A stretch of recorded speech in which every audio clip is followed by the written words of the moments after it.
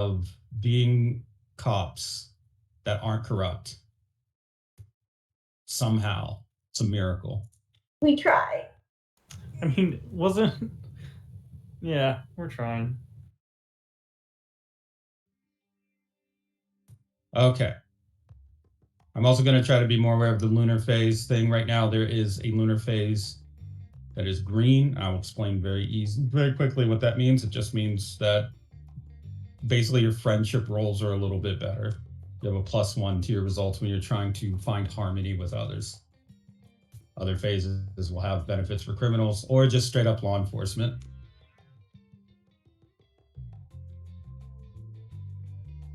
Speaking of suing. Wait, before you go on, is it Yes. the YouTube moon? Yes, it's a YouTube moon. Yeah, thanks, you too. Oh, so Harmony. You're welcome. I think it's a full moon out tonight, even. Yes. Is it? Nice. Yes. Okay. Anyway, thank you. Yes. Okay. I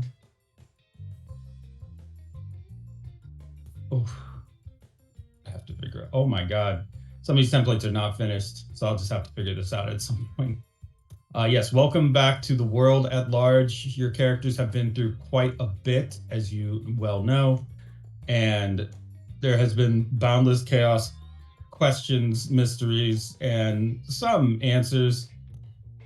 You are hot off the heels of dealing with the handing off of Danny to the Atlanteans, who thank you for your service and wanted you to know that you have a place maybe among them someday, if you should ever choose that. On top of that, you also dealt with quite a few of the Antichrist disciples, namely in the form of Mr. Self-Destruct and Mrs. Motivator. Recon after the mission on those two would inform you that they were higher ups in the corporate food chain that would eventually get folded into what is now the New World Order.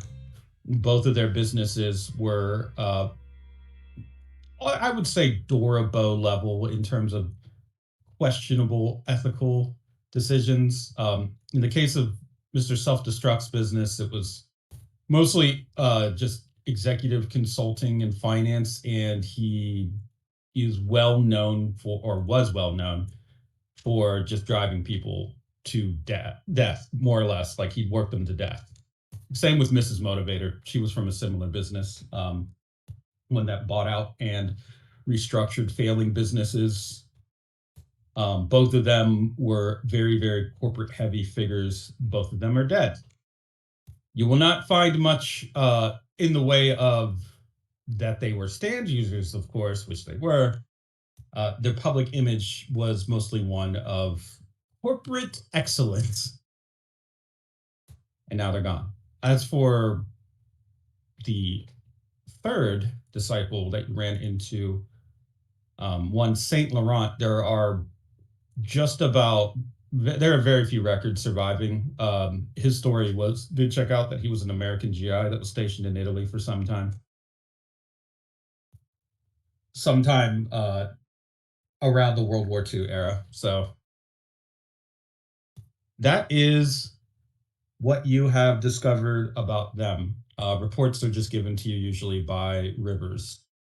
On top of that, because you've completed this mission pretty well and have proven yourself to be effective field agents, you have been given a Thayan door handle. Mars Volta himself would probably give it to you. It just looks like a brass handle. The way it works, you put it against a wall, it opens up a door. The door will go to the lighthouse. There are checkpoints inside, security checkpoints, to make sure that you can't just beeline from wherever you are to the lighthouse. It's a little bit of a, we'll say, not lower access necessarily, but you don't have direct straight line to the lighthouse. This door handle can be used anywhere on land. You have to have your feet on the ground, and there needs to be a wall for it to work. You are informed to think of the Thayan door handles as being like part of a stand. And that is exactly what they are, more or less. They are basically a stand that you can carry, not yours, somebody else's. People can see the normal people can see the Thayan doors and can go through them. So you're advised also to be cautious about that because you don't want anybody trying to bum rush you to get through. Not that they get through security, likely. Oh no. And there are other conditions such as don't use them underwater because you'll flood the corridors. Don't use them inside of an active volcano for similar reasons. Don't throw grenades into the Thayan door and then shut the door. You probably get a very long printout of things not to do. That's just rude. Cool. So we have a door handle that opens to. What if you're opening the door and someone else throws the grenade in? Are you blamed for them? Yeah, probably. You're probably going to get blamed if you open the door while you're in a situation where somebody can throw a grenade in. I mean, it's just how it would work in government, right? If you open up a secure area and then somebody just runs in or throws a bomb in there, yeah, the person throwing the bomb is gonna, they're guilty of some shit, but you probably shouldn't have opened the door at that point. You gotta be careful. So don't open the door near grenade throwing people. And you're good. Generally, the idea is to use it for like safe travel. You're asking why a door to Thea goes to the lighthouse? Yeah. I don't know. Don't answer me. I just. Who can say? Mysteries. I was gonna say, before I open this door, you have to tell me if you're a grenade thrower legally. Otherwise, you can trap me. I know I'm a cop, and you know I'm a cop, so that's not entrapment. You throw a grenade, dude. That was your takeaway just now? I'm thinking like, oh wait, Yes. so the lighthouse is probably storing the biggest piece of Thea if the door handle's like trying to go back to it or something. I mean, that's also yeah. But who knows? Aside from that, you also all have a few cases waiting for your attention when you return to the station. Of course, you are given congratulations by your captain, still acting as Captain. Where the hell is he? Quattro Summits. I don't know where I put him. He's somewhere. Quattro is still the acting captain of the Stoneries Police Department, and he is more than glad to see that you were able to pull off the mission without any of you dying yet again. He will keep an eye on things at the station and help to coordinate the squads while you are outside of the city or otherwise busy. It's what he does, especially because he is the contact between the Guam Police Department and law enforcement and Rivers, the agency. There will come a time when he will need to move on. Right now, he is where he is. Aside from that, let's see, what else?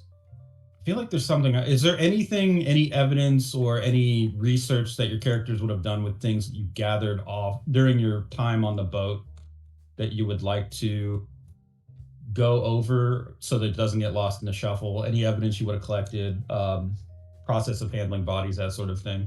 I mean, Vex rightly points out we should probably talk about Derek Grant. What was left of Terry Grant, I guess, to start out with. What was left of him was just like pretty much he got crushed pretty bad. Didn't he get like vaporized? He didn't get vaporized. Okay. It would be assumed, I think, that you would have handed his body off to Atlantan authorities, correct? Or do you want to just keep it and then try to suppress that you killed an agent of Atlantis? That's your call. They're obviously going to want to know what happened to him. What is the protocol generally for this? The protocol is you'd have to fill out an incident report, and there would be an investigation by IA. Internal Affairs would want to have a look at that. You'd probably also have to go through a couple steps with the Atlantean authorities about this, but your captain can handle a lot of that. Sounds like we should turn over his body. Did we get any of the samples from the rotating zombie acid death squad? Oof. Whoa, what the fuck did that do? I just shared something from Mikey's sheet and there's nothing in it. Oh. Did you? I suppose that's up to you of how you would have wanted to collect that for future reference, and it's pretty obvious. I'm not the type of DM who's going to be like, well, you didn't mention it, so it didn't happen. Like, there's some things that just are common sense, and like, Yeah, there was Santa. We didn't. yeah, exactly. Like Santa. Speaking of that man who has no name, Rivers would have informed you that he doesn't know who he is.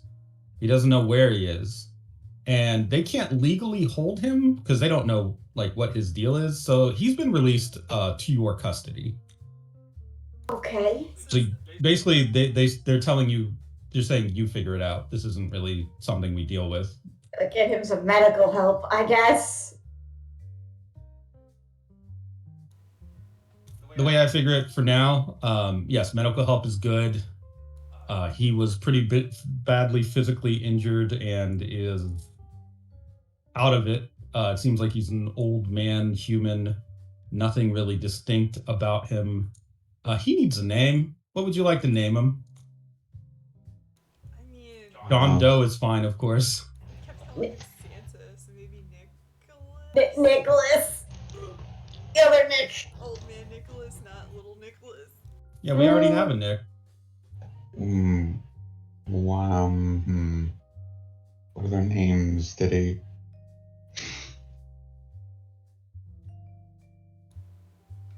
Well, while we're thinking about it, can you give me a number for how many, like, how booked is House of the Rising Sun? The population is now much higher there than it used to be because of the incoming immigrant samurai are starting to push people out of homeless encampments one way or another, either to take them or because they have been hired as private security and are clearing out some of the homeless that have been considered to be a nuisance. Either way, I would say House of the Rising Sun is probably at like 75% capacity right now. Alright, well, that's better than I would have figured. I can just give this guy a spot there. Okay, yeah, we'll call him Chris. Question for your characters. Does anyone suspect him to be Santa Claus in character? Or do you have reason to suspect that? You just know he's a saint and Mrs. Motivator said he was useless because all he does is deliver toys. I mean, I feel like the only thing that I would expect would be, it seems like a mall Santa maybe, but that's it. Could be. Yeah, he doesn't strike anyone as particularly powerful, holy, magical, or anything of the sort.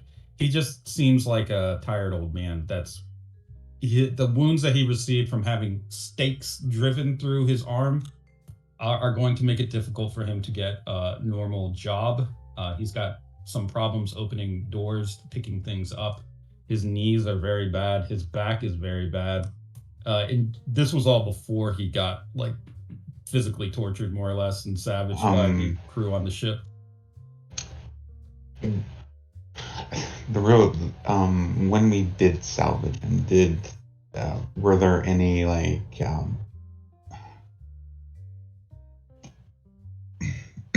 was there any like contact info, emergency phone numbers, like call this number if you see if I'm in trouble or anything like that, or it's just like no name, no nothing kind of sitch?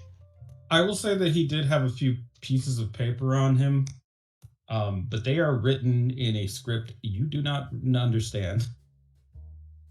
Further analysis of it, if you want to run it by Rivers, would tell you that it's Elvish, and they don't know how to translate that yet. They're working on that. He is clearly not an elf. Okay. Oh, the plague blood. Do you want to research that yourself, or do you want to run it through Rivers? Running it through Rivers could get you better results, but they will obviously know what it is. Yeah, I think it would be easier or better for us, I guess, to do that. Okay, let's see what Rivers can do for you. With their research, they are pretty good. Oh, yeah, they're really good at this. They have a stunt specifically for this sort of thing.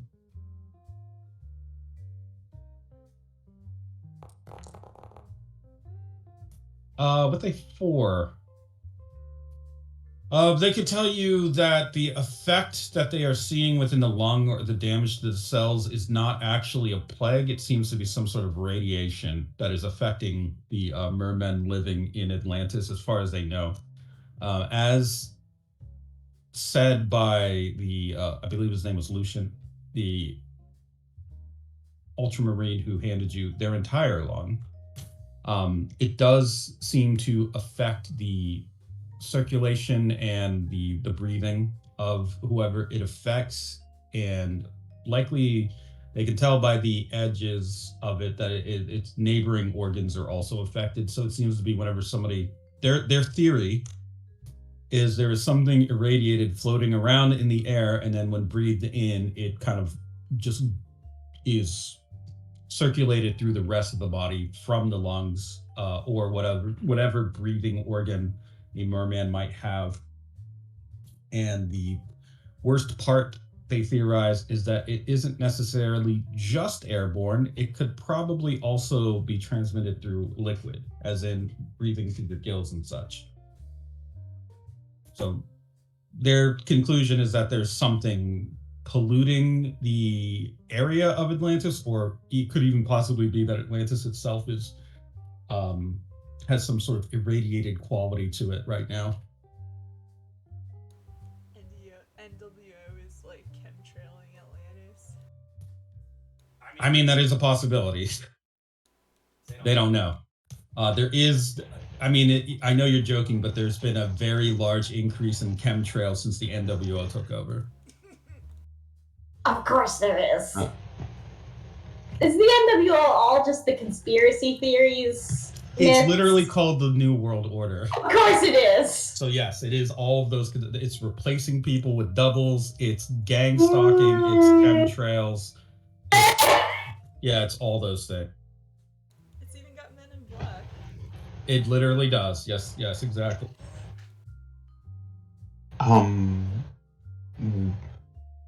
What about the corroded merman blood? Like, if we compared it to the plague blood, would it be similar or anything like that? Let's take a look to see if they can figure that out. So another roll. The 5. There are similarities between the corrosion that these zombie-like mermen exhibit and the corrosion that is affecting the lungs of the people inside of Atlantis. Although it seems like the zombies are thoroughly infected with whatever this effect is, or they are otherwise being mutated or have been mutated by something like that. In this case, it's like the difference between somebody with a cold and somebody with a very severe like infection in their system, and they're like on their last legs. That's the cellular look at this. These zombies are very thoroughly penetrated with whatever this sort of effect is. It would be difficult for them to make an assessment as to whether it's a chicken or egg situation, unless they got one like a living zombie, like one in a whole zombie, more or less. So they would need to go out and troll the waters to see if they can find one. They can, of course, but it is very dangerous. So, and who knows? There may be a bunch of great samples walking up on your shore any day now. Oh no. You can hear Dr. Holmes say that in the background. But he is cut off before he can transmit any more existential threats or dread to your group. Mm-hmm. Man, I was thinking like fine if the zombies stay out there. That's like a no man's land anyway. No, it's only a matter of time. Yeah. They're not even tied to a faction. No, they're the Avicii faction. Are they? Yeah, Midnight. Avicii is making them down there and then being like, okay, go ahead, go to the shore. Let me see if there's something else they may be able to gather. So I'll give it another roll. There is something very off about these zombies. It's like more than just what they've seen with other zombies. And before you ask, yes, they have encountered zombies many times. Oh, good, yeah. Their assessment is there is some resonant energy inside of the zombies, specifically not the infected lung tissue, but in the zombie. But they can't actually see it. It's like black energy or dark matter. They can only see the void of it, so they don't know what that is.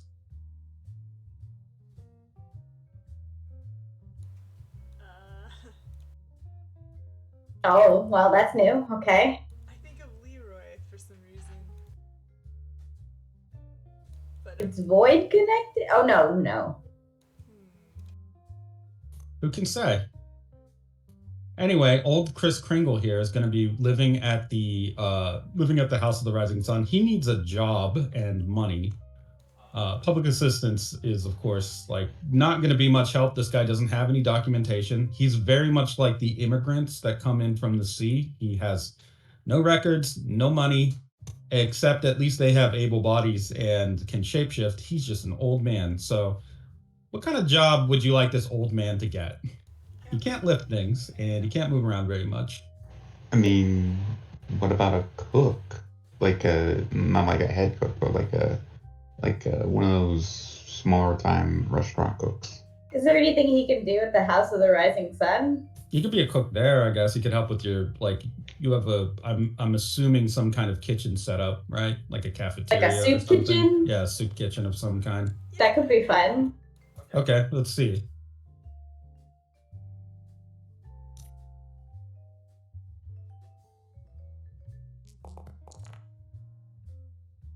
He does not pass out on his first day of work in the soup kitchen. Oh, buddy. But it's very difficult for him. He seems to be very sweaty, though he seems to take joy in helping others. It's a very rough day for him, but he's doing his best. Aw, shucks.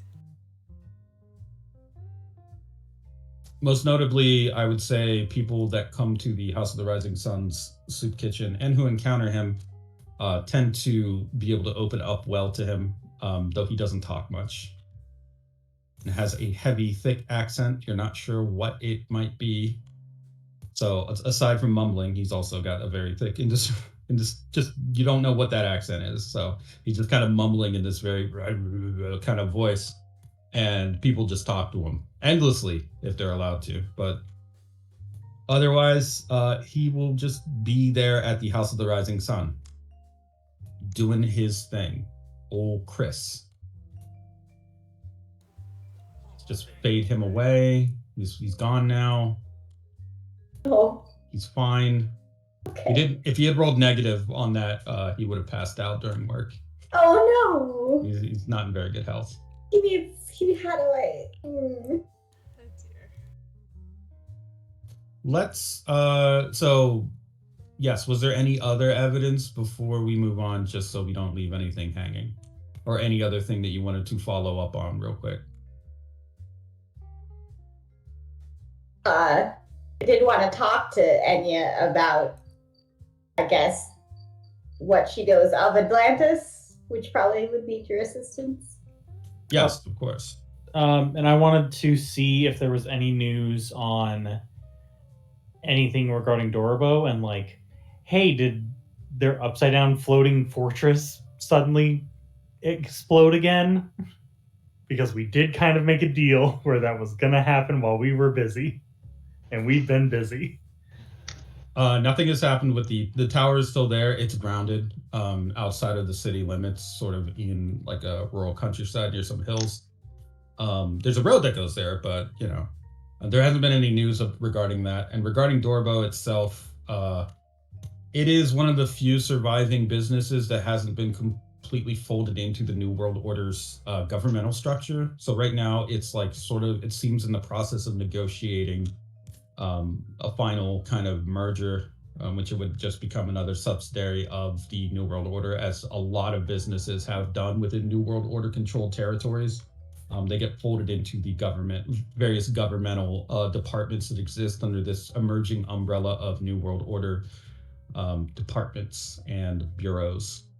Dorbo is a holdout in particular because before the rise of the New World Order, it had certain assurances from its CEO written into its contracts regarding things like mergers and acquisitions that kind of make that a very difficult thing. Notably, it seems that Dorbo wants to join, but there are too many complications for it to smoothly join, including rights of ownership, structure. Yeah, there's literally, it looks like none of you guys are business guys, but you're not dumb. So it wouldn't take you very long to learn kind of the basics, and by not very long, I mean, you could probably scan a couple pages in a few seconds and sort of understand the nitty gritty, like what it all translates to, even though it's like a ton of small print and all that shit, because it hasn't been written with, I would say it's veiled or obscured enough that if you try to look much further into it, it would require you to actually make rolls and try to penetrate the wall of text. But base level, it looks like the CEO basically filled the well with poison pills as far as what happens, who does it, and why it happens, as well as triggers for secured encrypted accounts, security measures, all those things. It's just basically it looks like somebody put Dorbo into a room and then just put a bunch of bricks in front of the door and then just cemented them over with legalese and complications. And even with your surface level examination and understanding of this, there are, I would say that this looks like the MC Escher painting of legal contracts. As in, you'll sometimes be reading a line and be reading a line on a different paragraph without realizing how you got there. Or you can see that there's text printed underneath the words going vertically instead of horizontally. It doesn't make any fucking sense, but you can tell. Yes, exactly. There's associated audio clips. There's links, hyperlinks to dead websites. It doesn't. It's a mess. So, are we gonna need to break the law to keep a promise? It's very likely that, yes, entry into the Dorabo Tower, the reverse tower, is a criminal offense. Crime against who? Hard to say. You could say it's against the Dorbo Corporation, but then they'd have to bring legal action, obviously. Alright, well, I think it's gonna be something worth attempting, personally. That will be up to the rival team, whether or not they want to get involved with that. I mean, technically, your group is hands-off with that unless you want to be hands-on with it. So it's not like it can go back to you. And I don't think that they would I don't think they're going to snitch on you. They might, you don't know, but that would also require them getting caught in the act or somehow arrested by either island officials or Dorbo's own security forces. The tower itself is considered to be unoccupied at the moment, by the way. If there were employees in there at any time, it's empty now. As far as anyone, I'm going to couch that. As far as anyone knows. I believe you wanted us to play our rivals at some point and raid that place. Yes, that will likely be a future session. Okay. For now, you know that it's basically it's like an office building that the company has filled the holding on the deed. They just are not in it right now, and it is not active. And then I feel like somebody else had a question, I think. Yeah, about Rob Tom's cells. Did Rivers get anything back about the cells? Yeah, let's try it. Let's give them another roll to see if they can figure that shit out. This one has a very high difficulty.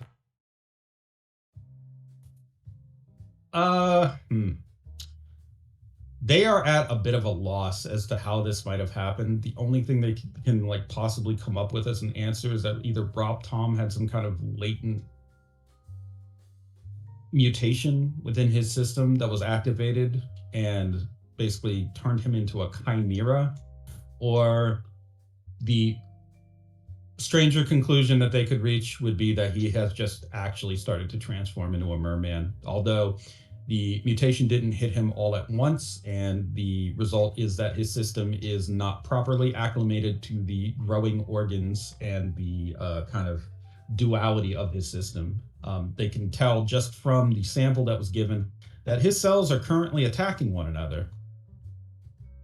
They do not understand how this could happen because it's never been recorded, and they are at a bit of a loss right now. Okay. So he's not doing too well right now. Yeah, they also note that Dr. Rob Tom himself has a very strange condition where he must be isolated at exactly 3 a.m. every day. If he is not by himself, he seems to be in quite a bit of pain. Oh. I have a question. Back in Atlantis, they don't have any like named people interactions like with the. I guess I'm trying to say like the egregore encounters that they've had.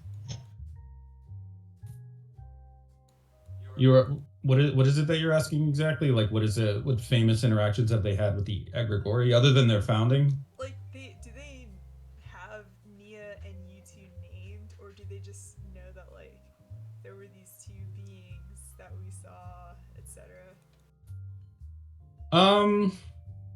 They probably do have names for them that are not Nia and U2, but they know that those are names that they have been called. And likely they probably have like a small group of harmonizers within the city. Notably, there are some who are like followers of the Red Moon. Those tend to be more Twilight and Abyssal type mermen, and they are usually of a Dagonite persuasion. They just prefer the bloody death machine that is the promise of the valley. Other than that, they likely have like titles for the egregore, such as the DJ, the dancer, that sort of thing. The lady in black for Marisol, and so on and so forth. They are treated, I would say, like in certain indigenous cultures that have absorbed other religions or been influenced by them, they sometimes take to turning figures into a sort of saint or small god or a Loa type of figure. They're thought to be more of like a personification of an idea, than like an actual, like, this is like a real person I'm going to go talk to. If they think of talking to any of the egregore, they think of it more like doing things in the spirit of, or doing a small ritual to get into the spirit of the egregore in question. There aren't many, while there are harmonizers, there aren't many direct worshippers of the egregore, with maybe the exception of a small group of Nia adherents who are very much into the media of Atlantis, including creating like liquid displays and all sorts of very fun kind of like things. Atlantean movies, plays, and music are a thing, obviously, as well as video games and such. So those are likely to be like probably actual Nia adherents. including the love of wearing space helmets and such. Underwater space helmets, cute. Didn't we say that there was not Atlantis, but there was another island that was made out of all the space junk that they let Yeah. crash in the ocean? Yeah. Yeah. They just steal helmets from there. Yeah, that place is also likely to have harmonizers as well. Or trade. Yeah. We should probably at some point You sit want down moon and make junk? yeah. We should probably sit down at some point and make a list of all the weird little islands that are out there. There's quite a few. And you added the one technically with the little town that now exists in the zone of the Miracle Mile. But there's probably a few that are just kind of background world building stuff, but you never know. You might go to one. Yeah. Okay, any other questions? Oh yes, that is true. There's also the Kingfisher's Island. That's a lot of islands. Wow.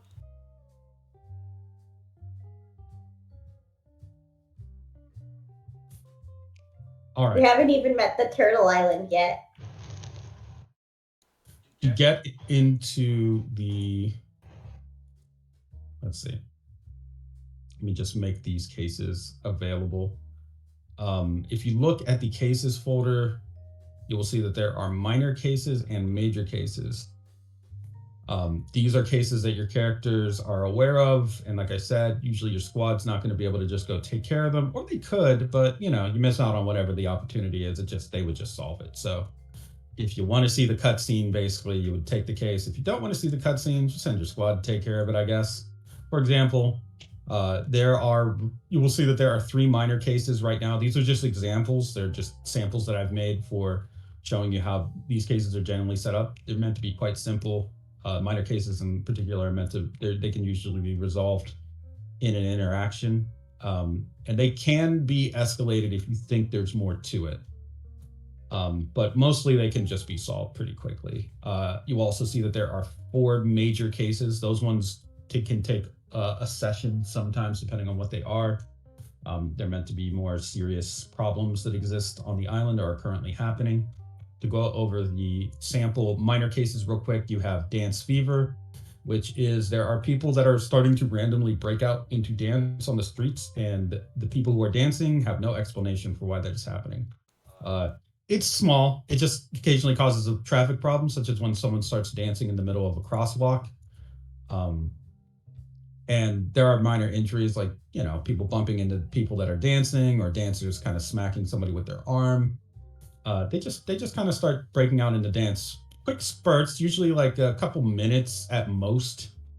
But it's notable as being a sort of, they're not sure if it's just a psychosomatic thing, like a mass delusion, like hysterical dancing, exactly.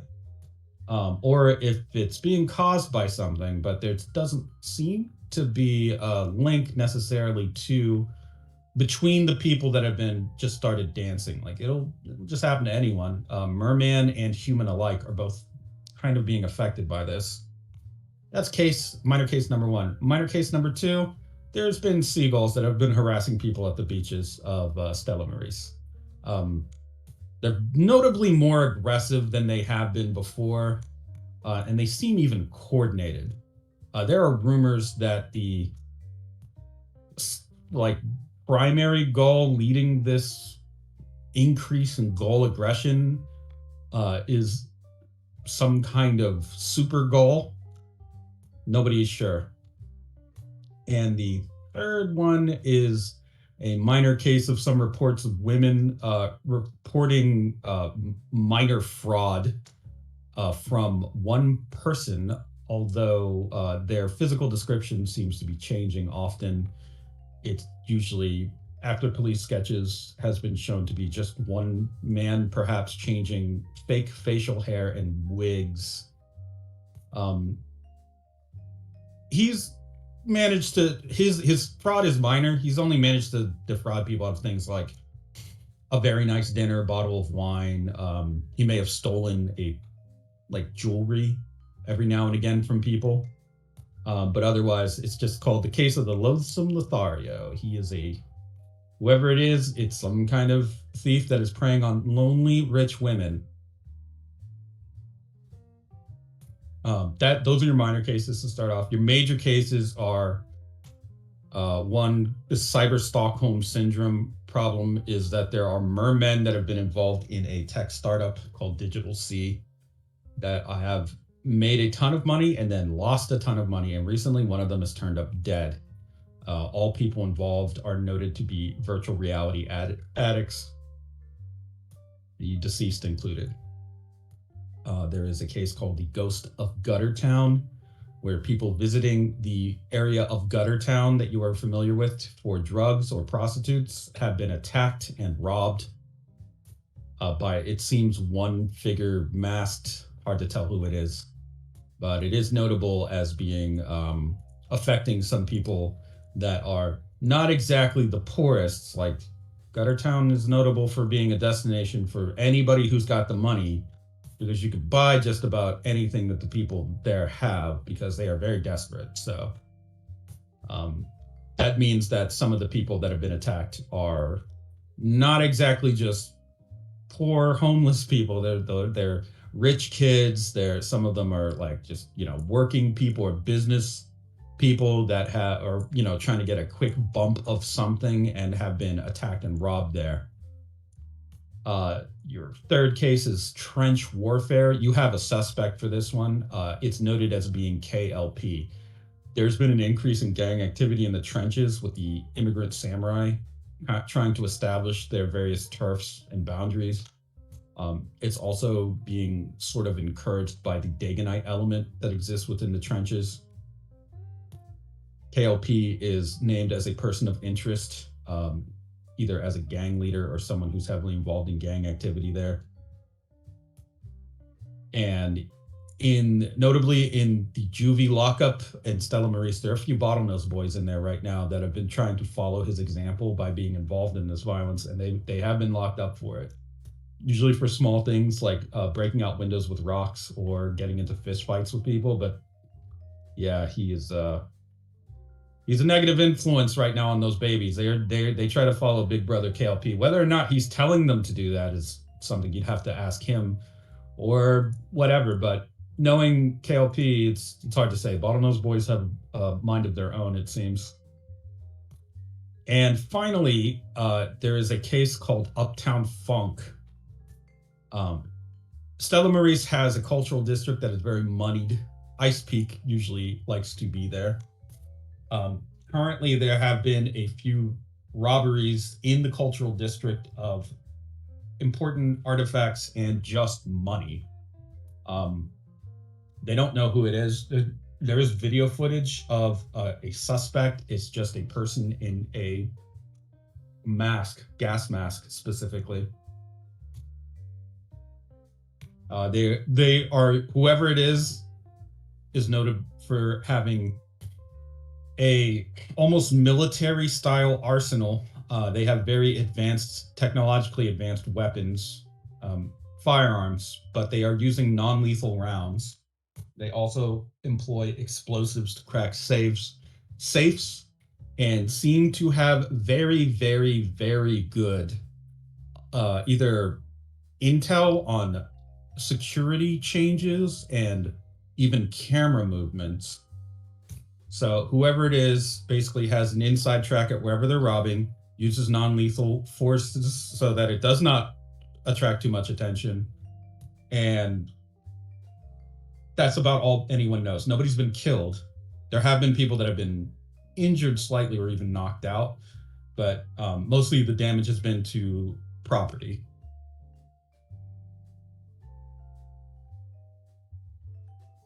Yes, that is the Uptown Funk cases for the rich people of the city. They are very concerned, and they want the Stella Maris Police Department to do something about this. As a result of the robberies noted in the Uptown Funk case, there has also been a very big uptick in the hiring of samurai who are desperate for work. So there are now like private security forces in the cultural district consisting of samurai.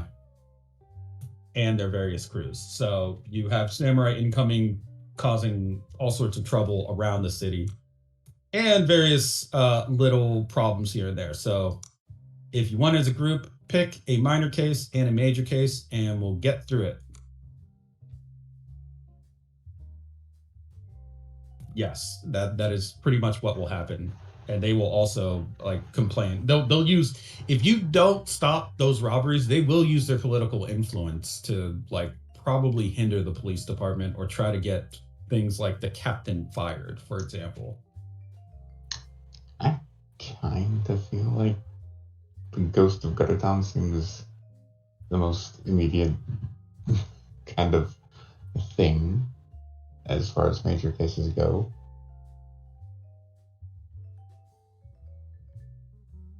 All right, that's one vote for Ghost of Guttertown. Does anyone else have any interest or what they think should be a priority? I think trench warfare is also up there because, first of all, KLP is there, and it's kind of like the ground floor for checking out the samurai and trenches situation. Yeah, Okay. I know. I do want to save the dolphin boys and so forth. Okay, so 2 votes for trench warfare. Mikey, what moves you right now about any of these cases? I was thinking, which one was it? Yeah, I mean, Ghost of Guttertown and like trench warfare. I like both of those. Also, like, I mean, they're all kind of good. Yeah, that's the problem. They're all good. Yeah, I was thinking, especially with like Uptown Funk, because like, yeah, I don't want the rich to hire their own personal bodyguards and army, essentially to then walk around with and be like, look what I have to do just to get by.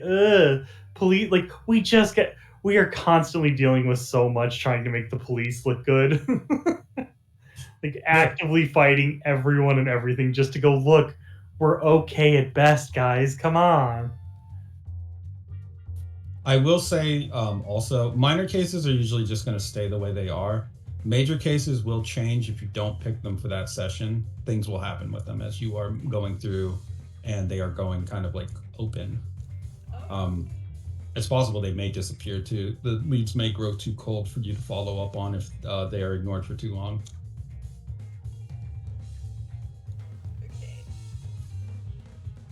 So does that mean we should just pick up all the major cases and then let our squads handle the minor cases? You get 1 major case and 1 minor case. Okay. You cannot solve all of the major cases in one session. It's possible to solve 2 of them in one session if you really hammer down on that. Minor case, like I said, solved very quickly. I was gonna say, why don't we train 2 birds, 1 stone? We could do, for the major case, we could do Uptown Funk and then the minor case for Loathsome Lothario, because then that way it's like we are nailing the head of these rich fucks, just so that like we can just be done with them. Oh, I got you. Because then it's like a twofer. Because somebody's stealing money and things from rich, lonely women, and also the rich, affluent area is also being attacked. So if we just clean it up and deal with it, and then we can do the actual work and help the actual people. I mean, I do think we should knock out a minor real quick just to see what the case thing is like. But my vote would be to do Dance Fever Dance Fever? Okay, so for the minor. But you know, I mean, you can do more than 1 minor. Yeah, I was gonna say, I was just mentioning the Uptown Funk and Loathsome Lothario kind of work well with all dealing with the rich. We might have some overlap there, or we could create some overlap there, but we don't have to do that one. I was just saying they pair up pretty well. yeah, I see what you're saying. They're in the same area. Yeah.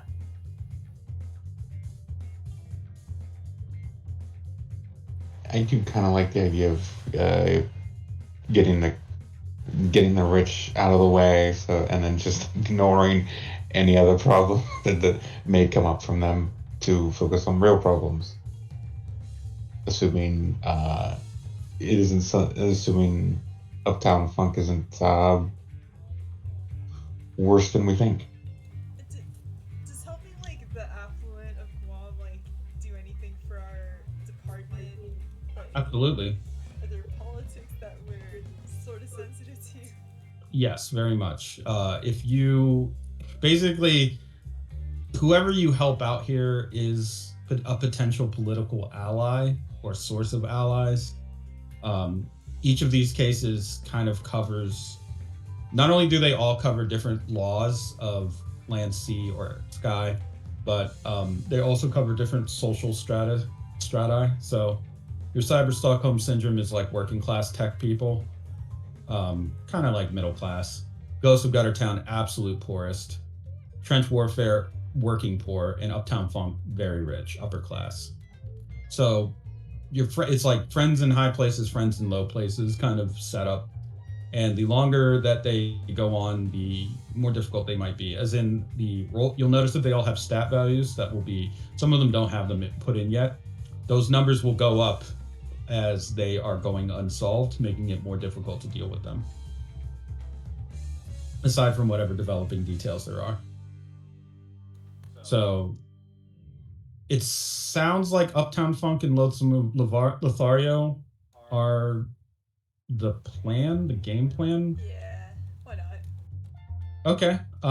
In that case, and you can also knock out the Dance Fever one. These minor cases are quite quick, as I said. So let's get to that. Who will be the lead on the Loathsome Lothario case? One of you would be the lead. The rest of you, obviously, are there to support, but it's not like you're all going to need to go in and like beat the shit out of somebody. Who wants to pretend to be a rich older lady? Oh, yeah, I guess that's a possibility. Is that what? See, I had a completely different. If anything, we pincer attack. Well, because what I said in the chat, I was like, who's gonna hit up these cougars real quick? We have that on one side, and the other side is okay. We gotta pretend to be an old lady. I mean, the person that's gonna look the best as a undercover rich lady is probably Claudia amongst us. Probably so. But you know, whatever. Would you? Okay, Mikey, do you want to hit on the cougars? Are you Here's the interested thing. in that? Here's the thing. Mikey De La Cruz, I would not say has a lot of game, so it's not going to be great. But do I want to do it? Yes, because it's funny. Because I know he's not good at it. I do kind of make you trying to hit on a cougar. Or worse, he's just trying to question them, and they're definitely hitting on him. Okay, but out of us, who would like to take these cases as the lead? I guess. Yeah, for the minor case, so yeah, who's taking the Loathsome Lothario? Is it Claudia that's the lead on that one, or is it? Yeah, who is it? It's just a matter of who's going to have to roll against the stats of the case. Okay, I'll just take the lead on it Yeah. then. Oh. Cat will do it.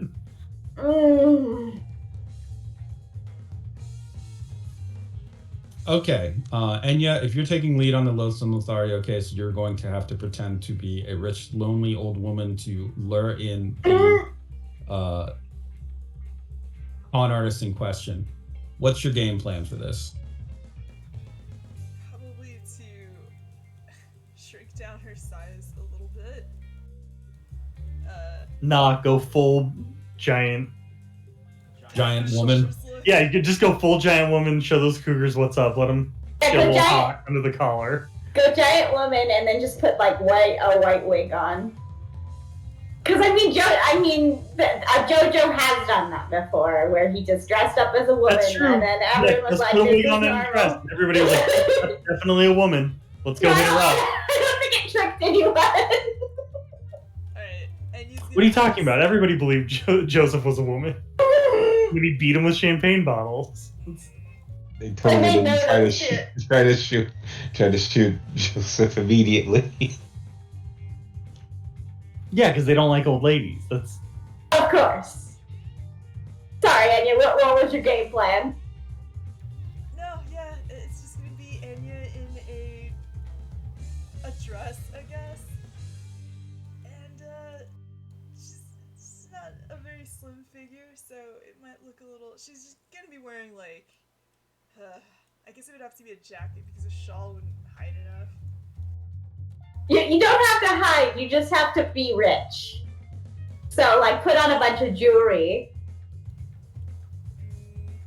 Costume jewelry, I guess. I was gonna say you could do like fake or like semi-fake jewelry, even like plastic jewelry, and then use your stand to like infuse it with a little bit of liquid light, so it looks So that's just weird. Like it's weirdly dazzling at all times. No, I love it. It's like cartoonish.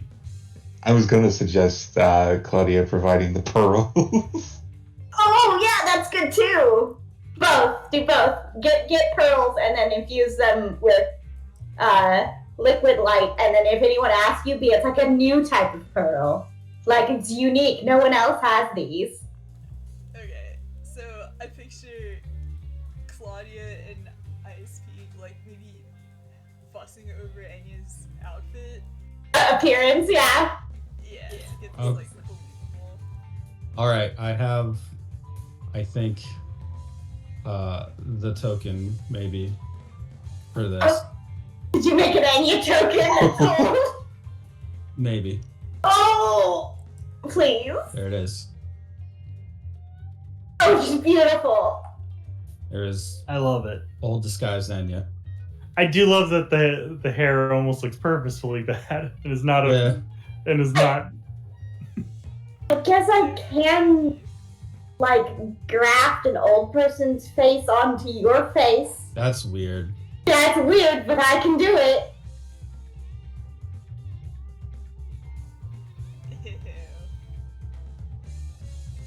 I suppose we could just do the same with just makeup. I'm just picturing the plastic surgery that she does afterward, technically, to like smooth it out. You just well, I guess you as a you can just kind of make your face old because we have control over. Molecular control rating. It's probably hard for you to hold, but like you could do it. No, this is convincing. Alright, tell me, I don't look too much like Cruella de Vil, right? What does that matter? No, I You mean, look fine. wait, isn't that the point? Oh, To look old and rich? Isn't that her? yeah, you're right, actually. Alright. You're fine. Your coat is not spotted. You're right, yeah, I made sure of that. All right. With you in costume and ready to go, there are going to be some rolls that you will need to pass on occasion. First of all, other than Ice Peak, I don't think you guys all have a bunch of contacts with Rich, the rich part of town right now. Pretty sure. Ice Peak's really the only one, and even I'm pretty sure, like if she's familiar with people there, it's probably just like patrons of different arts and such. In which case, Enya, you were going to, first of all, to make contact, you're going to have to make a connect roll with that overcomes the resistance of the case. Holy moly. These women don't really want to talk to you. Oh no! They're very embarrassed that they've been taken by a con artist, though they will go into detail that they've lost things. They don't want to go into detail about how they could have been swindled. They're kind of putting up, they're kind of stonewalling a little. This is going to make it a little bit more difficult for you to do a sting operation unless you can overcome their resistance. You can spend a fate point to do that, of course. God, it's gonna be like probably 2 fate points at least. You will get a fate point back for closing a minor case. Fuck it. I'm gonna try to reroll. I'm just gonna invoke her drive that she wants to love everyone. Even these rich fancy snobs. Oh man. Oof. You said the snob part out loud, I'm afraid. Yeah, thinking out loud, not good. I can't believe I got a 5. I must have gotten all positive. Well, I think 3 it was, positives. yeah. Good lord. Okay. Yes. It's not worth going anymore, I think. I'm just gonna hang No. Your frustration with the case allows you to. I mean, you have to investigate it, of course, but you take 3 mental stress here from just dealing with these weird obstructive women that are like they want you to solve the case. They're very adamant that you solve the case. They are not helpful, and that is going to stress your character out a little. So just go ahead and mark off that you have 3 mental stress. When the scene's done, you'll be able to get rid of it unless it inflicts somehow a moderate consequence. You can get rid of it at the end of the scene. You want to set up a sting operation, though it sounded like with your disguise. Yeah, get this guy to approach. Yes. Let's see, what would be a good. Go ahead and give me an unimposing roll. Whoever it is, you do not want them to be thrown off.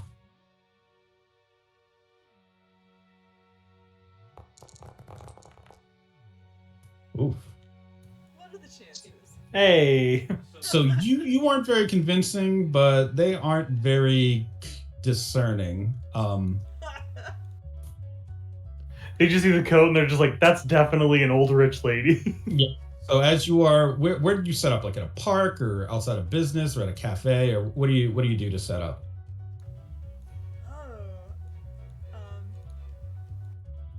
Yeah, whatever, a cafe, sure.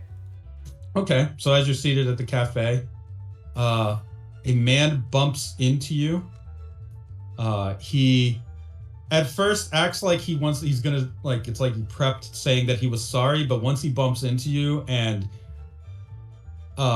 nearly takes a spill from how solid you are, he kind of like is giving pause, like, what the fuck? Sorry, madam. I didn't see you there. I'm terribly clumsy. I'm getting over a few problems in life. I must have been head in the clouds. You're strong. Do be more careful next time. These are hand sewn in pearls. What sort of trouble are you in, though? He eyeballs the pearls. Well, to be honest, it's a love kind of thing. He takes a seat at your table. I recently was having trouble with a fiance of mine. I didn't pull down enough figures for her, so I'm currently in the middle of hustling for a new job and trying to figure out what I'm going to do with my life. We had plans to move in together, and it's not happening. I was actually applying at this very cafe, and they gave me a drink while I wait for a manager to come. You seem like you have some wisdom in your years there. He leans back in his chair. Those are some nice pearls, by the way. Why, yes, I do know a thing or two about love. She might be sweating a little. I could, it's funny that you mentioned you could use some work because there might be something I could use some help with. Well, go on. I'd love to know more. I definitely am in need of cash. He leans forward on the table. But this cafe sure is very nice. Much more pleasant than what I'm probably gonna be asking of you. He smiles. Go on. Go on. I'm listening. How do you feel about being a gopher for an old lady for the afternoon? I think I could, but who's the old lady? That would be me. He waggles his eyebrows, but says, okay, well, sure. I think I have my afternoon free, and I wouldn't mind helping you out if you're going to help me out, of course. He looks around a bit nervously, but seems to be locked onto you attention-wise.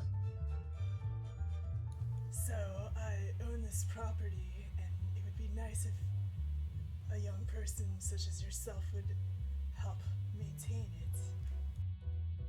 Oh, like a pool boy, right? I can do pool boy.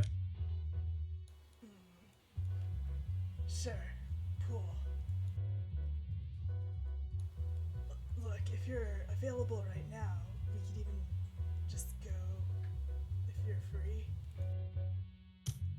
He kind of seems to exhale like he's hot and pulls his shirt a little as he leans back, but then composes himself. Oh yeah. I'm free right now. Of course I am. Let's. Well, I'll just need to speak to the manager and let them know that I'll have to be back another day. But I can't pass up an opportunity like this. Definitely not. While he's talking, he's just staring directly at your pearls. Yeah, I'll be waiting right here. He goes over. Your listening is not bad. You're a merman. So you can tell what he's really saying is, yeah. So go ahead and just cancel that order I just got, and tell that guy that that was the bathroom's fine. I don't think that it really has any problems. I think it was just the toilet was like maybe backed up, but it seems to have cleared up. So don't worry about it. He doesn't need to come out anymore.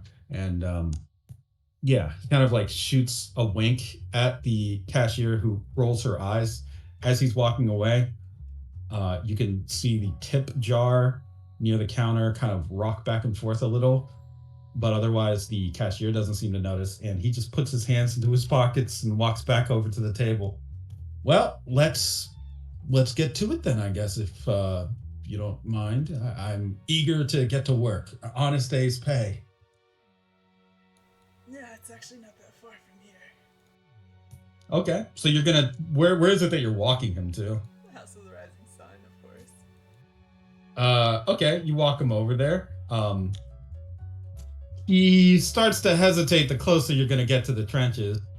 Whoa. You own property on this part of town? Really? I do. It's an entrepreneurial sort of call that I'm making with this. Go ahead and roll a. Let's see, what do you got?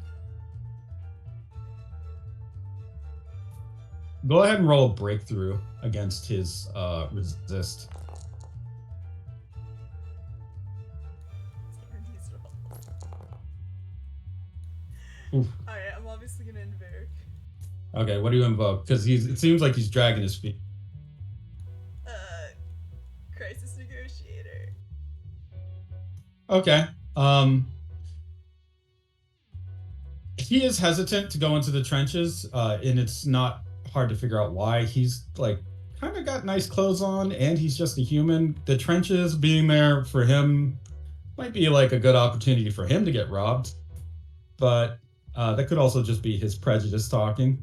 Seeing that you are a kindly old woman and weighed down by such nice pearls around your neck, he is willing to overlook the potential danger and go to the House of the Rising Sun with you. Question is, how are you going? What is the sting? How are you going to catch him in the act, as it were? Well, for security purposes, I had figured she already has the place, like, cammed up. So Okay. it's really just walking him into a place that's surveyed. So if he lifts anything, damn, easy. Okay. You're just gonna have him there doing some small work, I guess. Yeah. And she's actually just gonna walk away. Seemingly on the footage, it seems like he is doing some work, maintenance work, we'll say. And throughout the day or the amount of time that he's there, he doesn't seem to be stealing anything from anyone. Once the day of work is done, he would return to you and see what or rather, the way he says it. So I think I got everything pretty much cleared up. Cleared out most of the yard, the painted some of the cracks over, removed some of the graffiti, that sort of thing. So he rubs his hands together. I probably should have asked up front about what the payment was going to be, but I feel like I can trust you. I feel like you're a trustworthy person. Yeah, what do you think would be fair? I'll take a hug. You're telling me you just volunteered? I gotta admit, seeing this place being run down as it is and knowing what it's like to live hard, it actually felt good to help people. Well, I like your attitude. We can start with a hug, sure. Okay, he gives you a hug. It seems like he is gonna try to pick you up, but then you hear him struggle and he goes, okay, wow, you are dense. You are a very dense woman. Well, I gotta get your training regimen. I've been well fed most of my life. I can tell. Well, you know, he tips his hat to you. So long, and if you ever see me again running around the cultural district, give me a hello. You can call me G. Yeah, G. He just starts backing away. Well, I'll see you around. It's been real. It's been fun. Wait, I said for a start. I didn't actually pay you anything yet, silly. Oh no. He's still walking backwards. It's all good. It's all good in the hood. Here, just take out your Zeke and I'll just transfer it over to you. Oh, it's broken. Don't worry about it. He's starting to back away real fast now. Wait, why not? I need your phone number to pay you, obviously. I think I hear my mom calling. He just turns and starts to run. And yes, your pearls are missing now. Wait, do you take cash? He's full on sprint running away. Well, obviously now it's just a chase after it. Yeah, chase him down. He's running away, kind of snickering to himself, but when he looks back,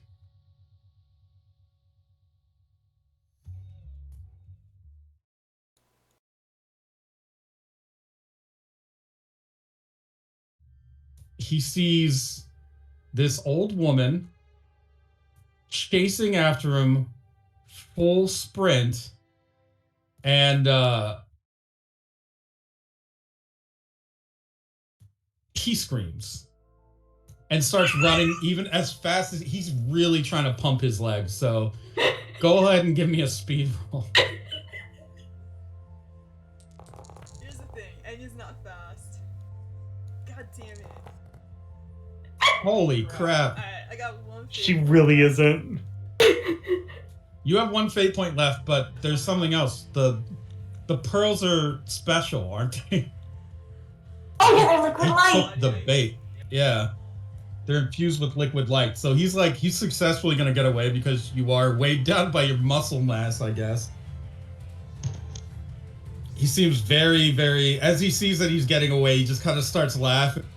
Ah! Should have let go of all that money, Toots. Maybe you'd be able to catch me then. No one gets Jiggo Loco. Nobody. The way I out loud said, "God damn it." Let me see. Now would be a good time to be a projectile thrower of some sort, since catching up isn't happening here. If I could give you a... Yeah, just use liquid light to make basically these skates. Take another shot out and roll here. You could do even easy. All you have to do is pop the liquid light in the pearls and he'll just slip all over them. Like, it's just frictionless liquid. He's gonna get fucked up by that if he's running at high speed. Okay. Yeah, it'll be a little cartoon. Yeah, like an oil slick. Yeah, he'll just keep running and his legs will keep slipping out and he'll Oh, fuck, bust yeah. his ass. Yeah, I mean, yeah. Let's those suckers, then. So the pearls explode while he's carrying them. He doesn't notice because they're in his pocket. The liquid light goes through the pocket, down his pant leg, and starts dripping around his ankles and feet. So as he's running, there's a moment of realization on his face that he is almost sliding on ice, tries to come to a halt, but is quickly sliding towards oncoming traffic like an intersection. Oh no. Whoa, whoa, whoa, whoa, whoa, whoa, whoa! So you have one shot to save Jiggo Loco from getting meatloafed here. He's about to get hamburger. Go ahead and Serious? Alright, she's just gonna dropkick whatever the oncoming vehicle is, I guess. you're going to drop kick a vehicle? Well, that's vicious, right? He's like in an intersection. You could just catch him. You could just grab him. Or you can drop, you know what, just drop kick the car. I don't know. Oh, lift the entire car up over your head. True, you could do that as well. Go ahead and give me a power roll. With a 2, I mean, it's just a car. So I'm going to say, I think that's a good dropkick, man. She's just picking him up. Is fine. just picking up, you managed to grab him, fully lift him into the air before he gets completely run down by this vehicle. In your heart, you know, drop kicking that car might have been cool, but now you'll never know. No, it would have been a lot of property damage. Her You managed eyes to- are a little- You managed to apprehend Jiggo Loco, as he's called. He will obviously, now that he's in your custody, I would assume you call this one in, that you've apprehended the suspect. Yeah, she's gonna pat his shoulder and say, you know, you could probably shave some time off by actually volunteering at the house. Not that you probably want to hear that right now. His face twists to look it's no longer kind of handsome. It just looks very smug with narrow eyes, narrow beady eyes, and like a very smug expression, like his nose flips up a little. What do you mean volunteer? Do I look like some kind of charity worker? Get lost, copper. Yeah. Yeah, she's just gonna pull out her badge hanging all around her neck and flick it and go like, yeah, alright, well, full prison time then, if that's what you want. Nuts to you and nuts to the police of this city. It's going to hell anyway. Jiggo Loco will return to these streets. I'm the Romeo Hood of Guam. That's a combination of Robin Hood and Romeo. That's very creative. Assuming you process Jiggo Loco, then after bringing him back to the department, you would find that he has a pretty long history of being involved in fraud, identity theft, and all sorts of different types of just financial theft.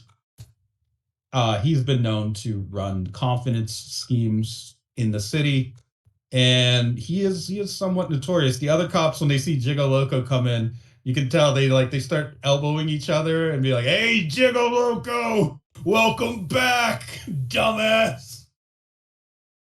And yeah, when some of the cops even throw balled up paper at him, causing him some outrage and anger. Screw all you guys, screw this fucking island. I'm gonna make it big. You'll see. And I'm gonna sleep with your wives while I do it. Whoa, not your wife, don't hit me. He will be processed and booked, but so that is the resolution of the Loathsome Lothario case closed. Yeah. Once he has been processed, a lot of the goods that he stole will be returned to their original owners, and the residents, the affluent residents of Stella Maris, will not forget that Jiggo Loco was apprehended with the help of the Stella Maris Police Department and Aqua in particular, and thus is resolved that minor case. Yeah. And that's about as quickly as they go. I mean, it was stretched out a little, but otherwise, that's about it. Okay. So now you have the option of just knocking out Dance Fever or proceeding on to Uptown Funk if you'd like. Who wants to go dancing? Oh, and you get a fate point back for closing that case. So Oh yeah. yes, who would like to go dancing? Obviously, Enya can't be the one because she just did one. I mean, seeing Ice Peak dance would be hilarious, but I think I might be needed for Uptown Funk. I don't know. I'm gonna say Mikey can go glide around. You're gonna go dancing, Mikey? Yeah, I'm gonna put on my boots and start two-stepping. Yeah, do it. So Mikey's doing dance here, alright. Oh, as we do these cases also, I didn't do it for Loathsome Lothario, but I will for this one. If there is a suspect, if there's evidence, motive, that sort of thing, it will be filled out onto the sheet so that you can see it. So if you ever go back to look over the Loathsome Lothario case, you will see it has all that information filled out so that you can remember what happened and who was involved. For Dance Fever, Mikey, how would you approach this issue? Do you just, like, you're a recon guy, so... Well, yeah, I think it's a combination of being a recon guy, and we've dealt with the harmonizers before, so like he kind of knows where they are, where they have been, and hang out. So possibly just like following those leads and then seeing if there's. I guess he would also probably pull reports on like when it's happened, where it's happened, and see if there's any sort of like if it's moving in a certain way or if it's doing, if there's any pattern. No discernible pattern just from the incidents reported. Okay, yeah, then I think he would go hit up the harmonizers.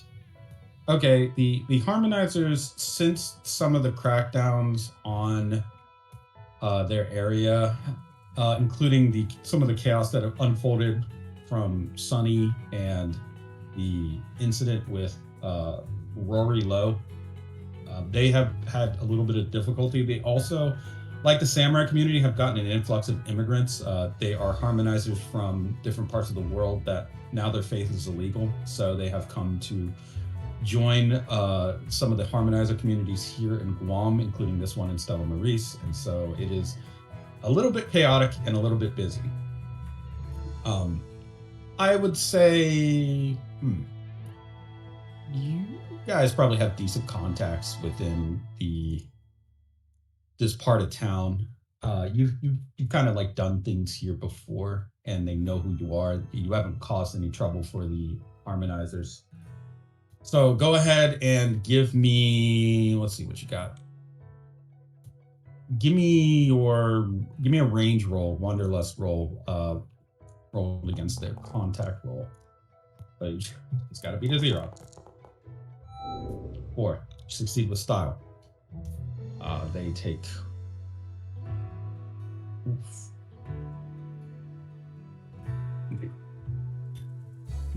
Believe it or not, and this is how weak they are, that knocks out this case. Also, I think my character sheet reset because I thought I upped my durability, but it's still at 1. Oh, weird. I thought I did that after the Miracle Mile stuff. It's possible there might have been some problem. No way. Like Enya was saying that she couldn't change her sheet either last session, so there might have been a thing. I'll make sure to. Yeah, because when I was looking back through like the text chat for the evidence stuff to figure out why I had evidence, I saw that and then I saw like, hey, my durability's at 2. I'm a tough boy now. Oh. And I just looked at it on the sheet now and it's 1, so I don't know if that's it's a weird reset. Your we'll figure that out, I guess. Your contacts within the harmonizer community lead you to someone that is very experienced with the situation here in this community. You have not officially, I think, met harmonizers, or I mean, you've talked to them. But I was gonna say, yeah. I know we did for the case whenever what's his name crashed. Rory, when Rory crashed. Yeah, when Rory crashed, you were able to get into touch with him. The contact here for the harmonizers is going to be who would it be?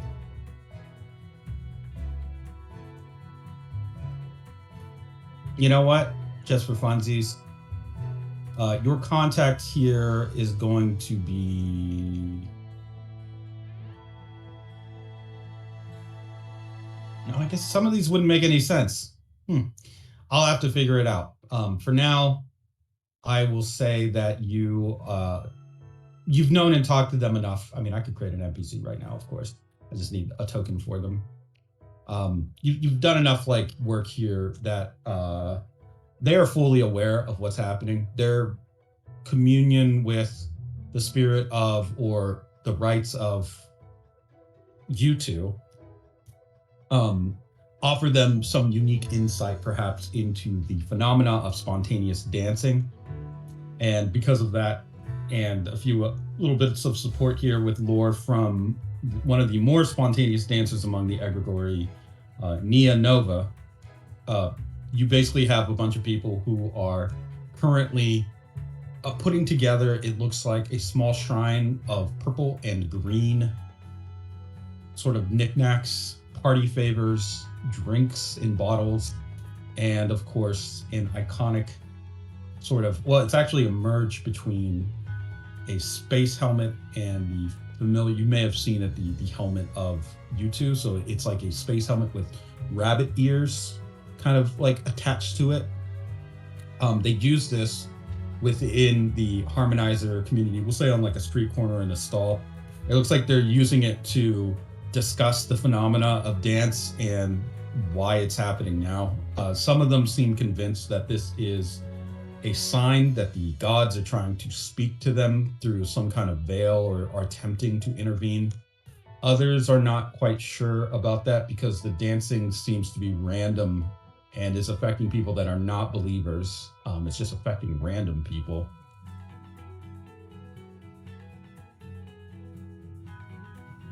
Yeah, I think he would, eventually find somebody to talk to and start, Like, oh, I mean, you've noticed it too, then.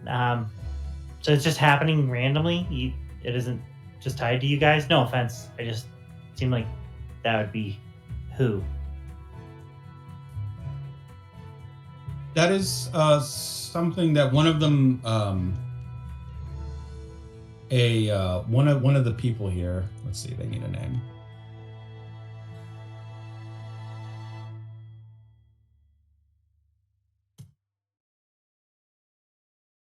We'll say yes. A woman by the name of Janice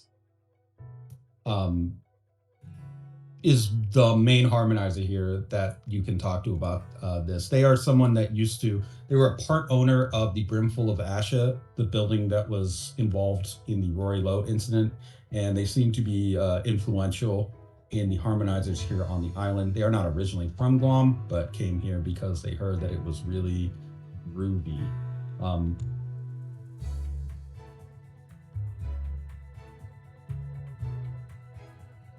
would I know what that means?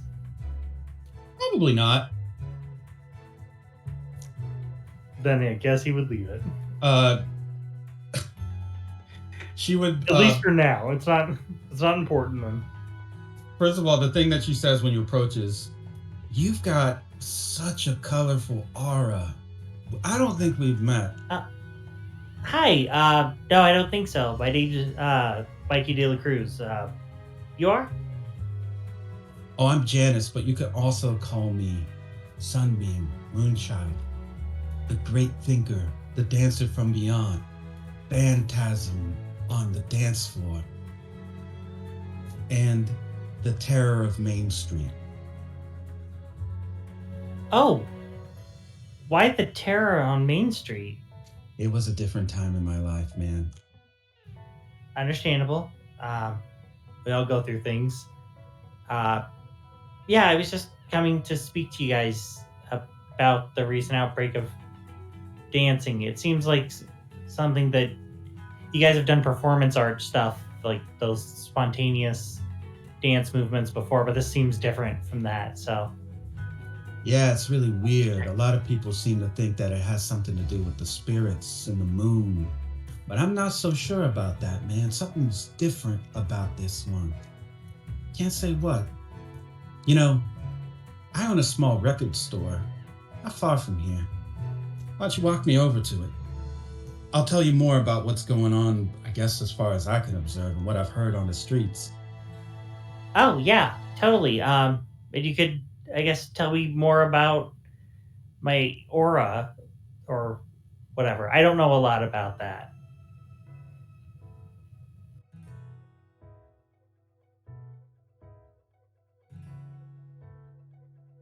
She So yeah, he would. obviously, yeah, she on the way there just goes on and on about a variety of topics. Go ahead and actually, you don't really need to make a roll. You pretty much knocked out this case. Um, the way I'll roll understanding. go ahead and roll understanding to see if you can pierce the veil of what it is that she's trying to say. Just from the preamble. Oh, a 2. Oops, sorry, it rolled twice. I mean, it's not. You're kind of. It could possibly be that Lazaro did have you pinned a bit, because while the kind of hippie new age babble that she says would be indecipherable to some people, there is something to be said, like, or there's something to understand there for you, especially when she starts talking about, yeah, the light just like nurtures everything, and especially the light from the moon. The sun's important too, but also what's going on with all like the trees and stuff. And then she's just like starts. It seems like her head's all over the place, but this is a person that has at least they seem to be okay, like as a person. Oh yeah, there's probably like he's probably on little things. He's like, Oh yeah, like, moonbeams are, just reflected sunlight, so that's fine. and then he's like he's answering like all of her questions, or like following it up with stuff, and like even if she's like trying to swerve, he's still like stuck in the car with her. Yeah. I'm like, yeah, I had to deal with the trees recently, and I talked to some mushrooms and stuff. Like he's saying that just plain, like, because that is kind of what his life is. But I'm sure like that's probably sparking another set of insane questions from her. Hold on, I now have a token for But good old Janet. But I was gonna say, but to Mikey, like that's his job as a cop, especially like a merfolk cop, dealing with stands and stuff. You deal with stuff, and Yeah. it's weird. Janice, once you get to the record store, you can see that it's called Revolution Records. It is very much. It's not very popular. There's like one old guy in there that's just kind of hanging out in a corner, and you can't tell if it's because he's been there for so long or just maybe they're not so great about cleaning up, but there's dust that's formed like kind of around him, around his feet. So it's almost like he's just been there forever. The store itself is all old vinyl records. This is stuff that's super antique. Stuff from the 1900s. And you would think that something like this would be more popular, more people would be buying these, but Or no, just not be, really. or it'd be rarer, harder to curate. Yeah. The clientele here would, because after like what 4 world wars, a global almost flooding. Mm-hmm. Yeah, like this should be, people should come here. This should be like this. There's no way that it should just be one old guy that's just like seemingly standing there going through the same box of records on loop. But that's about what's here. And of course, there is a lazy fat old dog. It's a record. It's an indie-owned record store. I know. Yeah, right. So like once you're there, she gets behind the counter and just kind of leans on it and says, so I guess the reason why I don't think that it's personally a signal from the gods or anything is that, like you probably have heard, a lot of people that are affected by it aren't believers in the harmonious way. They don't believe in the egregore or anything like that. Aside from that, they're all different ages, and it's not like they're dancing with one another either. Though it is kind of strange that they all seem to be dancing to the same rhythm, I hear. Same beat. The styles are different, though. Oh, see that. Would that have been in the reporting or no? Nope. Okay, I was gonna say, because that feels like something that like a cop or somebody who's not paying attention would just write down as like dancing, and not like different types of dance depending on the individual. So that's Mikey would take note of that and just go, that wasn't in our notes, but I know that that's not something that necessarily most people would take care of. So that's interesting. to hear, because you think if it's the same song, there would be sort of a certain dance you would be preferred to do with it. You're probably wondering why I brought you here. If you would she opens up a door to the back room. Just come this way real quick if you don't mind. Oh, sure. Is there, I guess, more to see? And he would start to head in. She pulls a small chain to turn on the light. And within the room, it looks like at one point this was used to keep some kind of equipment or cleaning supplies. It has now been turned into a giant whiteboard with different pieces of paper nailed to a wall and strings going everywhere. She just holds one hand up. Behold, this is my theory. I would say probably all 8 eyes are turned at the board, and it's all different directions and all different sectors, just absorbing as much of the physical as he's listening. And he's just kind of She basically starts somewhere random and says, okay, this is my theory, and starts to go down just this torrent of information. It seems to start in the year 20 BC and just keeps going on to the expansion of cable network television, the appearance of various miracles around the world. She locks in on a key period in the 1980s in New York, saying something really weird happened here. Then she drags her finger over to a baseball game with a smiling robot that is about to hit a human with a baseball bat. And then here as well. And then she kind of circles all the way back around to a photo of, actually, it's not a photo, it's a printout of the Mona Lisa. And she says, that's Satan.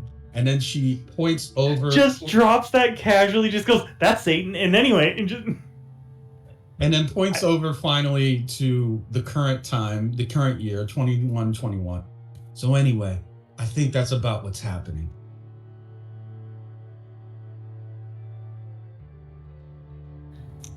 She kind of flips around one section of the board and reveals a rather extensive diagram of the Earth with a hollow core. And she says, I think there are Nazis hiding in here as well. I think he having now absorbed all of that information, because that's who he is. Mikey's just like, right. Huh. And he's just kind of looking over everything, just little pieces and stuff. And he goes, there's certainly a lot going on with this theory, and it's very extensive. She looks rather pleased with herself as she folds her arms and says, I knew the cops would take me seriously if I just had a chance to talk to them about this. I was gonna say, he keeps staring, going back, because I would say at least one or two eye stalks, every now and then will just drift back to the Mona Lisa, and he'll just kind of okay, so do you think the dancing is another pin in line to circle around? So if it's not the egregore, then it might be the Antichrist. I'm tired of dealing with him. The who? Huh? The Antichrist was killed back in the 1970s. Weren't you listening? No. Well, I mean, there's more than one. There's always it's just a thing. It's just a constant almost, it feels like. She kind of she gives you a suspicious look. Huh. I guess everybody believes in something far out like that, so. Well, I mean, that. And it takes a lot for Mikey not to just go, that's what he told me. but she does not need to know that. It's not going to help her at all. Here's my suspicion. She finally comes to a rest. everything has a sort of biorhythm to it, a circadian rhythm. And sometimes in the brain that can be altered to change things, but a rhythm persists nevertheless. The great DJ U2 taught us that there is a unifying signal, a beat, a pulse, a groove we can all dance to. But the music itself can change. They all follow a similar tempo of beats per minute, but if that's true of music, surely it's true of life itself in the different rises and falls of civilizations, species, knowledge, religion, all of these things rise, fall, beat, beat, beat, beat, beat, beat. Right now, I think there's a beat that is so strong that people are just feeling it without realizing it. Something is playing, something is causing a rhythm, man. And I think that you, she points a finger at you, are probably going to solve this case, right? Like, all you have to do is find out where the rhythm is coming from and stop it, I guess, or figure out what it's trying to say. Or, I guess those are the options. No, I get it. I don't know much about egregory theory with the different gods, but I mean, yeah, if there's a rhythm going on, that makes sense. I mean, it's kind of like a singularity or a convergence going on here, which makes sense because man, there's been a flood of everybody lately. So I guess it's just feeling the groove. Feeling the groove. That's right. So just keep an open heart. You'll be able to tap into it. No problemo. As for the dancing, I don't see the harm in it. She kind of just shrugs her shoulders. I mean, it's good for people to move their bones. Oh yeah, no, it's good not to be too sedentary. It's just that people go out into the streets and the last thing we need is people to start getting run over. That's pretty much the biggest concern is just public safety in that regard. She nods her head in agreement. Very, very true. Well, I won't take up any more of your time. Feel free to browse the records, and if you see anything you like, be sure to grab it for yourself. Prices are reasonable. And she Oh, starts putting away like your various conspiracy materials. Yeah, she turns the one wall back around and Yeah. yeah, just I think he probably would spend a couple minutes in there, probably pet the dog, and then leave. Yeah, I don't think he'd buy anything. I don't think he owns a record player. It doesn't that's fine. seem like something he would Oh. have. All of the records in the store, similar to the one that you were like, or the old man in the corner, similar to him, similar to the floor. There's a lot of dust everywhere. So, yeah. Oh, actually, I guess before I leave, I guess I would just check out the old man and see how he's doing, and just go like, yeah. Did you find anything you like, or you come The here old- often? The old man turns to you. Give me a durability check.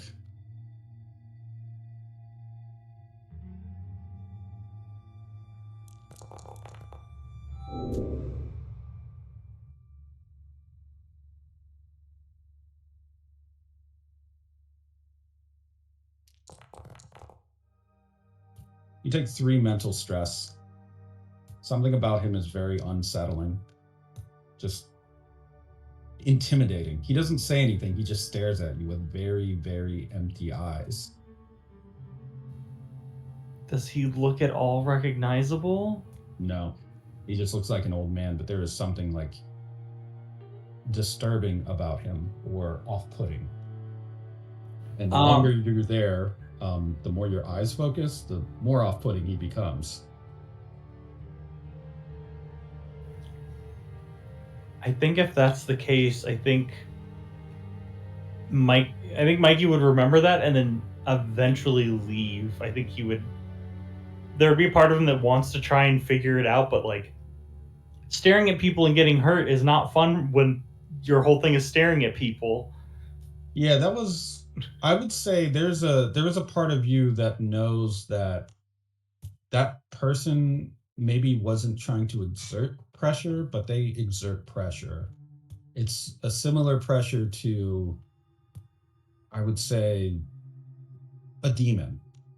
But he didn't look like a demon. He just looked like a man. It's just there's something really, really not right about that guy. Really, something really dangerous. But the old woman didn't seem to mind him at all.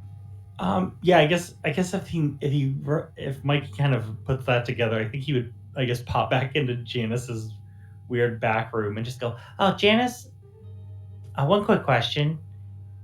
Mm-hmm. I think he Yeah. would like close the door behind him and just go, The guy out there, is he a regular? Oh, you mean the eraser? Yes, he's a regular.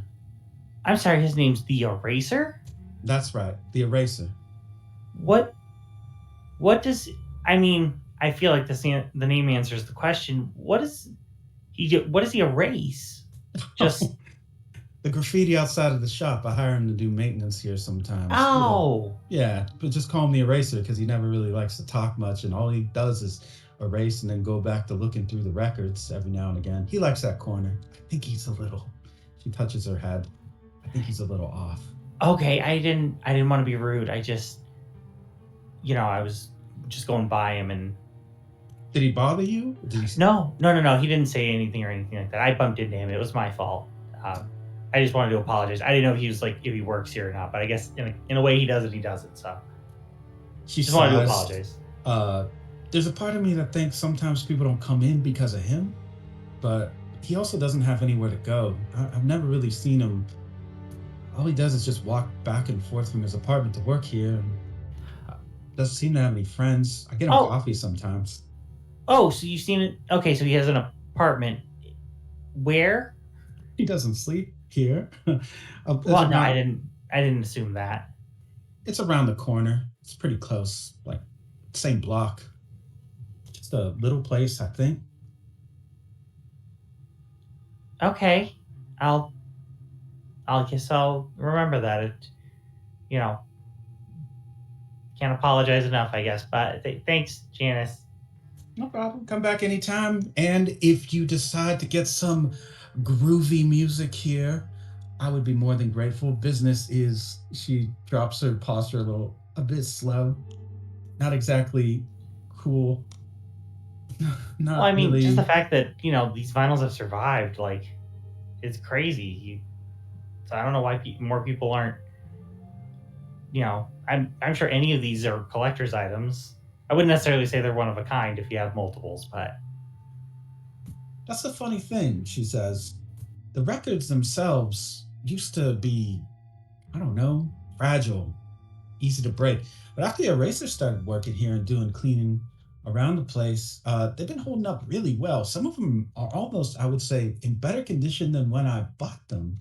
But that's not really possible because he doesn't do any restoration. I mean, if he did, I'd probably pay him more and he'd be more popular with the antique dealers in the area. It's almost like he's just good for music. cool. Okay, that's a lot of information. Actually, you know what? Maybe I will pick something up. I have a friend who listens to vinyls. She seems overjoyed. Take your pick, half off, whatever you want. Sure. Thank you. and yeah, I guess if he knows that Ice Peak listens to vinyls in her morgue, then he would probably pick one up. All right. What kind of music do you get?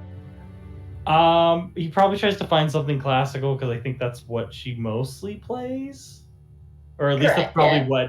what he's probably heard the most from the morgue, and so that would just be like, You can literally tell what mood she's in based on what classical piece she's playing. yeah. So like he would probably start looking in the classical music section, or like he knows the names of like the classic composers and stuff, so he's looking through them. Okay. You managed to find, with some recommendation and guidance from Janice, the album. How do I even pronounce it? Gymnopédés by Eric Satie, a French composer, seems to be up the alley of a classical listener with somewhat gothic sensibilities. Lydia Tarr, a movie I have not seen yet. Man, it's a movie. And I say that not in a bad way. Yeah, I gotta see it. I was not expecting the ending. I will. Let's see. I will actually get a song from that for when you return to your friends. But that is pretty much. It seems the case is, I would say, closed-ish. Like you have reason to believe that according to what Janice said, biorhythms are maybe responsible for this. There is no culprit or suspect, and as far as crimes go, not really hard. You can't really pin anything on anyone right now. It's too esoteric or weird. Yeah. Otherwise, Could I put my squad on it so that, like, if there's any pop-ups of like, oh hey, there's a weird spontaneous dance breakout, like they can go check it out to see if like they get caught up in it, and if Sure. so, like, I think he would stress like it's okay if you get caught up in it, guys. Like, it might just be kind of what happens if you're in that area. So like, don't feel like it's a failure if you get caught dancing in the street with a bunch of other random people. your And if squad- anything, just report on it. Like, that's what you guys are here for, and that's what we're gonna do. I'd say your squad feels that this is a little bit weird, but they'll do it. Trying to hang out to wait to see if they get caught up in dance fever. But they understand that it's a tricky situation, and they have no problem monitoring activity in the city. Because they're a recon squad, they probably have pretty decent connections with figuring out like the best place to sit and watch people, like the high traffic areas, that sort of thing. So yeah, that should actually be quite simple for them. I hear my small dog coughing in the background. So case closed. You get 1 fate point back. You will also, let's see, dance fever. Move that to cases closed. Get rid of that. So Ice Peak, you now have an album that you can play in your morgue. Yay! Yeah, I think you would bring in, just go, yeah, I was doing the case, and I met a record shop owner. Here's her card, and I picked this up while I was there because I think you're the only person I know who has anything that can play vinyl. That is yourself. She is one, surprised that you picked her up anything, and two, like, clearly greatly touched.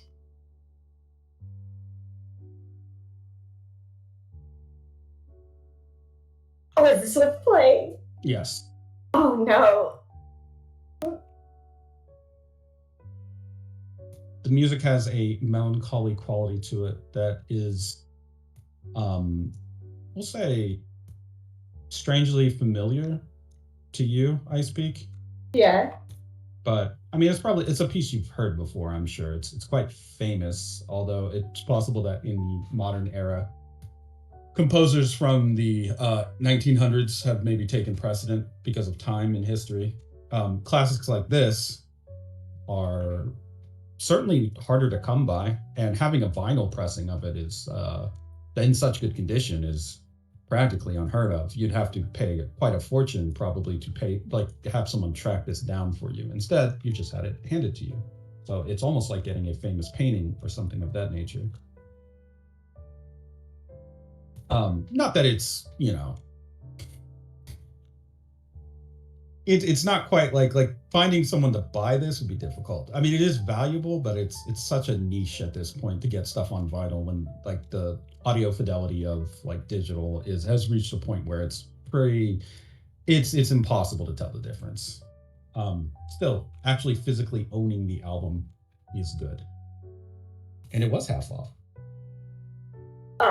She thanks. Thank you, Mikey. I am touched. It will give me peace in my lap. Oh, great. No, that's why I have. That's why I bought a UV lamp for my desk. Oh. They say you're only supposed to use it like when you live in like Iceland and like those regions, or like if you're growing plants. But like, and he kind of like does it like like he presents himself like I'm a plant, so why wouldn't I have it? I can see that your skin regimen of UV light is keeping your skin beautifully youthful. Yeah. Also, we don't age. We don't really age past whatever we want to look like, so doesn't hurt. And he just gives like a shrug.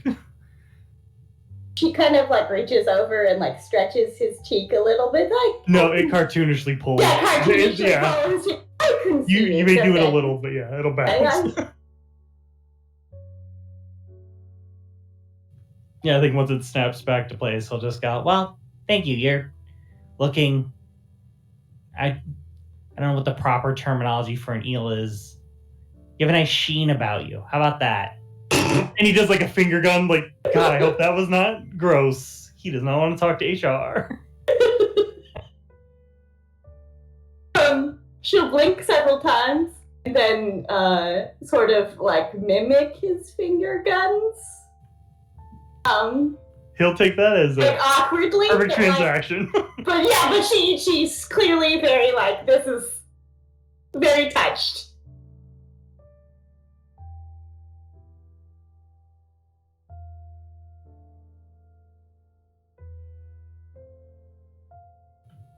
But yeah, I think once he sets out his team to deal with everything, pina colada. But yeah, I think after that, yeah, he would just set out his team and just keep an eye out on it, because I'm sure it won't necessarily stop. But I guess if it gets worse, then it's gonna have to go back into it. Yes, if the situation worsens, they will let you know. But so far, I would say, by and large, they'll probably report back that there have been instances of one or two people dancing for short, sporadic periods, randomly, and without much problems. I mean, the incidents where people have been injured are very far and few between. Usually, it just seems like it's almost like when someone hears like a pop song on the radio and just like feels like they got to move and groove to it, and then it stops playing and they go about their business, sometimes feeling a little weird or catching weird draws from people. The incidents are very spread out, and according to the intel from your squad, they can't really track quite any kind of pattern about it. So they spend most of the day kind of eating snacks and sitting in parks or at crowded urban places where they can catch a seat on some steps and are just watching people. Yeah, that's perfectly fine. In the meantime and in between time, with that case closing out of the way, you have some information, for example, that it's possible the Mona Lisa is in fact Leroy, and that the Earth may be hollow, but that all seems pretty far-fetched. However, the woman, Janice, did have a lot of conspiracy theory stuff that lines up with what you've been seeing around the world, including information on the incoming, like the increased prevalence of things like chemtrails and NWO influence. And one thing that caught your attention in recollection is the mark of the beast. And then with a small note kind of around it that has a printed out article about the new NWO currency marks, the digital marks that they are using now.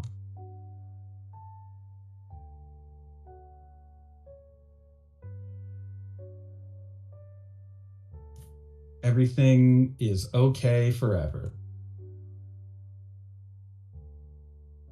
Yes, Marks is a cryptocurrency that the NWO uses. All money is being converted into Marks slowly in the economy. So they're all just converting into Marks as the international currency they all use. Oh, does that make it a stable coin? Yes. I was like, how about that? a government agency. We did it. stable coin. 2121. We finally did it, guys. Yeah. One decent bit cryptocurrency. I don't know. The NWO is kind of spearheading it, so Yeah, how long will that be stable? Who can say? It'll be stable until we show up at their doorstep. Mm. You know how it always happens. Mhm. I mean, technically, you guys could destabilize it right now if you wanted. You do have that. You have that cryptographic key on a drive. I assume who is that currently in the possession of? Is it Rust? I feel like we would have given it to Rust, right? Like, I feel like so because like I don't feel like you. Because I think Take it was discussed giving it to Mikey because Mikey is our tech guy when Rust isn't around. Okay. And I would have given it to Rust when we got back because I don't want to be. Well, it's not that I don't want to be in charge of that. I just Rust is the better guy to have that. Yeah.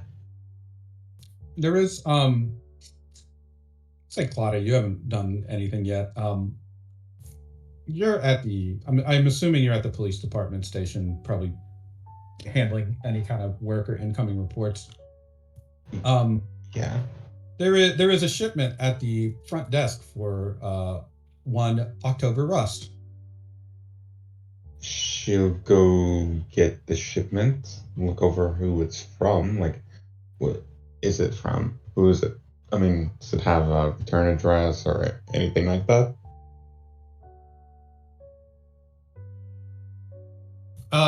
Yes, it is from. It looks like a European outfit called CNC Media Factory. Somewhere in looks like some part of the UK. And it seems to just be, I mean, weight wise, nothing weird about it. Doesn't have any weird moving parts. She'll probably pick up the package and then go over to Rust's office and kind of lightly kick the door, you know, announce, Rust, got a package for you. The door shoots open. He grabs it from your hands, and then the door slams shut. Right. Okay. That's it. That's all. He doesn't. There's no other. He doesn't say anything. He doesn't. But you do hear you hear sounds like package being opened, plastic being torn off, a machine whirring to life. You hear a monitor coming to life, and then very muted.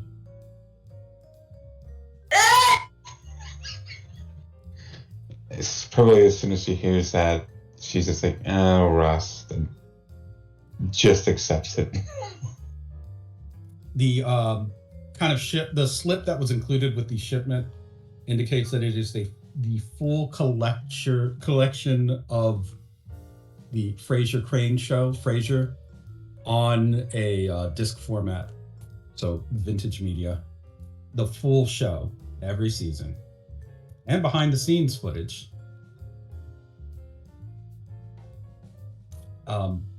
Notably, does it include Frasier's appearance in Cheers? Yes, it has all of that footage extra behind the scenes. Whoa. And maybe most notably, it looks like the shipment was made, it was paid for in marks. He's just using the free marks to buy Frasier's. Oh, right. Use the infinite money glitch for Frasier merge. Honestly, more respect to him. I mean, I can't be mad. The man knows what he's about and lives his truth every day. And more power to him. She's just probably gonna just be like, if you need anything, perhaps just holler, and then probably just starts walking away. Okay. Well, he will certainly call you if he needs you to also sit and watch Frasier with him, but otherwise, he is going to just be there watching his favorite show. Now fully in the original everything. So great, he can't believe it. This is the best day of his life. Hopefully, it's still presented in 4:3 when they upscaled it to Blu-ray. It didn't go 16:9 because that messes it up. Oh, like they didn't stretch it out. Well, that or like on some shows, like they still filmed it wide, but when it was on TV, it was still cut 4:3. Like somebody pointed out in, oddly enough, like in Malcolm in the Middle, when you find it on streaming, it's 16:9, but they shot it for 4:3, so you'll see stand-ins for like the kids and not the kids because they should be out of frame, and it's just not them. It's just not Malcolm there. It's just some other person. Yeah, it's just somebody else, but they're talking to them because in the original way it was aired, they wouldn't be there. So that's a fun fact. Claudia, as you are departing from handing off that thing to Rust, you catch that there is currently an argument happening. It sounds like between a few cops that have to deal with local legal actions processing and somebody with a somewhat high-pitched voice. Hard to tell exactly what's going on there. You can investigate that if you'd like. I feel like she would, because, I mean, it's an argument. Might as well see what the hubbub is all about. Sure. Very briefly, I will say, you catch a few fragments here and there of what is being discussed. It sounds like people are trying to argue with someone about property rights and staying off certain parts of the land, even like especially during these tense negotiations that are occurring. You can hear whoever it is that's arguing with the more familiar voices, the cops, saying, "I may not have quite the legal paperwork to provide to you regarding whether or not you will be able to fully inspect the property, but rest assured that we are in full compliance with local authorities, police department not excluded. In fact, I would say we're within our full legal rights to probably levy fines against you or seek further action. So I suggest that you and your department step a little bit more lightly when it comes to Doraba. With that in mind, I'll say good day to you, and you are free to forward any important documents to my offices. Thank you very much." A person walks out of the office with a sharp suit and a briefcase. He looks at you, Claudia, up and down. "How are you doing?" I'm doing all right. How are you? "To be honest, a little bit exhausted dealing with the incompetence of the Stella Marie's police department."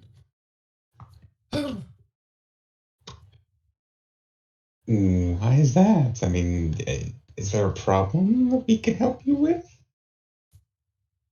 Well, it's more like you're the problem if you're a officer here, which I assume that you are, as you don't look like you quite bring in the money if you're a prostitute that they dragged in off the streets. Okay, first of all, you should leave. I suggest you watch your mouth when you're talking to me. He raises a gloved finger and points it in your face. "I am one of the most powerful corporate attorneys in the world. So if I say you're a prostitute, prove it in court that you're not. Toots!" Okay, at this point, she's going to use her voice to go, "You should leave and never come back." You see his face shift a little. He adjusts his suit. "This place stinks anyway. I suggest you watch your back in the future. It's a small world out there. And then he just turns and starts walking away in a huff, clearly leaving. She thinks about it for a minute. There's just attaching a grenade to his back. It just doesn't quite get there. Now that he is gone, the other staff will inform you you have just encountered someone by the name of Charmless Man, high-powered corporate attorney for Dorabo, and also who has done work for the NWO.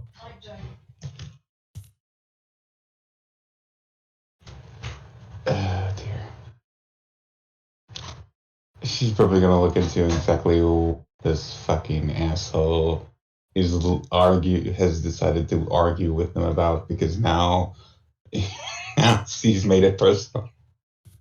He was there to threaten legal action because he has caught, or there have been reports of police entering the Dorabo territory, the beach property.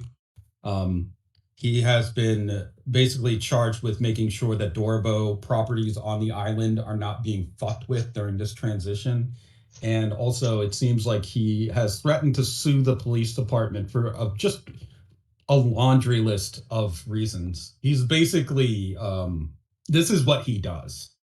Reputation wise, if you looked him up, he basically bankrupts entire governments with just fee after fee after fine after fee after suit. He is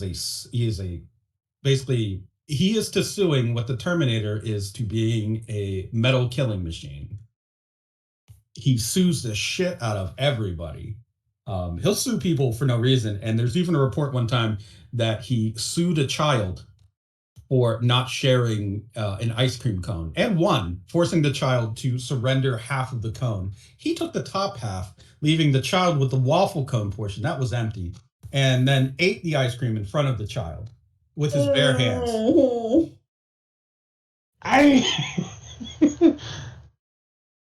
I can't even want to fuck with this guy. So he's an asshole. Oh, he is considered to be the biggest asshole in legal international law. He is pretty much he's ruthless. Do we have his, I guess, business card essentially? Yes, he would have more. He probably left way too many copies of his business card there at the station. They're probably all cursed. Oh boy, yeah, she's probably going to have Rust look up information on this guy as much as he can. Well, information is very readily available. He's a public figure. He has actually argued cases in Guam courts before, so he's known locally amongst the legal community.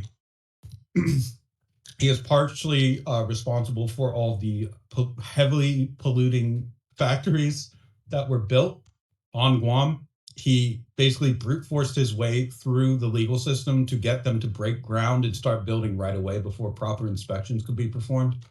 He also threatened to sue local environmental departments and agents to keep them from inspecting the factories properly. And maybe best of all, he successfully sued the St. Sunday Village to keep them from publicizing details about how the factory has affected them. They are under a gag order legally, so they aren't allowed to talk to the media about like anything involving their cases. They get a very small stipend every month or so that barely would cover any kind of cost at all. It's under like some sort of restitution, the settlement. On the other hand, they've also successfully won in court, forcing the people of St. Sunday to pay them back that exact amount in cleanup costs for the surrounding area of the village, which, as you could tell when you were there, was not cleaned up at all. So we're gonna. I mean, at this point, Claudia is probably going to use her contacts maybe start making things more difficult for any projects he's on, and giving like a basic order of, yeah, do what you can within the exact letter of the law regarding this guy. Just right up to where it would be considered harassment. Okay, you can do that, but note that if you engage in legal warfare with this guy, that will draw fire on your department. He will. There will be no question as to what is happening if he goes to force legal action against the Stella Marie's police department and sees any form of retribution. Like, yeah, this, just so you know, there may be backlash from that. This guy is not shy about using any form of legal demolition necessary. He is, as you would say, he is like a supervillain of the law of the land, utilizing various legal methods within the system to exploit everything. Um, he's a very powerful lawyer. He's not like powerful as in he could nuke the island, but he is powerful enough to potentially bankrupt a country um, through way of just all sorts of little mechanisms that he can put into play. Something as simple as questioning the legal descendancy of certain members of the government, or bringing up the lack of constitutional authority that the queen or the prince might have in certain matters, and then tying everything up in court. It is possible to legally cripple entire nations. It's happened many times before in real life. So um, you can put pressure on him, but he will retaliate. Just so you know. And that's why he's on the Dorbo payroll, I guess. Yes, he is. He is not working for the company because they like him. He is working for the company because he's a certified killer in a suit. Well, Hmm. of sorts. I guess maybe the other question I have is if there's contacts that will be less than legal under the table to fuck with him You without. like. Where's Hmm, Blue? or go ahead. I was gonna say you likely only have one contact that would come to mind for less than legal, and it would be Tiger Monsoon. Would be probably the person, Oh. or Blue, either one. But Tiger Monsoon is definitely a criminal. She actually will call up Tiger Monsoon for this one. Contacting Tiger Monsoon, not easy. She does a lot of groundwork for her group, but um she will look into it as a favor slash apology to when she kind of like, knocked you around a little with her abilities. um she doesn't mind that, especially now that your group and her group are a little bit friendly. And I'm assuming you'd mention all the Saint Sunday stuff. Oh yeah, she would absolutely mention everything that she found out.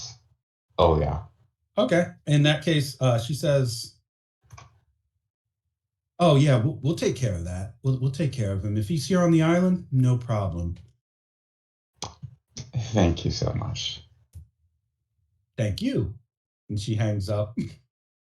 And such is the way that phone call goes.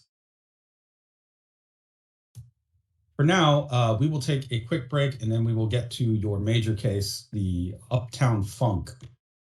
But take a quick 5 to 10, and we will get to it. This oopsie doodle murder. Okay, be right back.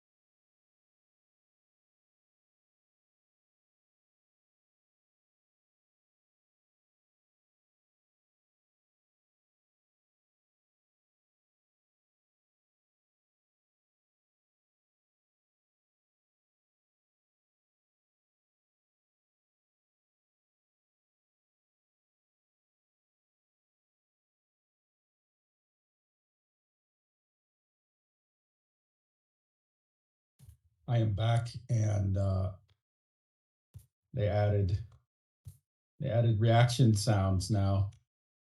Okay, so I'm not the only one with a soundboard. Yes. Wait, to what? Discord. Oh. Ah! Oh god, that was so much louder. What the fuck? What the fuck? Hi! Jesus Christ, I didn't. What is there volume controls on this? The fuck? Oh, there is. Oops. Didn't know that before I started pressing buttons. Next time I will. No, press the button.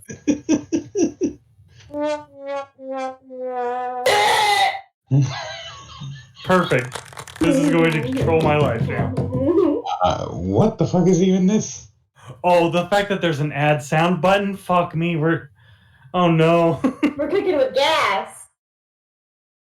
I No, we're didn't even, playing with kerosene.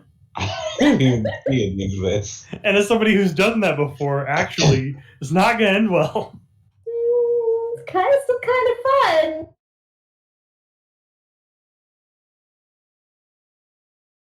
I feel blessed that I don't see any of these sounds, so.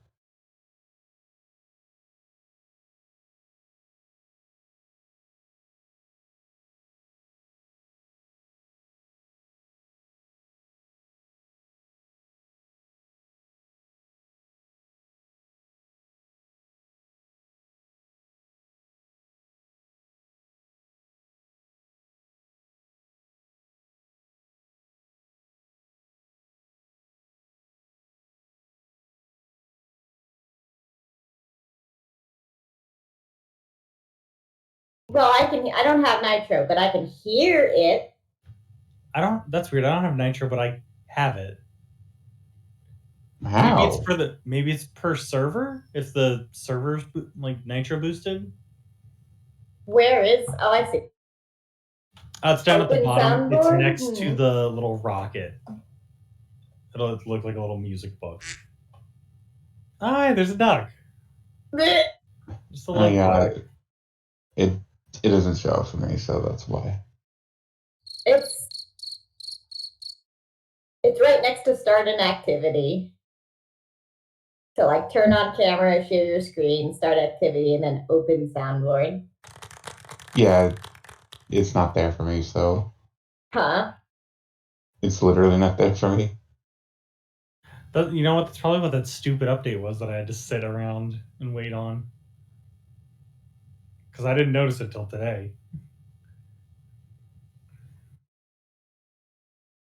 Who knows? Maybe mine is just an update away. It looks like there's only 6 sounds automatically, but I think you can add more sounds of whatever you wish. No, God. Oh no. Oh no, no, no, no. Mm-hmm.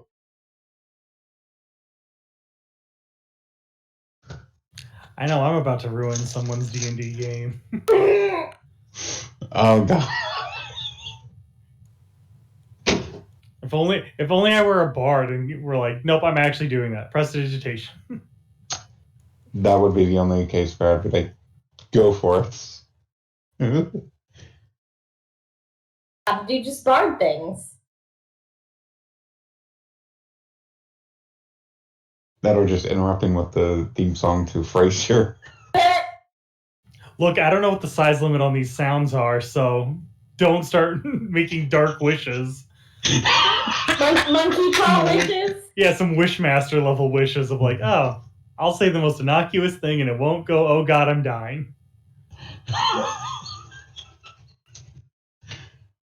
Well, on the bright side, you can blame me if that happens. Could have so many JoJo sound effects. Just blasted at max volume right in everybody's ears. You can aura as hard as possible, yeah. Yeah, give us the time stop sound. Does it Or just the opening bass line for a roundabout. Or Jotaro's no, no, no, no, no. Yeah. Or the yes, yeah, and the yes, yes, yes. Yeah. There's probably a couple sound effects that are worth doing, yeah.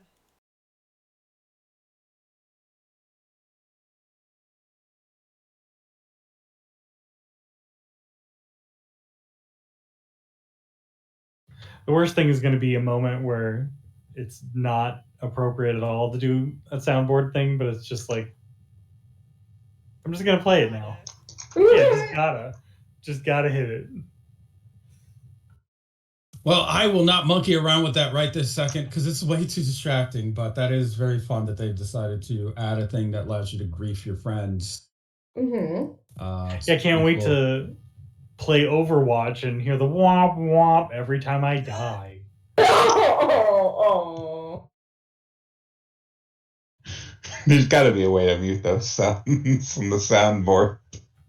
Yeah, I don't know about if you're the one that is stuck left to listen to them, but I know you can adjust the volume yourself before you play them. Because like I turned mine down because I did not know how loud they would be because I did not hear them.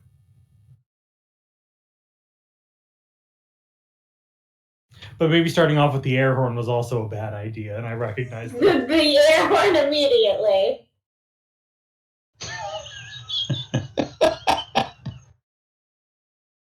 You just had to. I guess I can live out my dreams now of being a shock jock on Discord. You in fact can. You just need some like farting and burping noises. Oh yeah.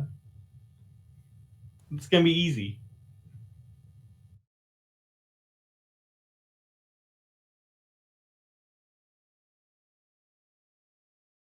Thank you, new soundboard feature. The feature is bright.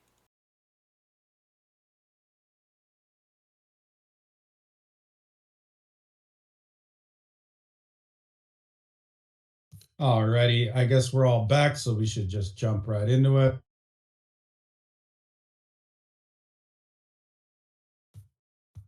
You guys have solved some cases, getting back into the groove of things here on the island.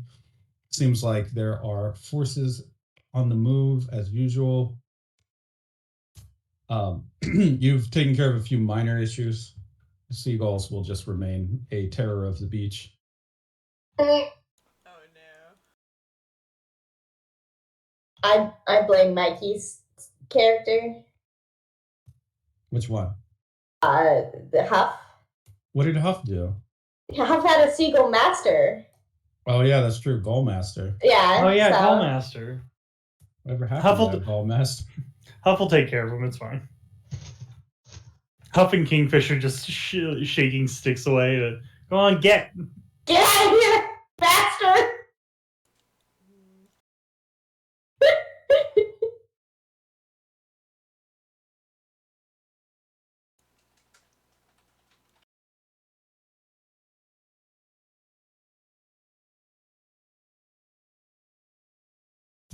All right, you have a major case that you wanted to take on, the Uptown Funk, the robberies in the cultural district. I would assume I Speak will take lead on this. Correct me if I'm Sure. wrong. It is an area that you're familiar with. If no one else wishes to volunteer, I shall do so. All right. Ice Peak, the cultural district, you are familiar with it. It is a very, very nice, classy part of town. Very, well, it is like the uptown of Stella Maris. This is where money comes and goes. There are a lot of like art dealers, traders. There's a lot of theater houses, small and large, and just movie theaters. One of the few places you can go in Stella Maris to watch older movies. Does I Speak like older movies? She doesn't mind them. She's her eyesight isn't all that good, so that's why she really likes music. Ah, Okay. so you are more of a music lover than a movie lover. Correct, but if the movie is fun and has a good soundtrack, she might go. Okay. What kind of movies does I Speak like? Sympathetic monster ones.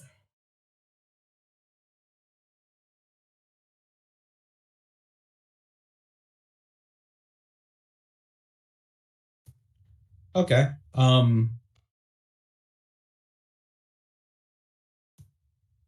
At one of the theaters in the cultural district, sort of, I guess, maybe on the way to beginning the investigation, there is a showing of the 1925 film The Phantom of the Opera, starring Oh, nice. Lon Yeah. Chaney. That's got a good soundtrack. She's on board. Yeah, not only is it an old classic, but it has a fully orchestrated soundtrack provided, of course, by a digital replication, because you're not going to get a bunch of people in there. They're not that rich, but She'll sit herself next to a speaker. sure. Eh? Actually found, I think, a song from it. Like, for this major case, there's more than one of us on this, right? Yeah, this is just like a very brief preamble to it. I speak, as you are enjoying this film, you notice that it's really just you. It looks like an old man who has fallen asleep. In a corner somewhere, an old woman who is just going through her uzik. And there is really only one other person watching this movie with, it seems, any amount of attention. It looks like we'll just say, seems a man, perhaps in his 20s. He seems to be watching without distraction.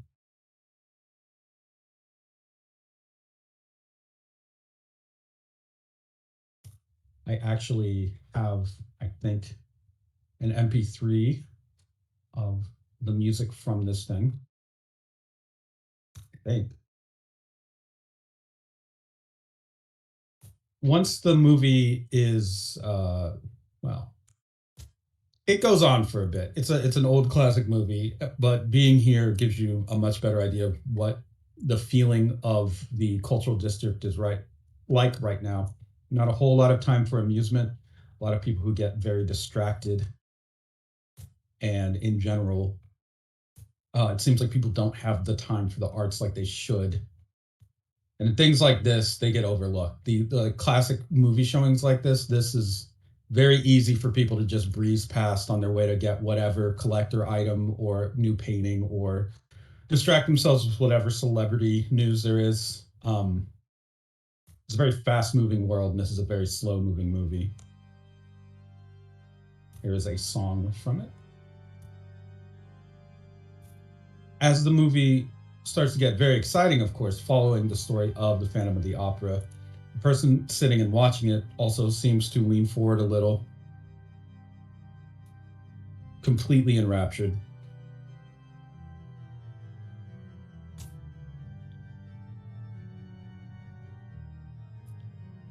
The movie runs about the length you'd expect. And when it's over, the person sitting in the front shuffles very quickly away, off, just down the aisle. It is a man, it looks like, in a suit with a ponytail. It's dark and your eyesight is not very good.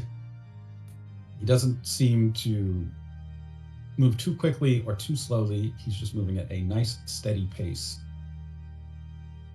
The person who fell asleep is still asleep, and the old woman who was on her phone is still on her phone. He was the only person who watched it. He was the only person who left promptly when the movie was concluded.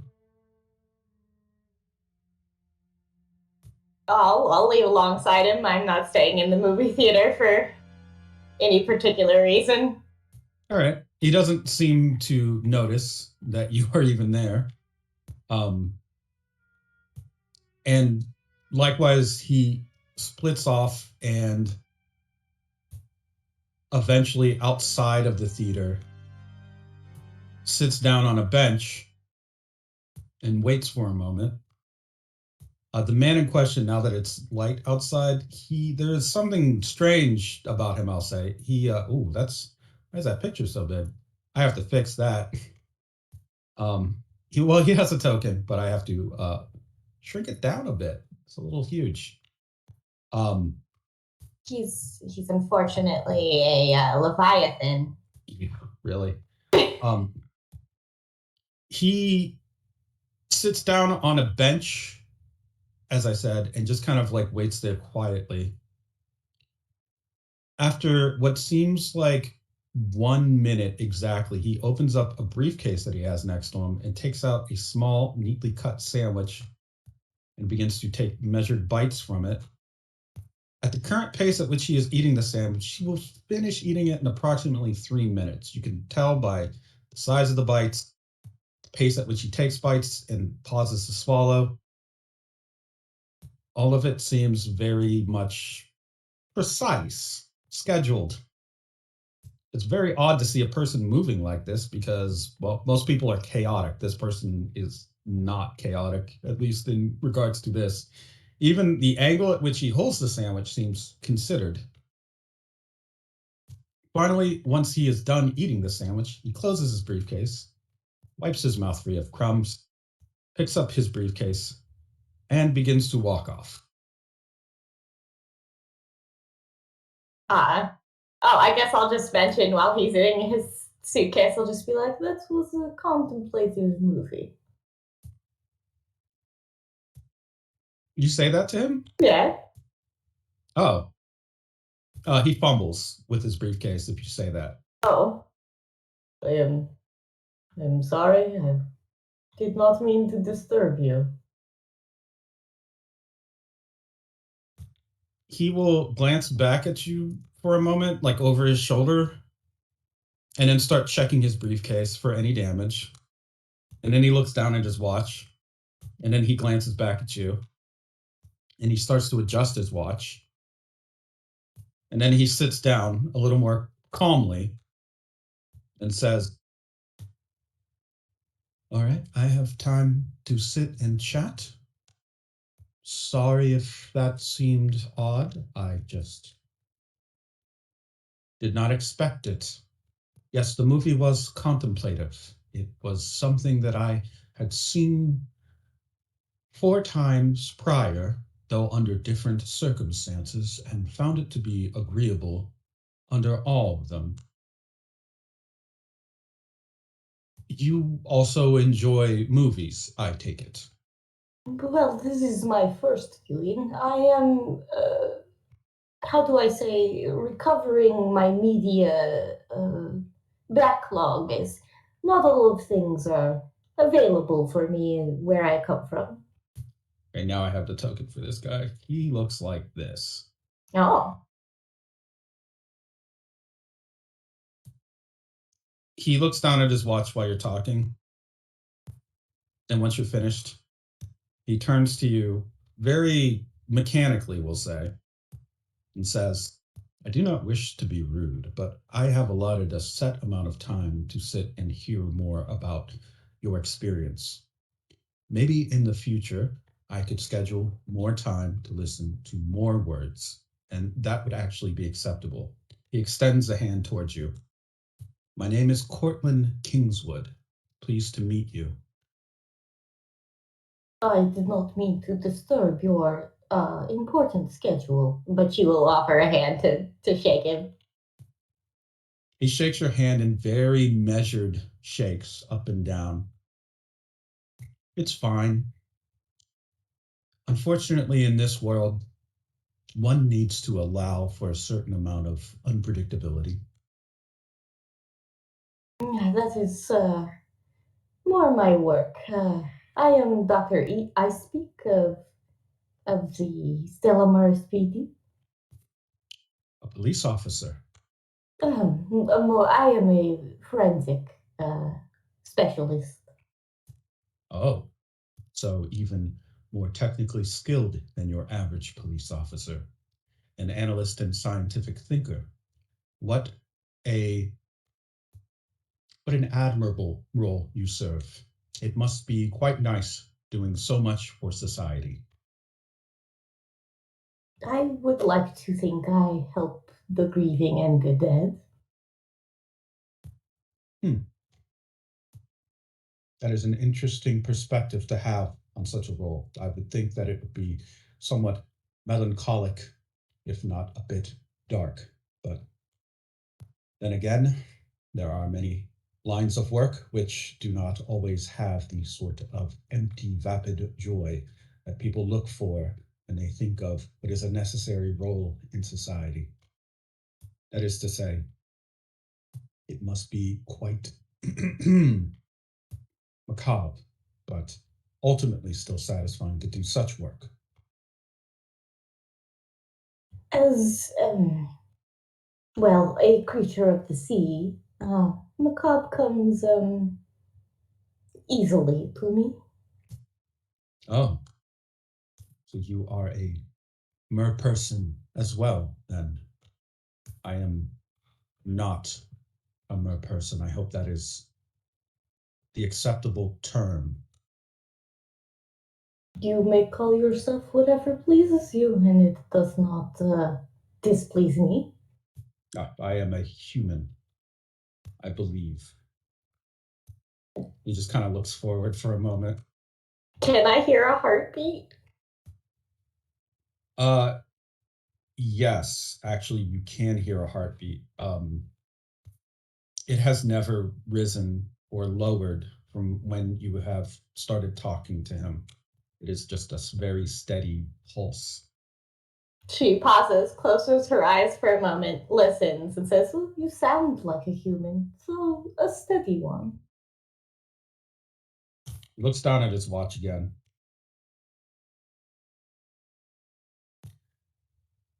You know, it is not often that I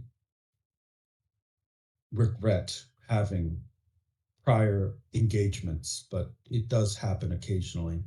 There are things that I must attend to, and if I were to delay them any further, I would likely run into a few complications that would be difficult.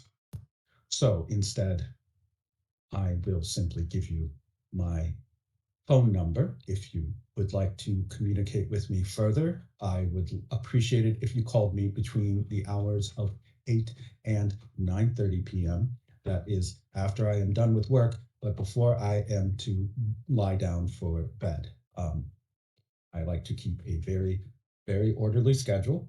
So if that is acceptable, then I would look forward to receiving a phone call from you, and I will clear out the allotted amount of time so that perhaps we can discuss future plans to see another film or a stage play, if you would prefer, or if there is a concert that would be acceptable for you to go and see and you have time to do so. If you do not have the time, let me know and I will attempt to schedule an activity that will fit within your work life balance, as I will need to do the same.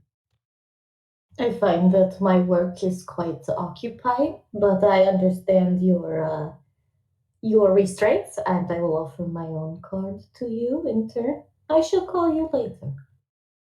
He takes the card very, very neatly. You notice that when he takes it, you can see on his fingers there's no sweat or oil for that. I mean, there's oil, but there's no sweat. In fact, his fingerprints are pretty smooth. His hands look very smooth. They're not completely without any kind of marking, but looks like he works an office job or something. So he has fingerprints. It's just He does. he has very clean hands. Extremely clean and somewhat soft looking. Mm-hmm. I resist touching his flesh because that would be weird. It would. Something about the precision with which he moves tells you that any kind of small thing like that might throw him off entirely. Okay, well then I take his card with only 2 fingers, trying to be very precise about it. When you take his card, he bows his head slightly. Very well. Then I will perhaps hear from you at a later time.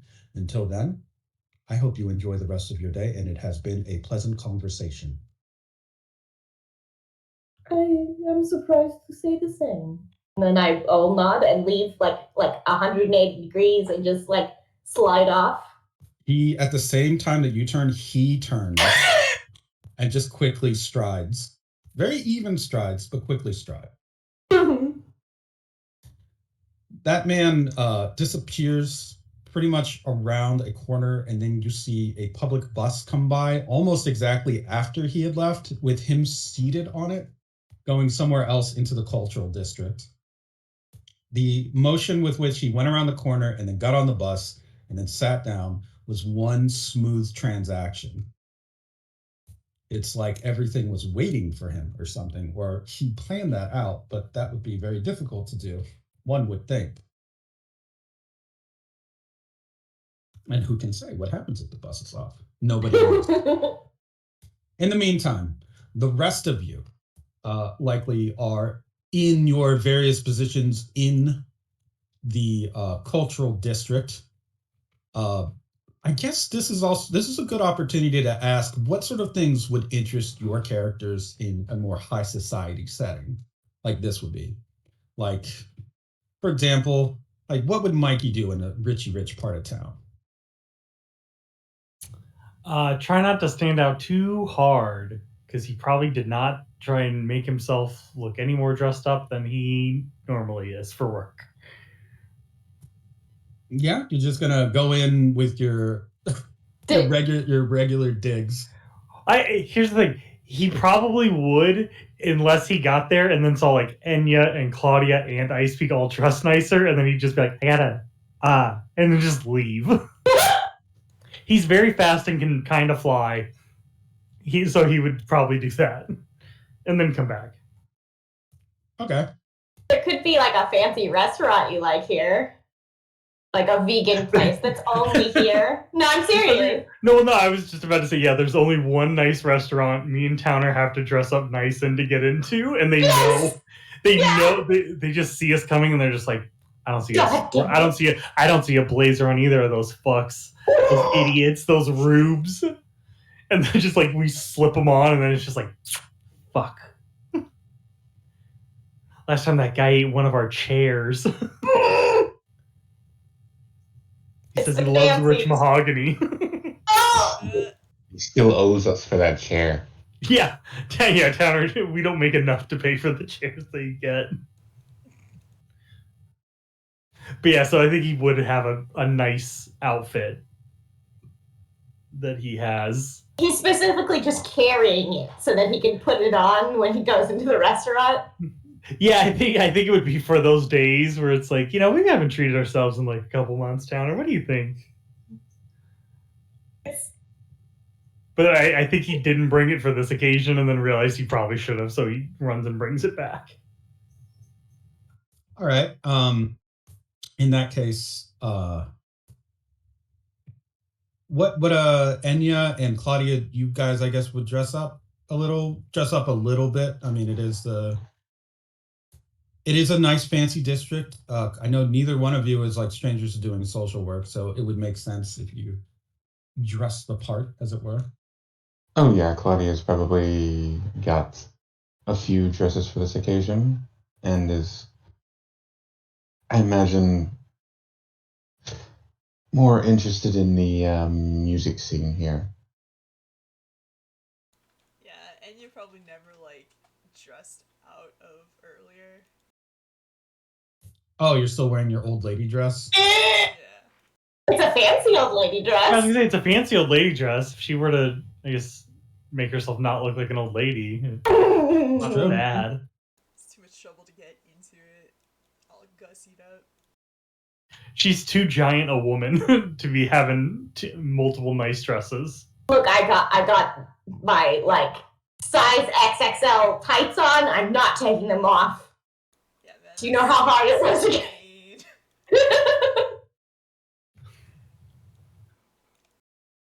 Ooh, I got a nice piece of Mid-Journey art for the cultural district. Thank you, Mid-Journey. Oh, cool. Well, in that case, yes, what would be a thing that would interest like Claudia, for example, in a nice cultural district? What is like a connection there? You're a music person, I guess. Right. Yeah. The thing with this is, I imagine though, is they're probably not hugely into the type of music she is. I mean, metal would be considered older now. Very true. Not sure it quite would fit into classical music as like the rich like to treat it, but you might find like a niche here and there of like old moneyed metalheads who are very like particular and special about their type of metal that is the true metal and inheritor of all metal. Like What you is might you hear someone on the corner saying, "My word, I say, if you go on about Megadeth and their impact on the musical scene, I think that I will just have to take a trip to somewhere else where I can find someone with better opinions." To which another person replied, "Oh, you go on about Metallica as if they invented metal. What a foolish ideal to hold. Let us place a wager then." Oh, $10,000, so as to which one of us can prove who has indeed the perfect metal taste. You're on, old chap, you're on. I'll be headbanging with $10,000 in my pocket soon enough. These are very snooty metal fans. God. I feel like she would distance herself from those. I would It's like, say oh God. within metal community, and they may even occasionally stop by, but not often, to the Soundgarden. Maybe when there's like a classics night. Um, these people are they treat it exactly like rich people would treat any kind of art thing, which is obviously there's one for civilized good people, and then there's what the rabble listens to. Yeah, These are the gatekeepers of classical metal. They're out there. I feel like she would probably navigate towards pastries instead of these type of metalheads because she's the type to be into those more rabble stuff, the heavier stuff that I feel like no metalhead rich guy is gonna be into. Uh, yeah, this is that's just how it is in this area of town. Now, your group is here to do investigations on a string of robberies and burglaries. So, where you begin your investigation is up to you. Wait, what about me? Oh, what would you do in the cultural district? What about you? Okay, so Enya's very interested in what is of value to people that have everything. So she'd be interested in like probably the religious part or aspect of this sector, Oh, that's fun that you mentioned that. but also not only to like sort of understand that, but also see if they do any donations because rich people probably hopefully get rid of things. The Some of the focus of the robberies have actually been on religious artifacts and curiosities collected by some of the dealers here in the cultural district. Oh, A few art stores have been robbed, as well as antique dealers. So your investigation would probably lead you into that direction. oh damn. Is there like a artifact that a church like I imagine they have like big fancy like at least a cathedral or something. Here on the island, or in this part of the town, in this part of town, there may be like a church or two. Yeah, that's like more in the older style.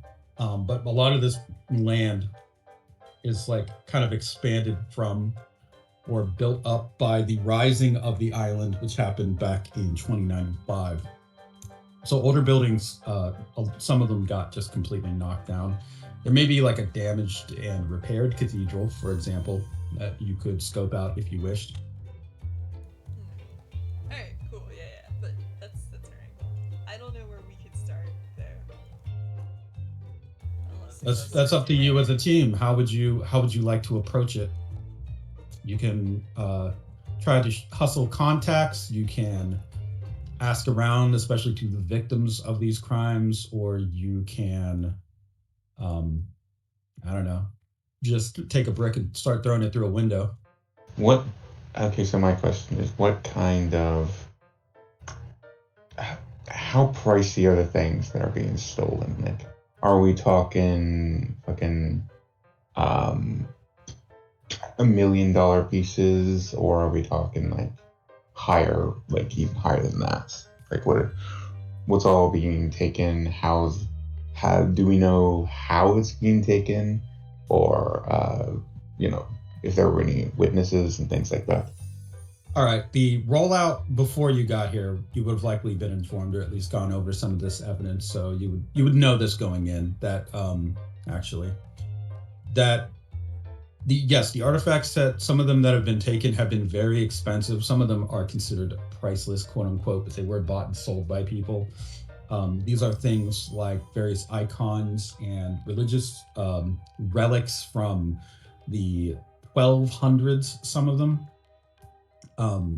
They were salvaged and saved during the world wars and kept hidden. And there were lots of legal problems involved in there, such as like the various churches that wanted them back, or people having to deal with potential frauds, fraudulent artifacts, as is often the case. Fabricated artifacts and relics are quite a booming business. So having to verify and acquire and then deal with all the legal headaches of all these things, these were quite a problem to get. On top of that, as far as witnesses go, I mean, there are witnesses. Some of them are directly the victims of these crimes. It seems that the majority of robberies have been out of private residences, from art collectors, especially those who have had public showings of their collection. And it's usually just the religious stuff that's stolen, not really a whole lot else. Some people have reported that their records have been stolen if they have any old vinyls, but otherwise, that's about it. For these public showings, like, have they been on any particular days, like certain religious days that would be important to show, like thematic days, and then they show it one day, and then during that theme showing, next day, gone? The usual trend of these robberies, we'll say there's been 6 so far, have been that they happen we'll say within a week after a showing has occurred. That happened for the first 3. After that, public showings obviously dropped off because there's a lot of robberies and concern for that. This all happened within the span of, we'll say, 2 weeks. So within the first week, there were 3 showings, 3 robberies. Those robberies usually occur, we'll say, I'd say they occur within a day of the initial showing. Either the night of, after everything is closed up, or the day after. It happens regardless of the time of day, though, because there have been daytime robberies as well. And the thing that they all have in common, other than what was stolen, is if there's a witness, they would tell you, and there's video footage of this person. It's a person wearing a suit with a gas mask. They're usually obscured by smoke, and they move very quickly. Okay. What? Oh no, never mind. Go on. So that's all footage. Yeah, the footage is kind of blurry, but it does show a man in a suit with a gas mask. He's usually carrying, like I said, very advanced weaponry, armaments, combination of small and heavy, large arms. He has employed explosives to open up safes and break down security doors. And as I mentioned before, he uses non-lethal means to subdue people, including private security.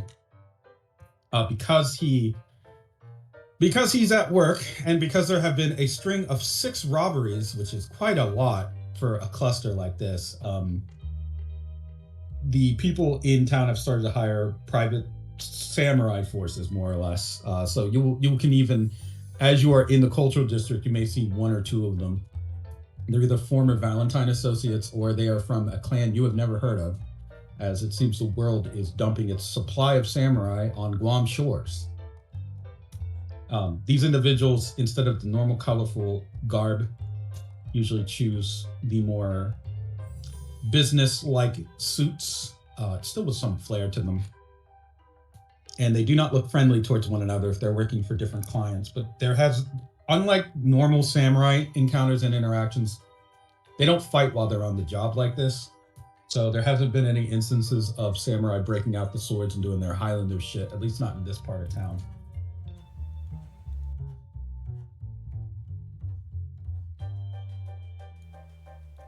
Alright.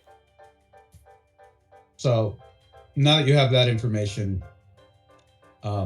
you should also know that there are people, some of the victims and some of the people in the cultural district, who also blame the poor of the city, thinking that they're having some kind of like social uprising and thinking they're going to rob out the rich. These people have gone to great lengths to make sure to keep an extra close eye on anyone that does not look like they belong in the cultural district. For these art collectors, like, are any of them, I guess, what are their relationships with each other? I guess, like, bad relationships or anything? Because it's just like kind of looking for the familiar any possible connection that might be, maybe this guy is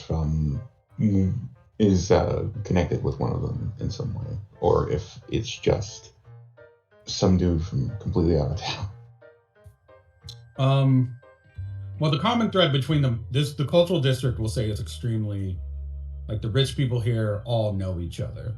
So the common thread is it is a community. They do all know each other's names. They have been to each other's homes. So they're all kind of like rubbing shoulders here and there. They're not all friendly with one another. And in fact, there are quite some serious rivalries and even, we'll say, animosities among some of them. But all of them are in agreement that whoever's doing this is a monster. And it's really hurting their bottom lines because some of them have invested millions of dollars into their collection. And now they have to deal with insurance companies and the loss of a piece and the threat of somebody buying or selling stolen artifacts or whatever. And people are in a bit of a tizzy here. In one case, because of the value of the stolen object, the loans that were taken out to acquire it, and all of the different headaches that have come along with this theft, he may have to actually sell his home, which has left the man in shambles for sure. It's a very nice property in the cultural district, right at the heart of the money in the city, and he may have to give that up. So of the stolen pieces, do we know if there's any that's been sold and any that's been sold and then people know that it's been sold, because they figured it out, or have these pieces not shown up yet? Yeah, no report of anyone trying to fence any of that. And if they did, it would be pretty, it'd be hard, to say the least, to fence any of this stuff. It's so specific.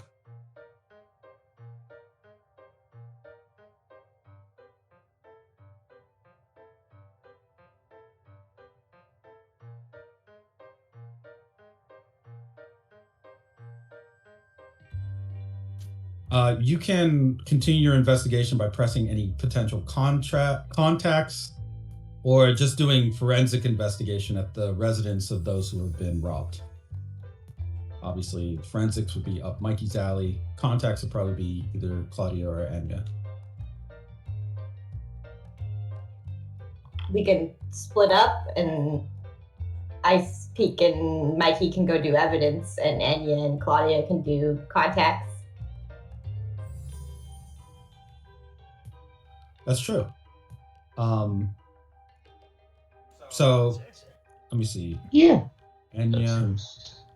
splitting the party. This will be safe. Always a good idea. It Get more worked. work done.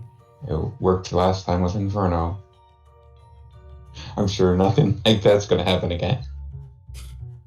Why is Ice Peak turned around? She's sleeping? I'm pretty sure I was typing something in the wrong place, and now she's sleeping. Because I don't remember what button to She just slides around a little bit. Sometimes she can slide with her upper body and her lower body in completely different places. It's fine. Oh, Yeah, I was she's just about. There we go. I'll put. You found it. You found the rotate button. I was gonna say I'll put myself back. So I was gonna say I'll join you. So it's we're team sleep. You sleep. Alrighty. So let's handle, I think, the evidence part just quickly. At the residences that have been robbed, I would say there's already been kind of like people cleaning up, or so they've already fucked with the crime scenes. That was just something they did beforehand because they didn't want things to look like a mess. So that's maybe going to make the job a little bit harder. I will say, Mikey, you are a scout. Go ahead and give me a gaze roll, we'll say.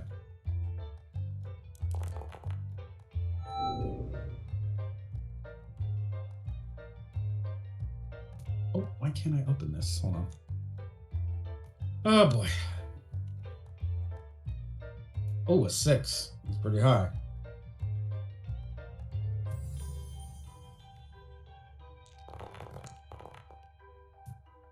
Okay, a 4. You do 4 stress to the case. Yes, the case does have stress. I was gonna say, do I get a boost with that? Oh yeah, if you'd like. That's with style. So you reduce the stress by 1, but you get a boost. The boost is that, I don't know, what would be a boost here? So what you're noticing is that the crime scene has been disturbed. Does it look like it was disturbed?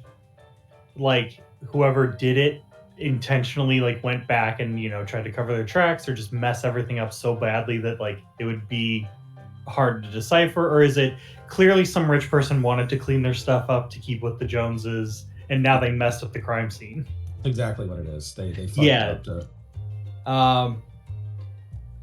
Then I think I'm trying to figure out how to work that possibly for Enya and Claudia, so that, I mean, if we know who cleaned it up, that it was this person here, we could ask them about where everything was. I guess can I tell either how well or how poorly stuff was cleaned, so that I could ask if it was the owners, or if it was I assume their help. The janitorial staff? Yeah, if they had somebody come and clean it, or if they cleaned it themselves.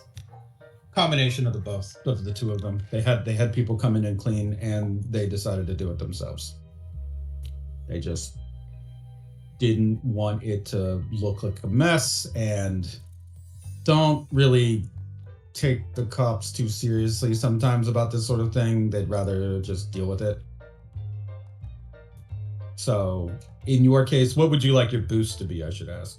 Is it... I guess... I don't know really what to name it. I guess cleaning up the evidence, since that's effectively what we're doing, is we're cleaning up the mess so we can make sure what's what. In a case like this, consider it like when you create a scene aspect for a fate point. So maybe you notice something out of place, or something odd, or something that catches your eye, becomes like a boost for you. It gives you an edge. Yeah, we can do that. Is there, I guess, I know there's been the obvious robberies, but I guess like, is there anything in particular that doesn't seem to make sense in terms of what's missing or what got put back?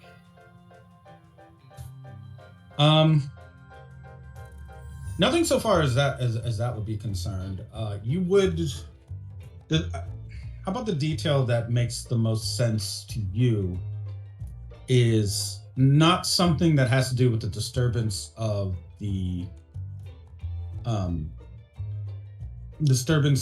any of the evidence so much as there's a distinct lack of dirt on the carpet. If someone were to just walk in off the street on this carpet without properly wiping their feet, they would probably leave some sort of track. It's a very nice carpet. You can see that there's still, because it is like very long carpeting, very long fibers.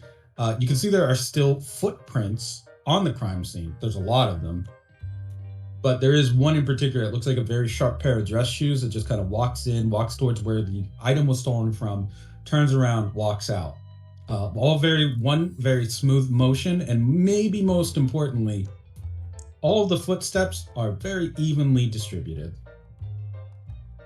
This person wasn't running, whoever it was. Now, this could have been left by someone who works here, because it does look like such a casual pace of walking, but it is odd that it goes from the doorway, no dirt, steps over to where the artifact is, turns around, walks out, leaving two distinct set tracks without any pause. Okay, so yeah, they didn't even like turn around and step on their own steps back. They didn't. Because even that would have shown that there was some kind of intent, but this is a different thing entirely. So yeah, I think you would take that as like the odd footsteps. Yes, that is pretty much the odd footsteps are a thing. Now you know whoever you're dealing with takes very even steps. They have very even pacing and seemingly very deliberate action. Ice Peak also is there to provide some forensic investigations. So why don't you give me a brain trust? You're trying to figure out a puzzle, more or less. So you can actually apply your brain aspect to any kind of thing you're trying to puzzle out here. Is there something that you would try to puzzle out about the scene in particular? Presuming you're working the same scene of evidence as Mikey.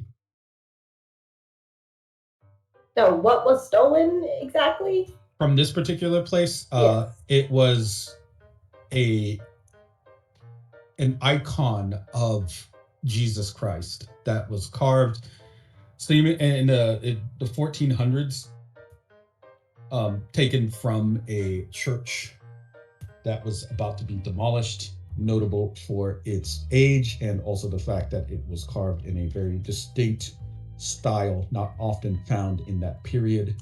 It was a cameo icon, so just a side profile shot. Worth quite a lot. Okay. Yeah. And the church that was demolished, is there anything important about that, like historically? Historically speaking, it was destroyed in a war over border ownership or expanding borders. The church was right on the borderline. Okay. It happened in France. Border between France and Germany, to be specific. Ooh, okay.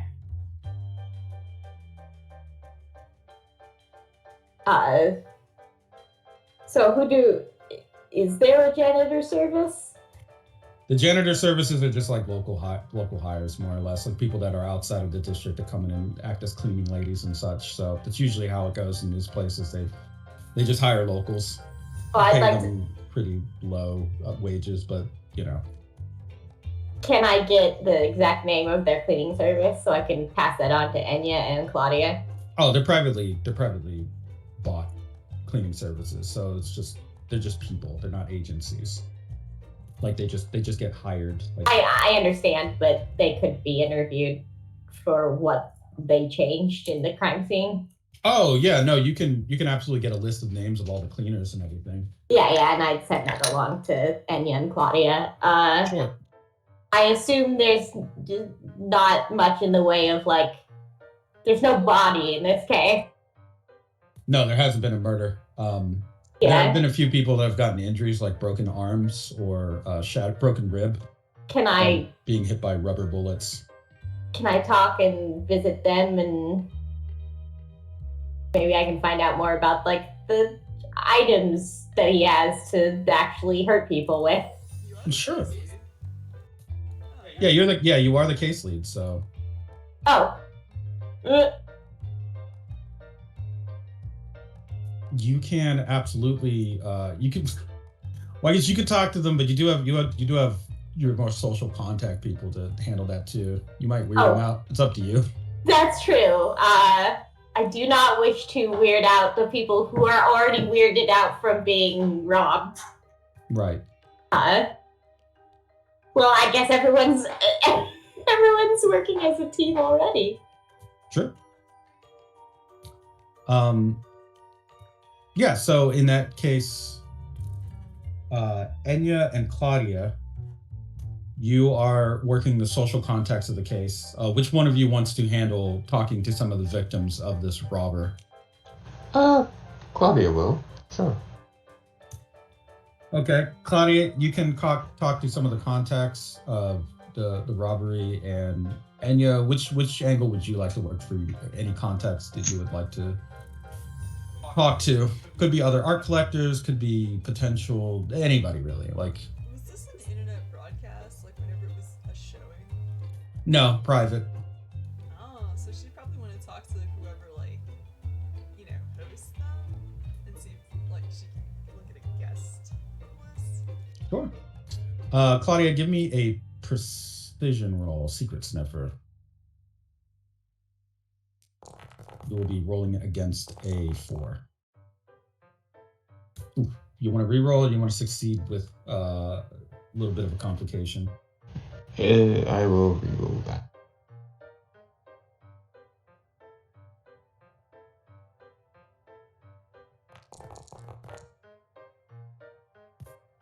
Okay.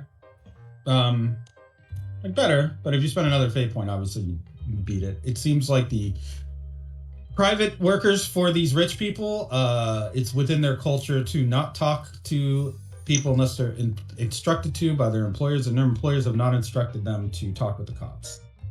So Yeah, I'm gonna go ahead and spend the fate point to beat that. okay, what do you invoke? I'm invoking. The first one is her depth sunlight, and the second one, I'm gonna go ahead and invoke her shovel secret sniffer. Okay.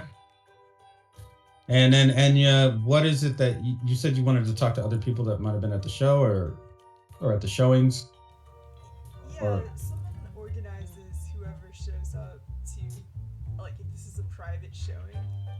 So, A small group. It's like a small group of art collectors and friends and associates, and the occasional like celebrity appearance by a musician or a movie star, or, you know, it's a big art collector or an artist, that sort of thing. So these are people that are pretty, like, known in the community. very high society. So, it's got to be someone that is there. Yeah. Perhaps.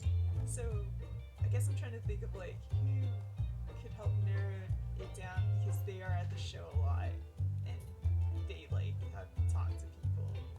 All right. I would think it'd be like the host, right?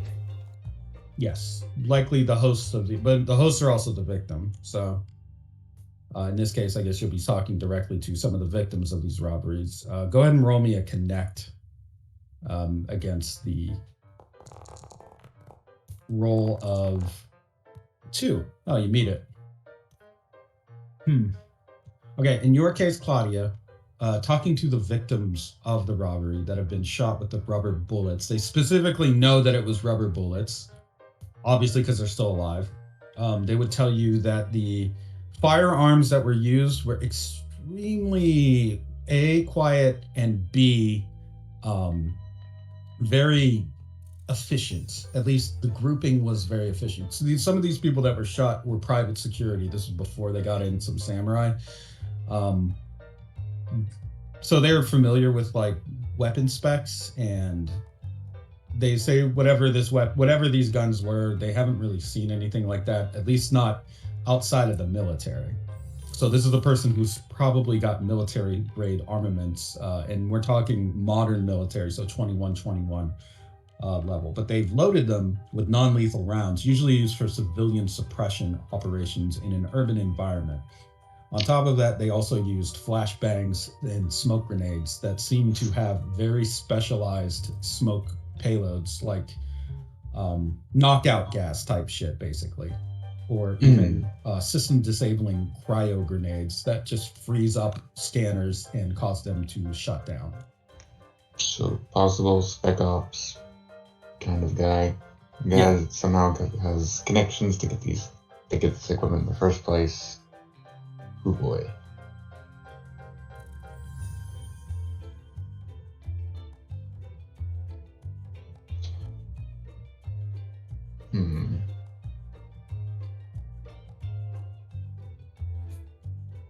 If you combine your information that you've gotten with Mikey's sort of forensic work, because Mikey, though things have been changed and cleaned up, that doesn't mean that there's no forensic evidence. There's definitely shell casings and such. They're very specifically, some of them have been gathered up and handily put into a tray for the police. Just make everything very easy for them by picking them up and putting touching them and putting their fingerprints all over them and even more helpfully, they've been soaked up in scrubs as well. Oh yeah, I feel like once he like sees the pan or like the container full of stuff, he just like sighs and is just like, I need everybody's fingerprints that handled anything here so I can roll them out if you don't mind. And he like pulls out like the fingerprinting kits and like he starts getting the ink ready and everything. Please allow me to do that.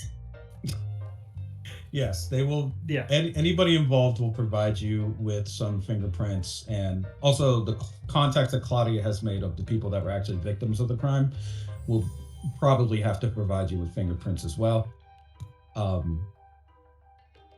I will say, go ahead and give me a Mikey. Give me an understanding roll as you are doing this collection.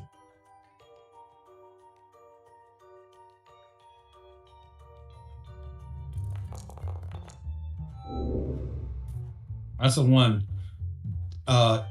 With a 1, you somewhat understand what these casings might have been used in, what firearm, but you would need to really increase. It's difficult for you to pierce through kind of your knowledge of modern firearms to see what this could have possibly been. It would be more up to, you'd have to like really focus your mind on this one because it's not exactly common. You haven't seen these employed, whatever this firearm is, you probably haven't seen it employed in Guam or in any crime scenes in Guam. This looks like it's probably, okay. You can tell from the markings, it was probably made somewhere in Europe, but it's hard to tell exactly where it might have been. Okay, yeah, I'll pay a fate point. That's easy enough. Okay. Ping, what do you invoke? I'll invoke my drive to learn everything I can. Okay. Through that drive, you know that this is the European thing is a sort of red herring. This is the firearm that was initially produced in France and eventually production was moved over to a small technological offshoot in Japan. They used some of the shell casings styles for their urban suppression units. They needed a very specific caliber, noise, and velocity to deal with all sorts of threats that are not quite human in an urban environment, because they didn't want to obviously shoot through people's office buildings and kill them, but they still needed to put some things down. So this is an experimental round likely used in a modern variation that is an experimental rifle, something you may have only heard of or seen in passing. It's called an XV-1000, or experimental variation rifle. This rifle is suited for dealing with a variety of crowd control and also a variety of muscle masses. So it's a gun that could potentially be used against a human without killing them, or could be used against a merman without, well, they wouldn't normally die from small arms or any kind of arms fire if they're tough enough, but it would make them flinch for certain. Anyone in your crew would likely flinch from being shot with one of these, except for maybe Enya. Okay, good to know. Speaking of Enya, your contacts within the victims of the crime revealed that there was no one there that they had not ever seen. Whether they don't remember there being any outsiders or anyone they thought was fishy or suspicious at any of these showings. No new people, at least? No new people. What?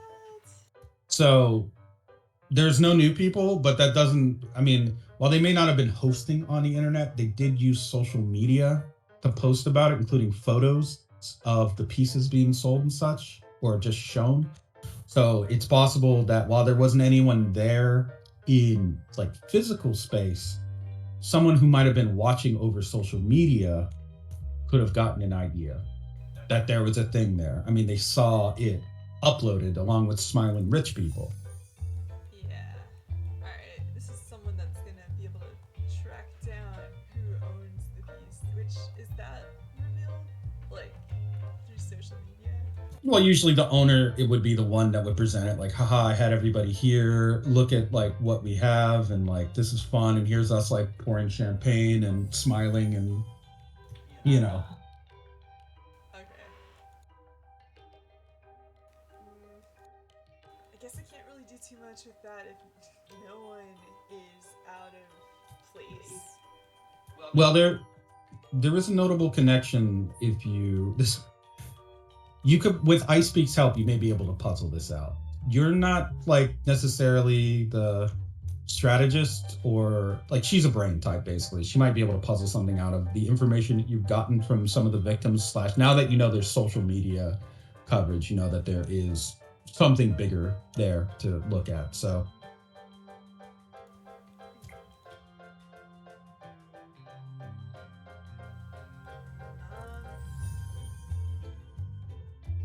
Yeah, well, I can't connect any dots at the moment. you could also, yeah, you could get Rust on this if you wanted. What's Russ gonna do? Well, it's got a social media thing. He could at least look up the social media, see who hearted it. Sure. Okay. Passing the information on to Russ, your tech guy, when he finally peels himself away from his Fraser-thon, he will go through the accounts very quickly and forward your team information on. It's a cross analysis of the people who are in the photos that he's gotten from the accounts and who has been robbed. In all cases, what's happened, it seems that the robber is leapfrogging from, he sees somebody in one of the pictures, and then the next time they had a showing, he has robbed that person, and then leapfrogged from people in that photo to the next person. Now, after the third event, there were no more social events as they had a bit of a lockdown, but there were still 3 more robberies in the next week. In each of those cases, all 3 of the people that were robbed within the week with no showings were also present in the photos from the other nights, because it is a small community and they were collectors, and they were like, yeah, we'll go out and be seen, and it's great. So basically, everyone who's been robbed are in these photos. So if someone were to watch the social media accounts looking for potential places to hit or people, in this case, they would have been able to gather that from these photos that's what Rust would probably, that's his guesstimate. He's used to this sort of thing because robberies based on social media posting are extremely common even in 2021. And if you are not aware of that, that is a thing in real life as well. They're just making themselves vulnerable. Yeah, people who post photos of themselves, like, or they post photos of themselves on vacation, like while they're on vacation, and then people that may be casing them know that they're not home because it's a live updated photo of them in the islands, and then their house gets robbed. In some cases, a person could sit on this sort of information for weeks ahead of time, knowing that a person's going to eventually go on vacation because they see a post about it, and then wait for you to leave, rob your house. Happened to my neighbors, actually. Man. So we could. Yeah, like definitely kind of. I kind of want to have Rust follow up on that, like figure out kind of what days that happened on for sure, because that seems kind of important for figuring out a lot of who was robbed, exactly when they were robbed, getting down the time frame they had, that kind of thing. In the case of the 3 robberies that were on social media, it was the day after. In the case of the 3 with no showing of any kind, the days are spread out.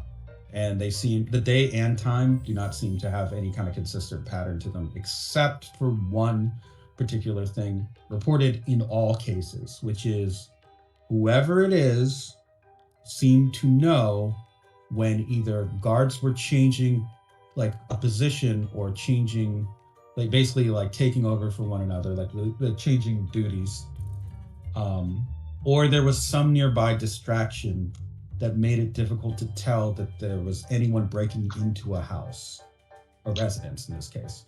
So in all cases, though there's no pattern in the second week, in all cases, there was always something convenient that allowed the robber to usually enter the home with minimal Very minimal good force. timing. Extremely good timing, like such good timing that this person should consider, I don't know, playing the lottery maybe, or like their luck is really huge, or they have some other edge. The only other question I would have about that is if there was a way to figure out if they could have hacked into anything with the guards' possible schedules to narrow down whether it is an edge based on being able to hack into them, or an edge that's more stand-like. Yeah, that's hard to say because in at least 2 of the cases, there were abrupt changes in kind of the personnel that were on site, either because of sickness or a family issue. So even if someone knew ahead of time what the schedule was going to be, it was changed maybe at the last moment or very close to it, that your plan would be like, there would be concerns. On top of that, some of these people have like guard dogs.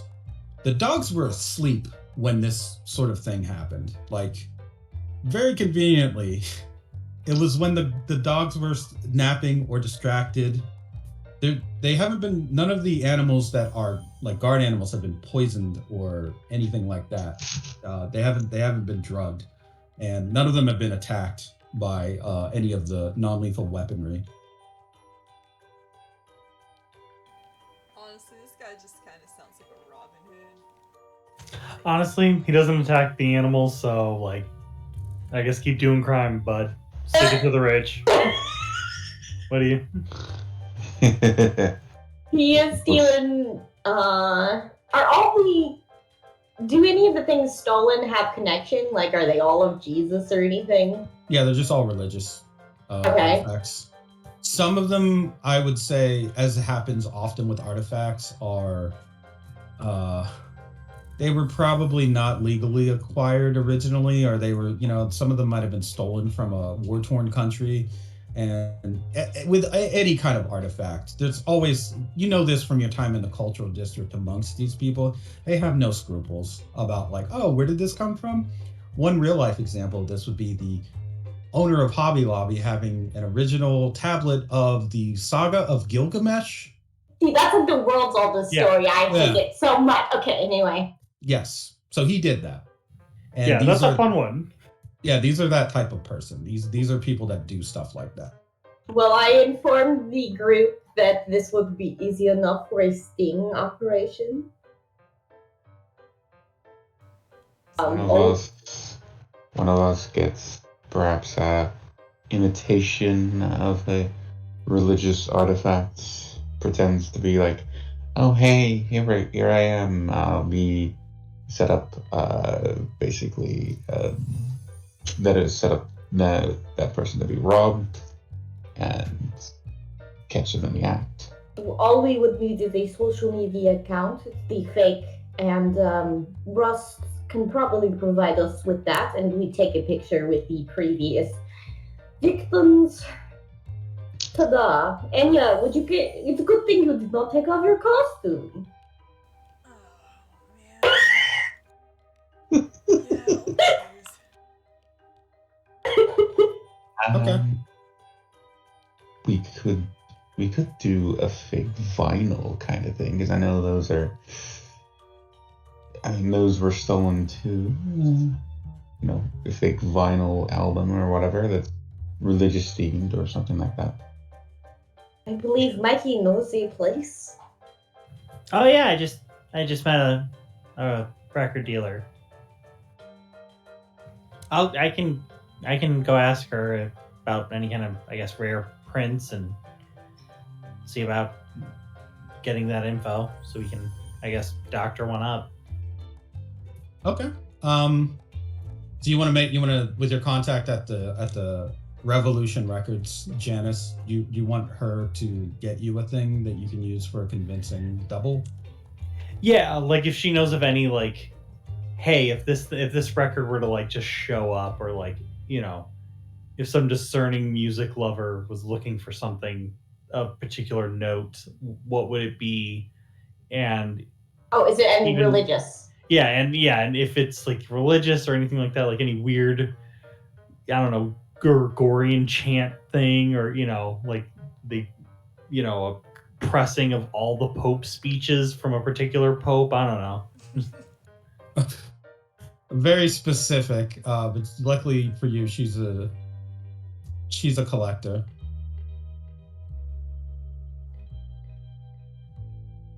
In that case, Janice, you don't have to roll for it. She knows you and likes you, and you did listen to her rambling, which she would appreciate. She could direct you towards a vinyl recording of Mozart's Lacrimosa that was taken at the in the Vatican City before it was revealed that there were, well, if you listen to her, that a majority of the upper clergy were vampires and had to be purged. That's course, weird. That sounds insane, of course. Yeah, vampires aren't real. No, we never met one. So this particular recording was pressed the night of the supposed purge of these vampiric clergy, making it a particularly valuable recording, as it's supposed to be the end of evil within the Vatican, quote unquote, although she does do air quotes about this. And she has said, she would tell you, like, yeah, like some of the people who listened to this went into they were part of the purge squad, quote unquote, so it gave them that whole crusader buff that they were waiting for. And it's pretty heavy stuff. If somebody had a recording of that particular album, if they had that vinyl, it'd be worth quite a lot, especially in the religious community. I don't have one. She holds her hands up. But oh no, I wouldn't. I guess I wouldn't. I'm not going to ask you to give that up, but I guess we can work with that. I could forge one if you need it. She just leans her chin on her fist. What's to help the cops so it's not illegal? Yes. Yeah, like Mikey's like got kind of like a wince on his face. Like, yeah, I guess if I have it set up for the sting, I'm not making her do it illegally. I'm having her do it to arrest someone. She looks a little, she quirks an eyebrow. at your hesitation. She says, before you get any ideas about me, I have to be able to spot, the fakes, which means that I know what generally they do and that sort of thing. So it's pretty easy to make an album look older, weather the paper label on it, add a couple bits of dust here and there, make it look like it's been well preserved. I can even tell you the type of vinyl that they used for the pressing. In other words, I guess technically I'd be a really good forger if I wanted to be, but there's not a lot of money in crime that's worth holding on to. That's my philosophy. Yeah, thank you, I guess. Yes, if you could make us a copy that we could basically use to, put the carrot under the box, so to speak. That'd be great. Thank you so much, Janet. Sure. She just smiles and goes to work on it, actually. She starts gathering up little supplies. Looks like there's a press. There is a spool of vinyl. She has dyes. She has staining agent.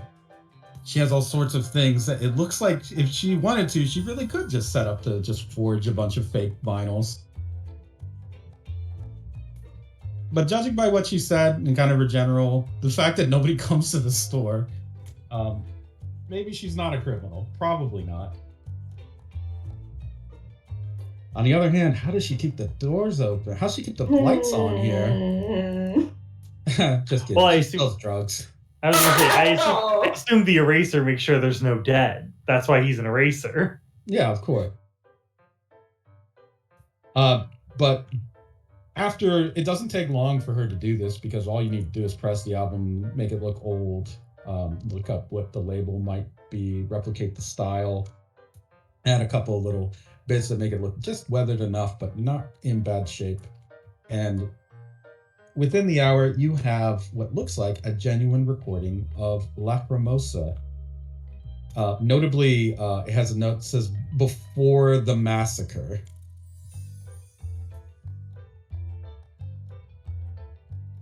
So you have that copy now of a vinyl, fake vinyl, of course.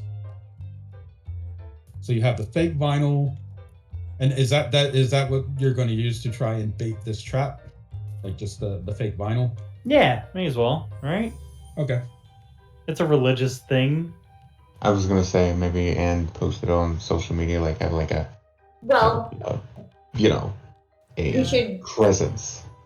ask some of the one. We should have Rust make us a fake account.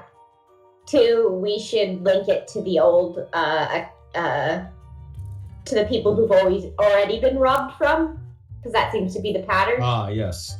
So we have to get one of them to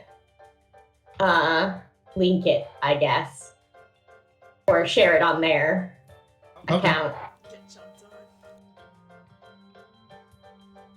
So you post up the account, you set a time. What kind of place do you use for this? That's a good question. Right? It has to be convincing enough. Why not?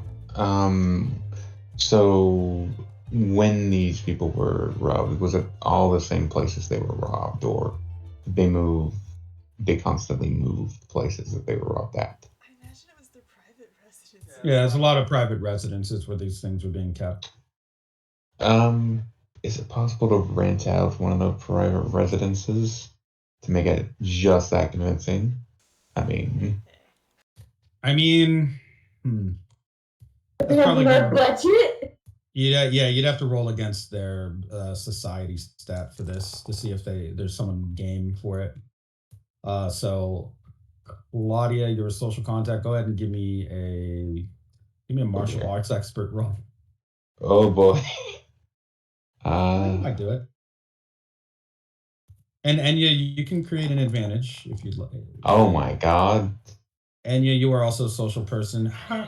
Give me a I negotiate am- roll. I am. Okay. I'm 3. definitely re-rolling that one. Yeah, go ahead. Obviously, you succeed on creating an advantage for Claudia. Work out exactly what that advantage would be. Okay, that's so much better. Okay. with that, you are able to pass. The advantage in this case would have been something you used to grease the wheels. So maybe, like, what's the thing Enya would have done to make this a smoother transaction? Like, where you're talking to people and trying to get them to, trying to convince them to use their house for something where there's been robberies and explosions. Oh man. The first thing that came to mind would be just egging Claudia on because she's a secret sniffer for finding like a place to even approach. Cause like I don't know, who do you just like go out to the community and say like, hey, is anyone willing to like have their property available for this? Cause Well, just find someone who's already been robbed and be like, you want to get back at them? they've already had their place like. Yeah, you don't think one of them has like side grudge. cottage? Oh yeah, Like- yeah. That makes sense. All right, yeah, people do have multiple properties. Okay. Okay. Brilliant. What a world we live in. People own Hmm. multiple homes. Yeah. Crazy. And don't even live in them half the damn time. So yes, very much. So you have a Sting house set up. You have the art piece, the vinyl in this case. Oh, wait, did someone agree to us? Yes, with the Okay. with the successful roll from Claudia, with the boost from Enya, you were able to get that success. Okay. So you have a fairly nice house, private residence to use for your Sting operation. I assume you have a time you're setting this up, or at least you're expecting. This is Sting, so it could be like an all-nighter. Yeah. We'd probably be like listening happening at blah o'clock. All right, and you have. Where do you guys post up inside of the house? If at all. I figure Claudia being nearby the actual artifact as like the music producer, and kind of like pretending to be the seller or whatever. Yeah, I do picture this being in like a library room or something where it's being displayed. All right. So you have you're in the room posted up as security. Mikey, where are you? Probably outside in a tree, Okay. waiting for somebody to come in or out. Is he in some form of ghillie suit? 'Cause I am the ghillie suit. Yeah. Just my normal self.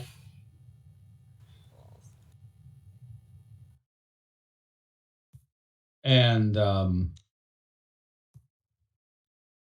yeah, yes, it is between. Well, we'll get to it, I guess. Enya, where are you gonna post up?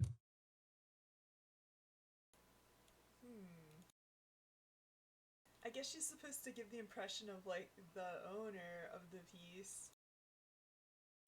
So for now, I guess she'll just be in like, I don't know, napping on a piece of furniture somewhere in the house.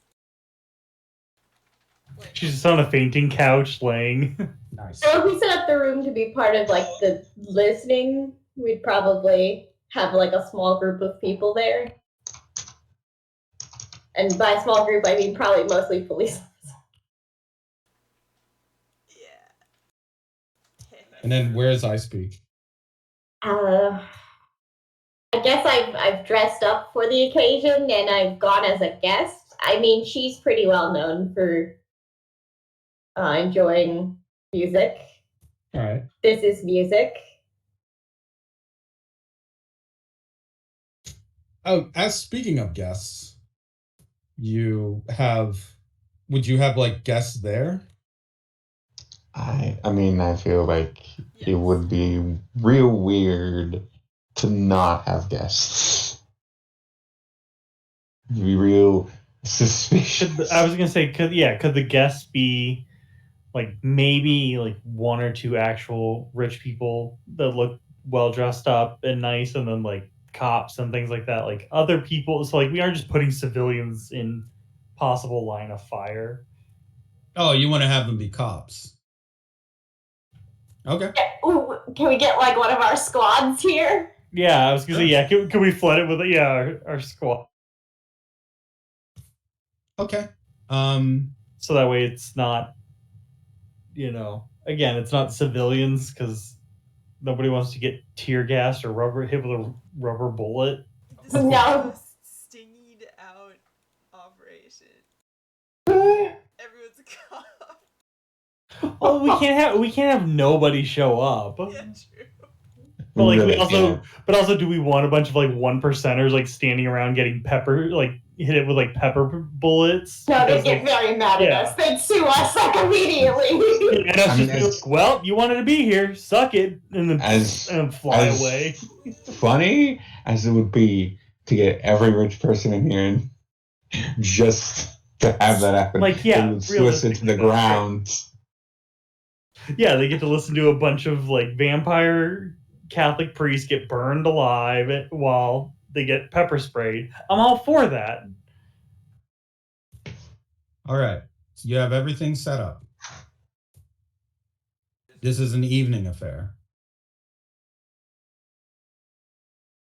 So we'll say, yes, for whatever your interests here are, I speak, it is now, we'll say, the time has ticked over from 8 p.m. to 8:01. Well, she's trying to make friends. Any friends outside of work. She will go call this person to be like, I will go schedule another movie. You are calling Cortland. The phone rings. Oh, there's a ticking nose. Okay. Within 10 rings, he picks up. Hello, this is Cortland Kingswood. Hello, this is Dr. Icepeak. Ah, yes. Hello, Dr. Icepeak. We spoke earlier. I'm sure that's why you called. I have to regretfully inform you that I am currently on the job. I know that I said I'd allot this time to speak with you, but it seems there's a very pressing matter that has arisen here that I really should attend to. I am sorry if that is disappointing. I really did not expect this, but fortunately, it may mean more work for me in the future, so I should really attend to this. I understand. Business is business. But with my own job, I am often running off to unknown and dangerous places. Indeed. I will have to apologize for the bother, but how about I will call you tomorrow evening if this is the number to contact you at, and I will make doubly sure that there will be no further complications. I plan to take care of this matter very quickly. Between 8 and 9 tomorrow. Yes, that would be the time. If that is good for you, then that will work well for me. I will be waiting. Very good. I must now hang the phone up as I have arrived at the place where I am to do my job. I hope you have a pleasant evening, and again, must apologize for this scheduling conflict. It is all right. I have plans myself. Very well. That is... You had plans. Never mind it. Let us speak again tomorrow. Good night. Good night. He hangs up promptly. Okay. A few moments pass, and there is a knock on the front door of the residence that you are currently using as your sting operation. Oh, yeah, and who's gonna go answer it?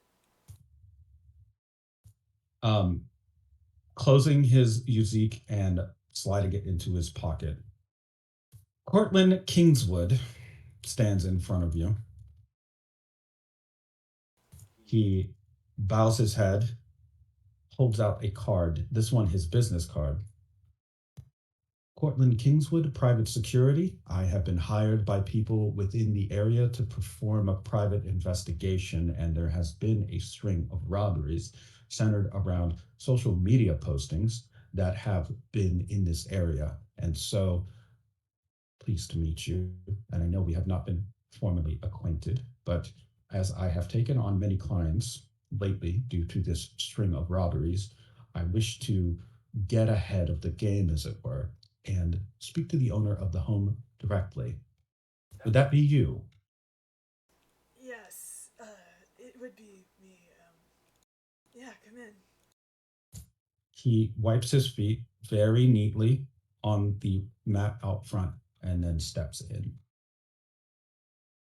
I happened to notice that the posting made on social media about a particular religious recording was one that seemed to broadcast its location and quality. Specifically, this being a rare recording taken within the Vatican of Mozart's Lacrimosa. Yes, you're pretty well versed on what's going on, it seems like. Yes, I would like to, with your permission, perform a light visual inspection of the item as well as any potential security that may be working here, as they have been assaulted during the armed robberies that have taken place, although thankfully no casualties. Oh, yeah, just come this way. So, Mikey, you were outside. You saw this guy walk up. I was gonna say, when do I start getting assaulted? You don't. You're fine. Immediately. I was gonna say, yeah, as soon as the door closes behind them, all of a sudden just bah, bah, bah, bah, bah, bah. Just fucking aura to aura. On the outside, Mikey, what you saw was a little weird. A bus pulled up. This guy walked off smoothly, was still talking on the phone, closed the phone, put it in his pocket, knocked on the door. Person answered. He walked in. All one smooth motion. Still, he didn't shoot anyone, and he doesn't look armed, at least as far as you can tell. I think having watched that, like when he initially gets off like the bus and stuff, he would like radio the team and let them know like, there's somebody getting off the bus who's heading into the building. I don't know who he is, but oh, okay. You just let him in. So yeah, just watching that all like happen so perfectly smooth with like no issue, he just doesn't know what to do. Does anybody give me any info? Who is this? What are we doing? Well, Enya, I guess you could communicate to him what's going on.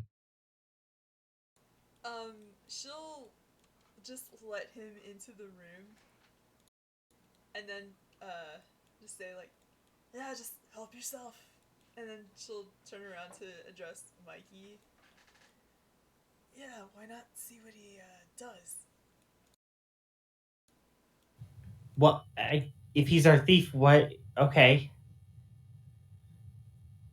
Keep an eye on. You can keep an eye on him through the walls. Kind I was of. gonna say, if he's a samurai, would you have let him know that he's a samurai? There's nothing about him that strikes you like. It's hard to tell with samurai because they can just vanish. Oh, I their thought weapons. it was on like his card or something. Nope, Or it just says private investigator and security. Okay. Yeah, nothing about a samurai, and he's also not carrying any weapon. Or he's not carrying any large weapon like a rifle, for example. He could still be carrying a small firearm on his person. Wouldn't be out of the norm for a private investigator on the island to have at least a pistol. Hey, Cortland, was it? Would you like something to drink? Yes, I would like 1 cup of coffee. No cream, no sugar. Coffee? Oh, alright, I'll go get them made. Yeah. He is wearing black leather gloves that he pulls at the wrist of as he looks around the area at all of the people that you've had as guests. Hmm. Let's see if he notices.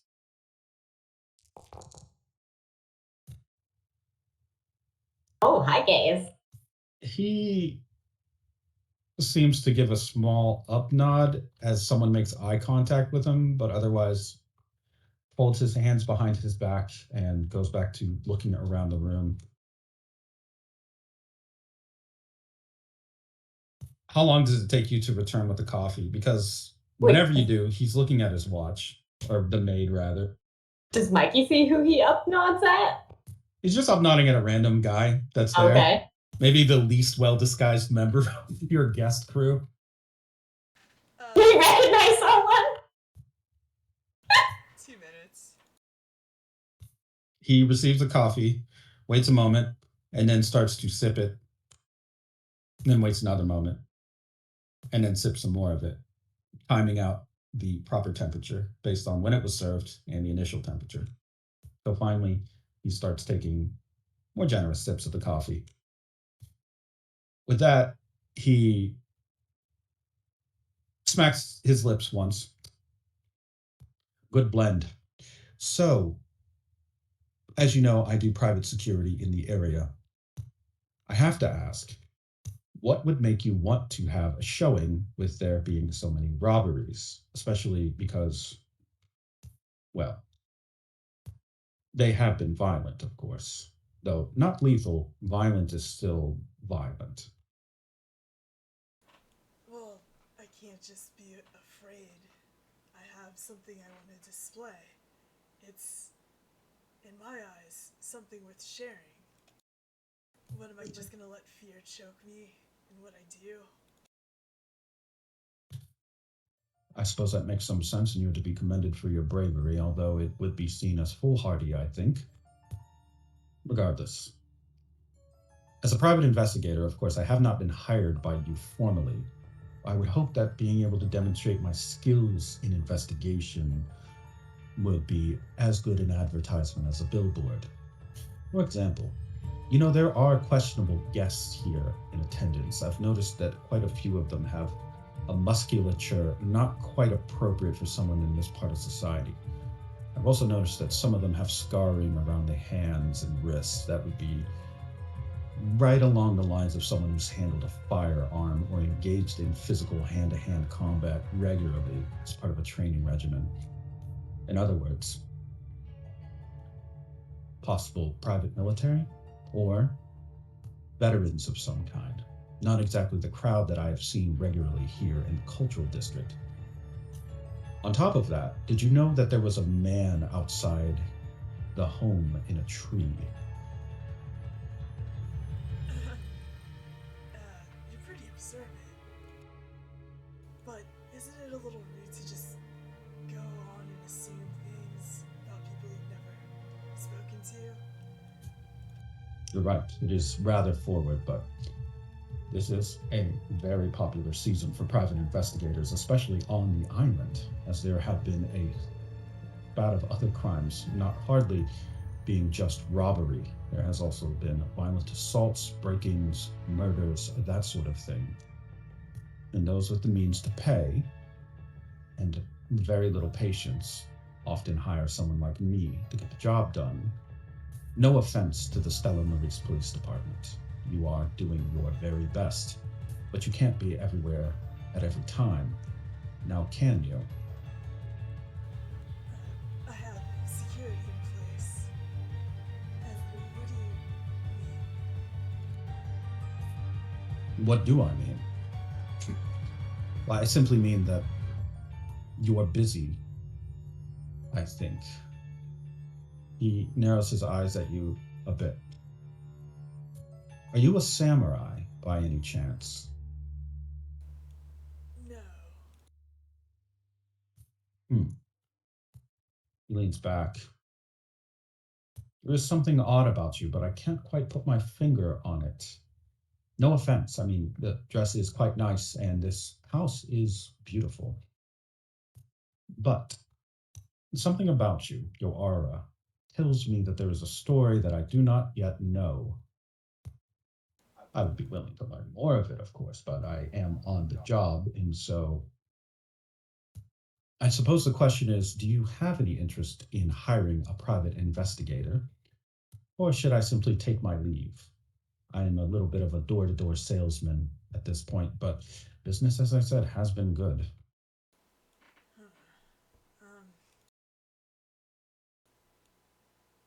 You mentioned a man outside.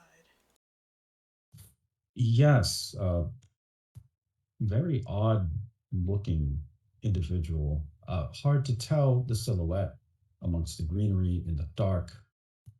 Might have been wearing a suit, like a ghillie? I don't know.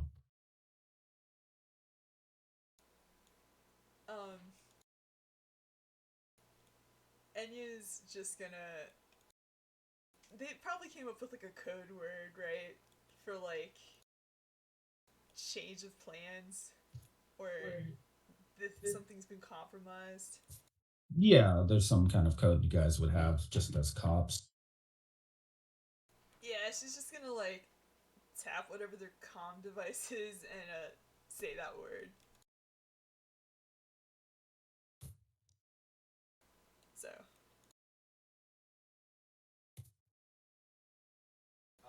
Whatever the keyword is, you guys know that this thing has either been halted or aborted. I'm guessing just halted, right? This is just one guy. Yeah. Paused. If that's an option, sure. Yeah. Okay, operation paused. I slide out. What is the problem? Oh, hello. I was gonna say, yeah, on the comms mic, he goes, "What? Why are we? What just happened? Do I need to come in or?" Claudia's probably like, what, huh? What? Hey, so what's your rate? Oh, my rate would be approximately $800 per evening. That is covering all hours because I often take my work home with me. Rather cheap, actually. Comes out to be about $80 an hour, given how much I work on a case. Also, he leans over past you. Dr. Icepeak, is that you? Good evening, Mr. Kinfoot. He leans a little bit more. What an odd coincidence. I did not expect you to be here. Huh. Enya's gonna peel away while he's distracted to fill in on the communication to Mikey and Claudia that this guy has figured them out and it's sort of troublesome to her.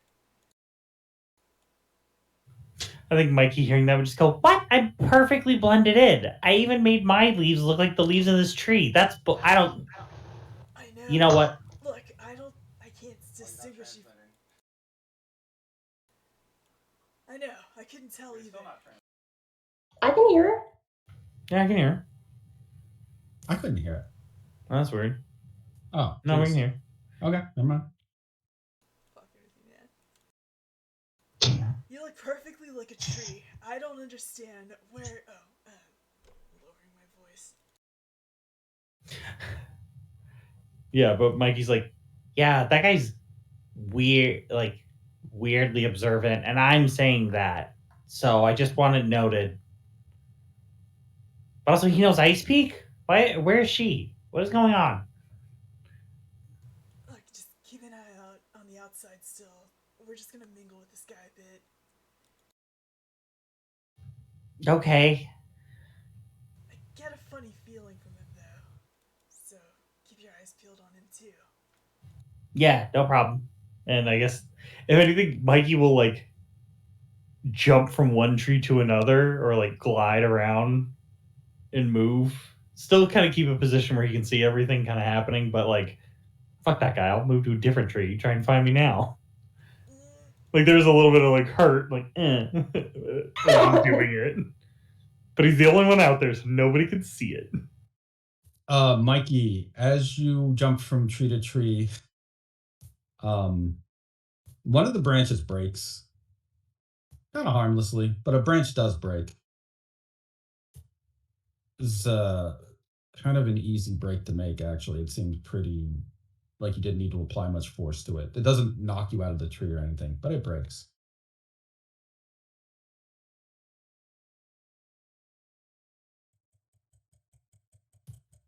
Oh, On the inside, Cortland looks down at his watch. Well, what do you say? $800 an evening? Does that seem like a reasonable rate to you? Madam? He's looking around for, and yeah. Yeah, I'm a- yeah. Look, you're hired. It's Well, that will be more formal time for drawing up a contract, but I suppose I can begin work pretty much immediately.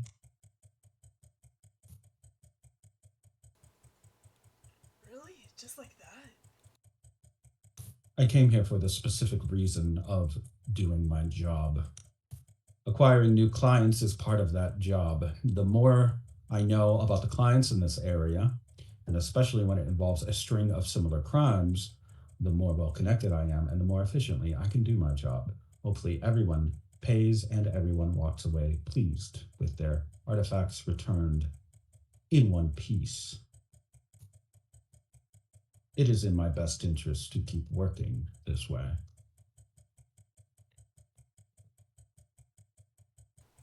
You're right about drawing up a contract. You should probably take some time to that. I suspect you would have to speak with maybe your. Do you have a business person that handles this sort of thing, or is it just you? No, of course I do. I need to go make a phone call. Very well. Do you mind if I take a look around? Go ahead. He looks over at Dr. Icepeak. He looks down at his watch, then back at you. Do you care to accompany me? oh, ready to what you are doing. You can if you wish. It was more a matter of I do not wish to be rude, as I had called you to say that I had a prior engagement. It turns out to be the work that you are at, so I feel it would be a bit off if I simply walked away without saying anything. You do not need to accompany me for the whole way. Rather, perhaps we will have some time to talk. I mid-sentence just offer out my arm to him. Yeah, he takes the arm and begins to walk. Slide along.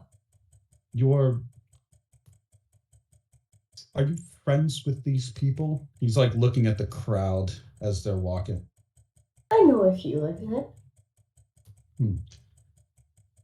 Are you here because you also have an interest in this case, or just interest in religious artifacts?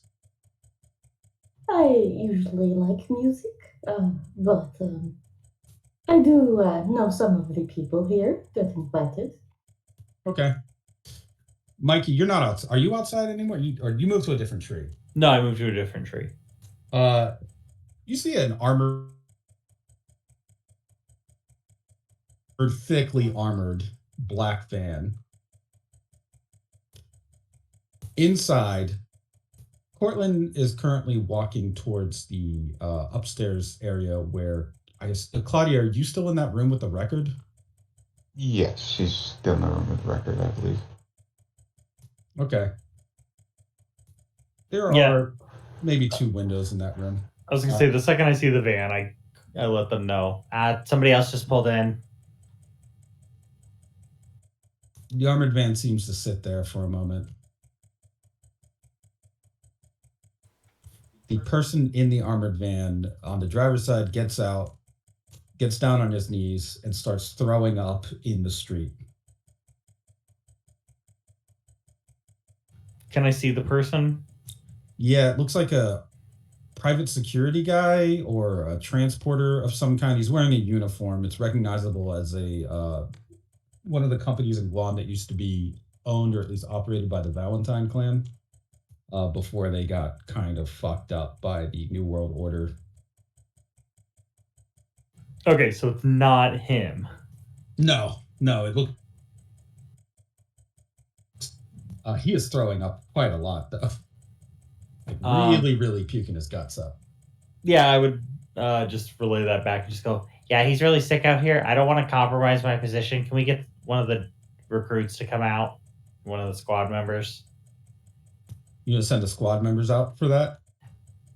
At least one. Okay. Because worst case scenario, I see a stand attack and I pull the trigger. So you send one squad person out. Mikey, while you're watching this, and everyone on the inside can hear it, a rather flashy sports car veering down the road just crashes right into that armored van. The driver behind the wheel, the airbag deploys, almost knocking them out. But that happens. There's just a very loud car crash. It can be heard from the room where Claudia, Ice Peak, and Cortland.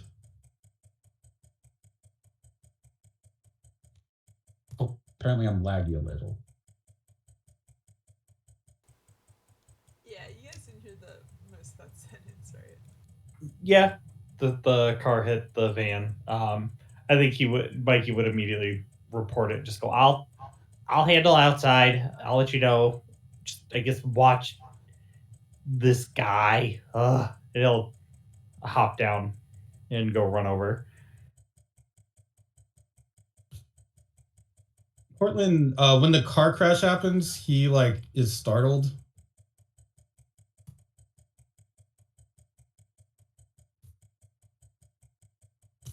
My goodness.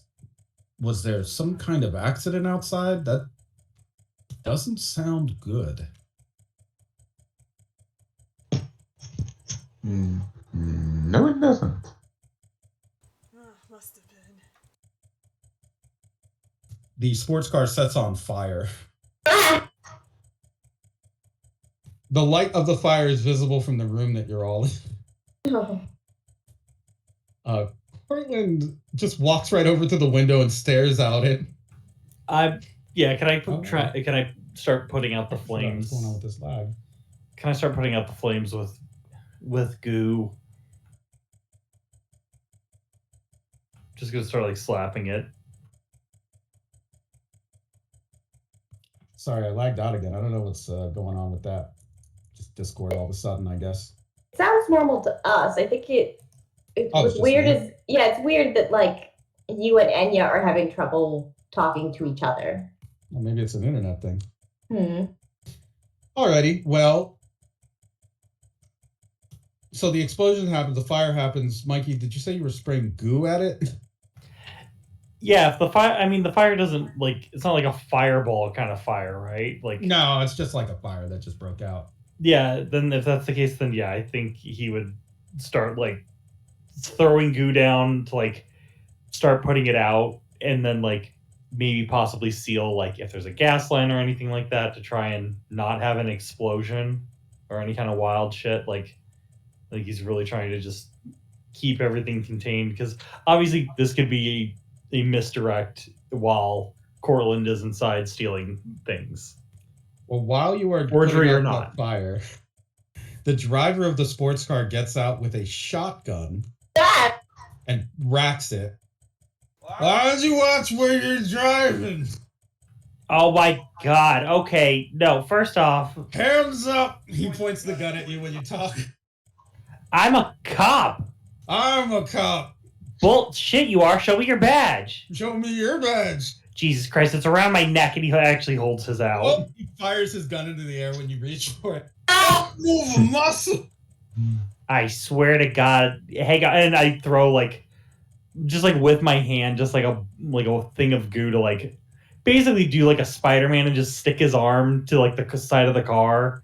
So at least he's not shooting at anyone else. It's just one direction away from people. This guy is just a drunk belligerent. Had a firearm in his. Obviously, he had a shotgun in his car. The blast is gonna probably pull more people out of the house, more of the squad backup guests. Portland is currently glued to watching this through the window in a bit of shock. Yeah, I think if more squad people come outside, he'll just go, he's drunk, get the gun, put him in cuffs, get him out of here.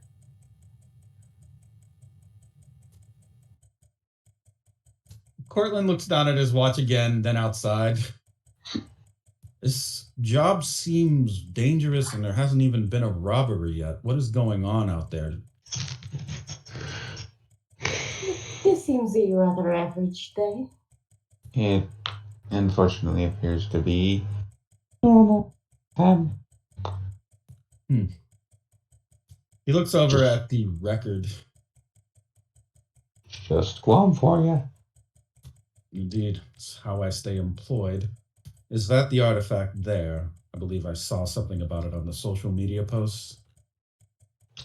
Yes, it is. Do you mind if I examine it? Look, don't touch. Very well. He walks over, leans down, and takes a very close look at it.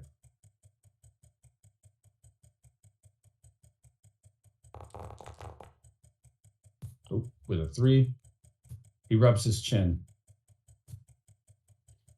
I think it's the real deal indeed. Quite a rare recording, I'd say.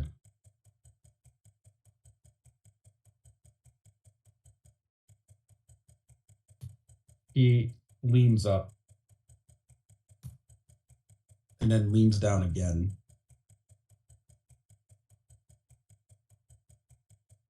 Taking an even closer look.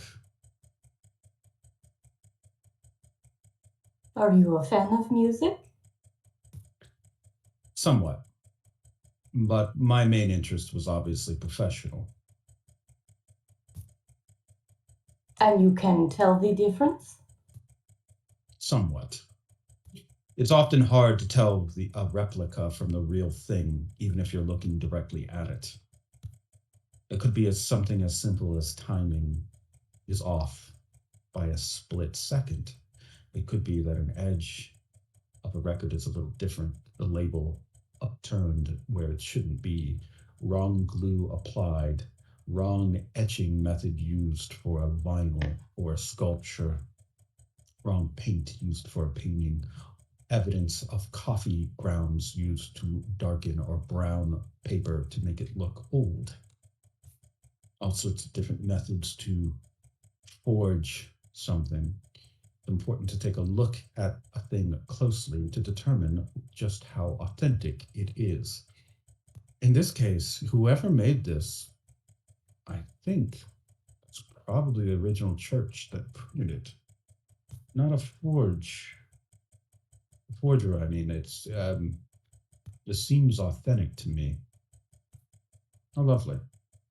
And something worth stealing if there were a robber seeking to acquire such a thing. He leans up. Well, I do believe that I have been hired at the right residence and that this is going to be a very fruitful job. Such a funny coincidence that you happen to be here. He just smiles at you, Ice Peak.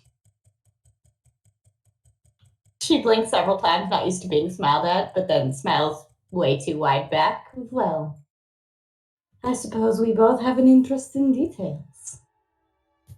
In slow motion, as he's smiling at you, through the window, you can see the glass shatter in slow motion as he smiles, and rubber bullet after rubber bullet slam into him. No!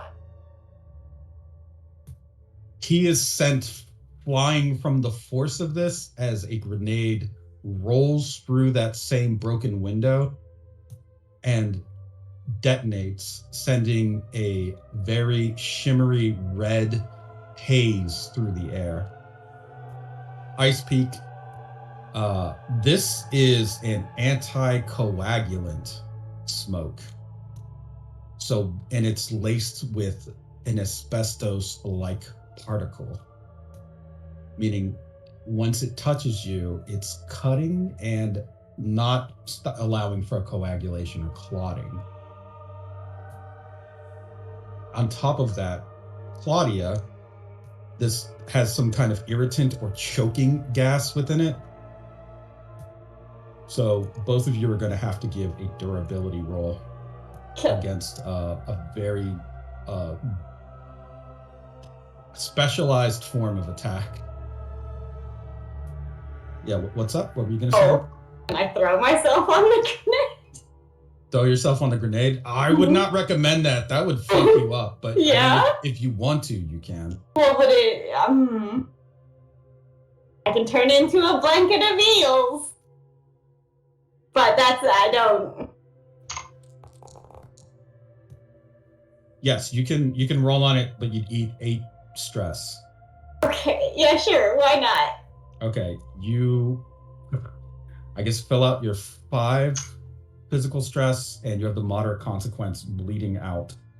Okay. Claudia, the irritant that would normally keep you from talking has been suppressed by ice speak, but it won't be for long as the room is starting to fill with smoke. You can already feel it irritating your skin because it does have that asbestos-like particle. But if you inhale this stuff, it's definitely gonna like cause you to choke, or just scratch your throat up really, really badly. Oh boy. Well, at this point, I think she's going to just. The direction came from the window, so. Is the individual outside the window? Yes. Repelling from the roof, they swing through the glass. They must have approached from an angle not covered by Mikey. Managed to scale, break in, and are currently inside the room with you amongst the gas, holding the previously mentioned XB-1000 rifle. Okay, this is gonna sound a little weird. Can I just try to tackle this man outside the fucking house? Yes, you can. They look like this, by the way. You want to tackle him through the window? Yes. You managed to do so. Give me a roll, I guess, to determine. Give me a power roll. All right. Hmm. 2. I mean, Let's see what he rolls. a 3. They, unless you fate point it, they're going to. You don't have no any fate points. points? Okay, let's see. The trouble is that you're a secret sniffer. Can we use the thing Mikey said earlier? Oh, the even pacing thing? The buff from that's up to Mikey. Mikey could also assist you in this, I suppose, because it's not like he's just sitting there. No, I'm while there's trying gunfire and explosions, but Yeah. notably there's a pepper of gunfire, and then you hear what sounds like a smoke bomb going off, Mikey. Yeah, after the first sound of a gun firing, I'm already heading that way. Rifle drawn.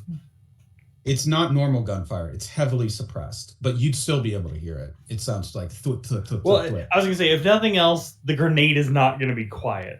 The glass shattering, it would be probably the glass shattering, and the grenade going off are 2 indicators that something is not right. But I think he would immediately start heading towards that noise, rifle drawn, looking for the individual.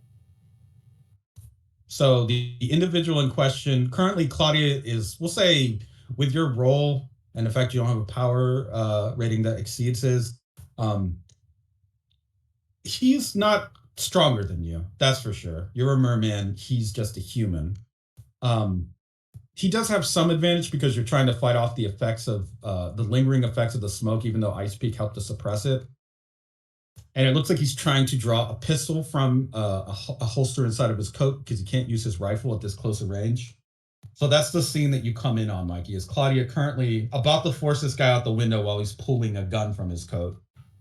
I'm gonna take aim down my own rifle and I will shoot where he's reaching.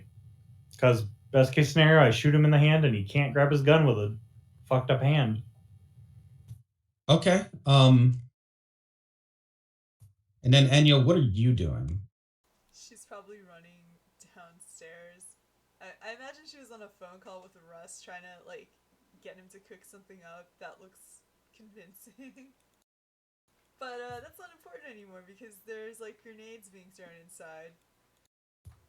So, whatever the entrance of the room. So I guess like this guy is being pinchered in a way because Yeah, he's currently Mikey's got a rifle drawn on him. Claudia's about to force him through a window. Okay. Well, Yeah, you could just. I guess. And you could just give that final push, huh? Can I just add an advantage to Claudia's lunge, I guess? Yeah, absolutely. You wanna help Claudia, Mikey? Go ahead and give me a give me a slick roll with your sniper. No, yeah, give me your sniper roll, I guess. Well, that's fine. 5 is still very strong. I think in the case of it would just be like I think it might actually come out to be it'd actually be a 6 if you had rolled that. So we'll just roll with that part. You land the shot perfectly, and I'm assuming you're not aiming to kill, right?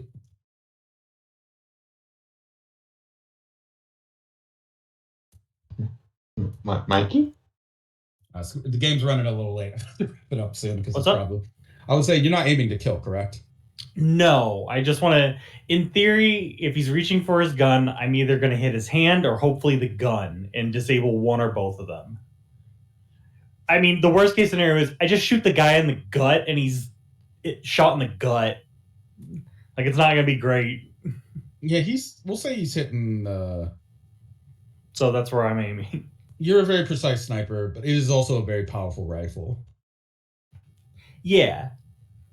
And this is a very lethal situation. So in this case, we'll say you hit him through the hand and it goes through his side of his gut, causing him to reel, making it far easier for Claudia and Enya. I mean, Claudia could just do this by herself. Enya, you're just gonna, I'm assuming, clothesline this guy out the window or something. Yeah.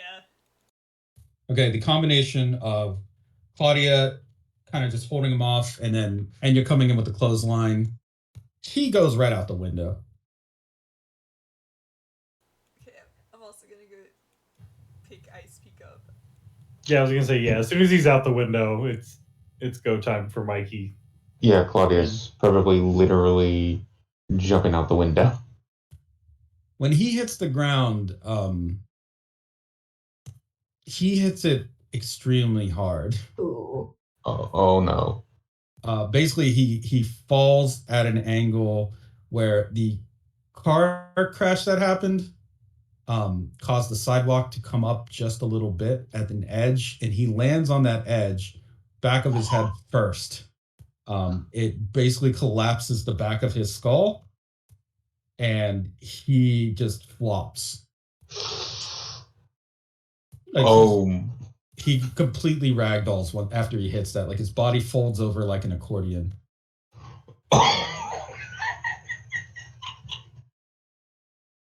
That was just a normal guy. He didn't have any superpowers. Oh no. He's been shot and he's been thrown out a window.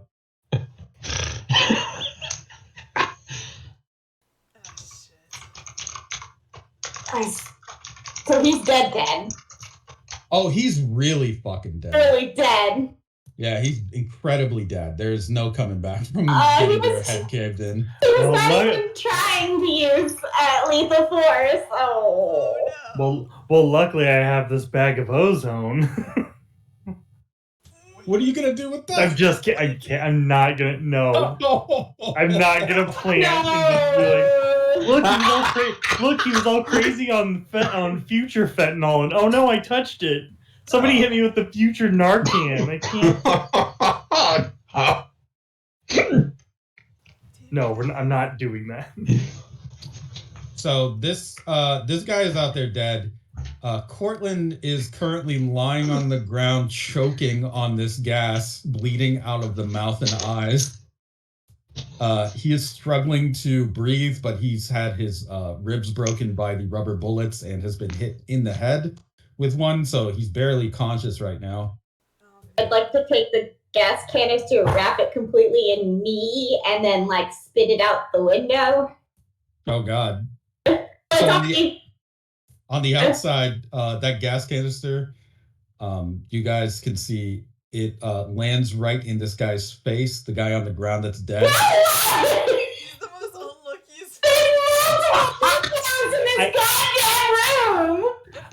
I think having seen all this happen, Mikey's just like looking around and like on the comms to everybody else. He just goes, Okay, this is like the worst, right? We didn't bring the body back from the miracle mile, did we? Like, is this bad luck? Just stuff. Are we a bad luck nexus now? Okay, now that I'm Did we fuck up? I killed someone. The squad member who took the shotgun off of the drunk driver rushes over and says, "Holy shit!" and then starts to cough from the gas, causing him to trip forward and discharge the shotgun directly into the face and head of this robber. God damn. Why? I think at that point, Mikey would put his own gun down and slowly approach the body to just kick the shotgun away and just let this fucking body have a moment of rest in death. He just keeps getting it. This body was very, very. I guess the canister is out, I guess. Mm-hmm. I guess I'm gonna start repairing whoever's broken. Cortland is badly fucked up. He's practically taken out. I will start, I guess, removing rubber bullets and trying to stop bleeding that won't stop.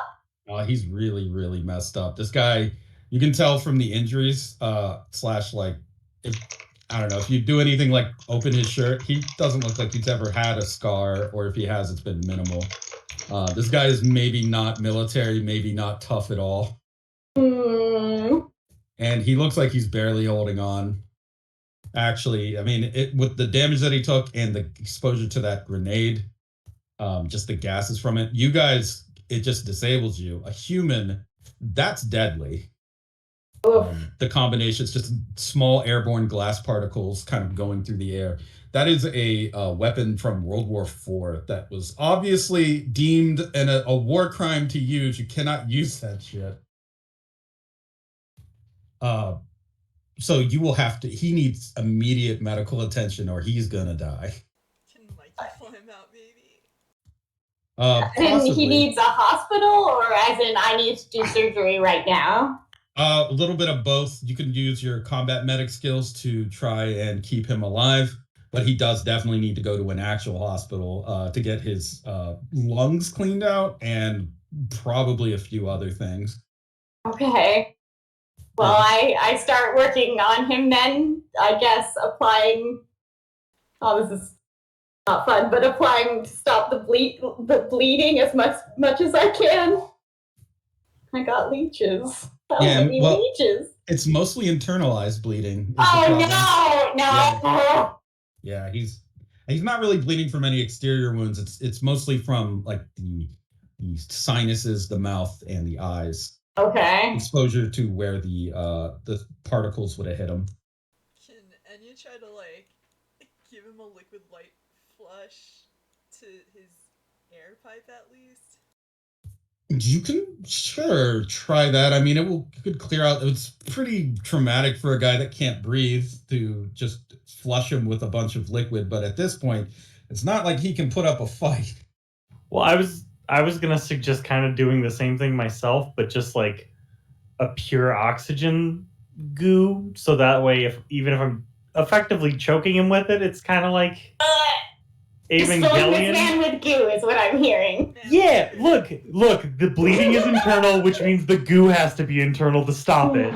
And in this time, of course, you could have called an ambulance, I'm guessing. No, we do, I assume. Okay. So with a combination of your stand abilities and your superhuman physiology, you're able to survive. You're able to stabilize him somewhat, but he's going to obviously need medical attention, as I said. Claudia, where are you during all this? Yeah. At first, she probably intended to jump out, seeing this man uh, kind of just die horribly. He's just staring and going, it just Okay, likely. as you're staring out the window,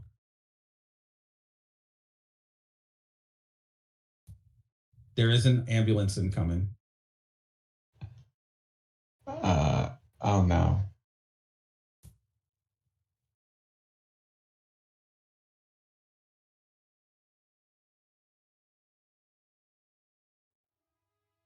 The driver behind the wheel wipes the sweat out of his eyes and just tries to lean forward to see through the dash because there's smoke from the fire and the grenade. Oh no. And you can see him sort of narrow his eyes as he careens down the street and completely runs over the body, going far past it, just right down the middle, completely crushes it. And that is to be continued, is that guy just getting run the fuck over by an ambulance. Of course.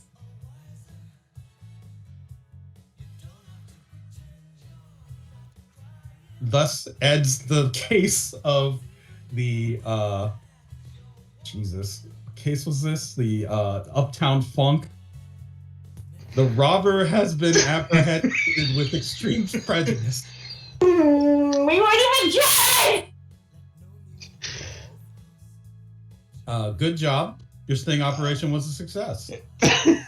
Thanks. I don't We feel got him. successful. Yeah, I feel. I'm I pretty feel too much sure. like a cop. Yeah, I'm pretty sure a stand is at work here. That's like the anti-spiral or some shit, man. That's what I'm saying. We already dealt with this last week. Why is it still here? We brought it home with us. Might have. You've made a new friend in the private investigator, Cortland Kingswood. I'm Sure. starting to think this Cortland brings bad luck. Fucking timing powers, man. You know who else had dumb clock powers? Every bad villain. Well, every in JoJo, JoJo's? every JoJo villain, yeah. But I was gonna specifically say fucking Sunny. Oh, it might be another clone of Sunny for all Look. we know. I don't trust no long-haired, glasses-wearing pretty boy that ever walks into our lives. They're all Sunny and they're all out to get us. That's probably true. And then nothing has proved me wrong yet. Yozan, just another Sunny. Leroy, just another Sunny. What is this? I was. NWO printed claim? The only one I trust is Dr. Worm at this point. Why would he be Sunny? I don't know, but when's it going to be revealed that he isn't? We have to now reveal that it's not Leroy. Yes. It's just like Olivia, what are you doing now? a terrible episode of Scooby Doo, just going up to Dr. Worm. Are you Sunny? Are you peeling Sunny? his face, peeling his face off to see the worms underneath. We gotta know. We gotta know. It's happening. Don't You did worry. say he had another face, though. It could be a Sunny face under there. Well, according to him, it was super handsome. It was, yeah. Yeah, he had long hair and different glasses. Yeah, long hair and different glasses. Actually, Suspicious. I had Midjourney make up a picture of him. He is still bald. He was still bald. Wonderful. He was a very buff Nice. and very handsome. Oh god, that shameless, charmless man picture. Yes, the Charmless Man picture, one of many Mickey Mouse in a suit pictures that I had Midjourney make. That's just the one we're stuck with. You did the voice, and we're gonna get sued, you know. Most likely. All right, sorry the session went on so long, guys, but there was a lot going on, so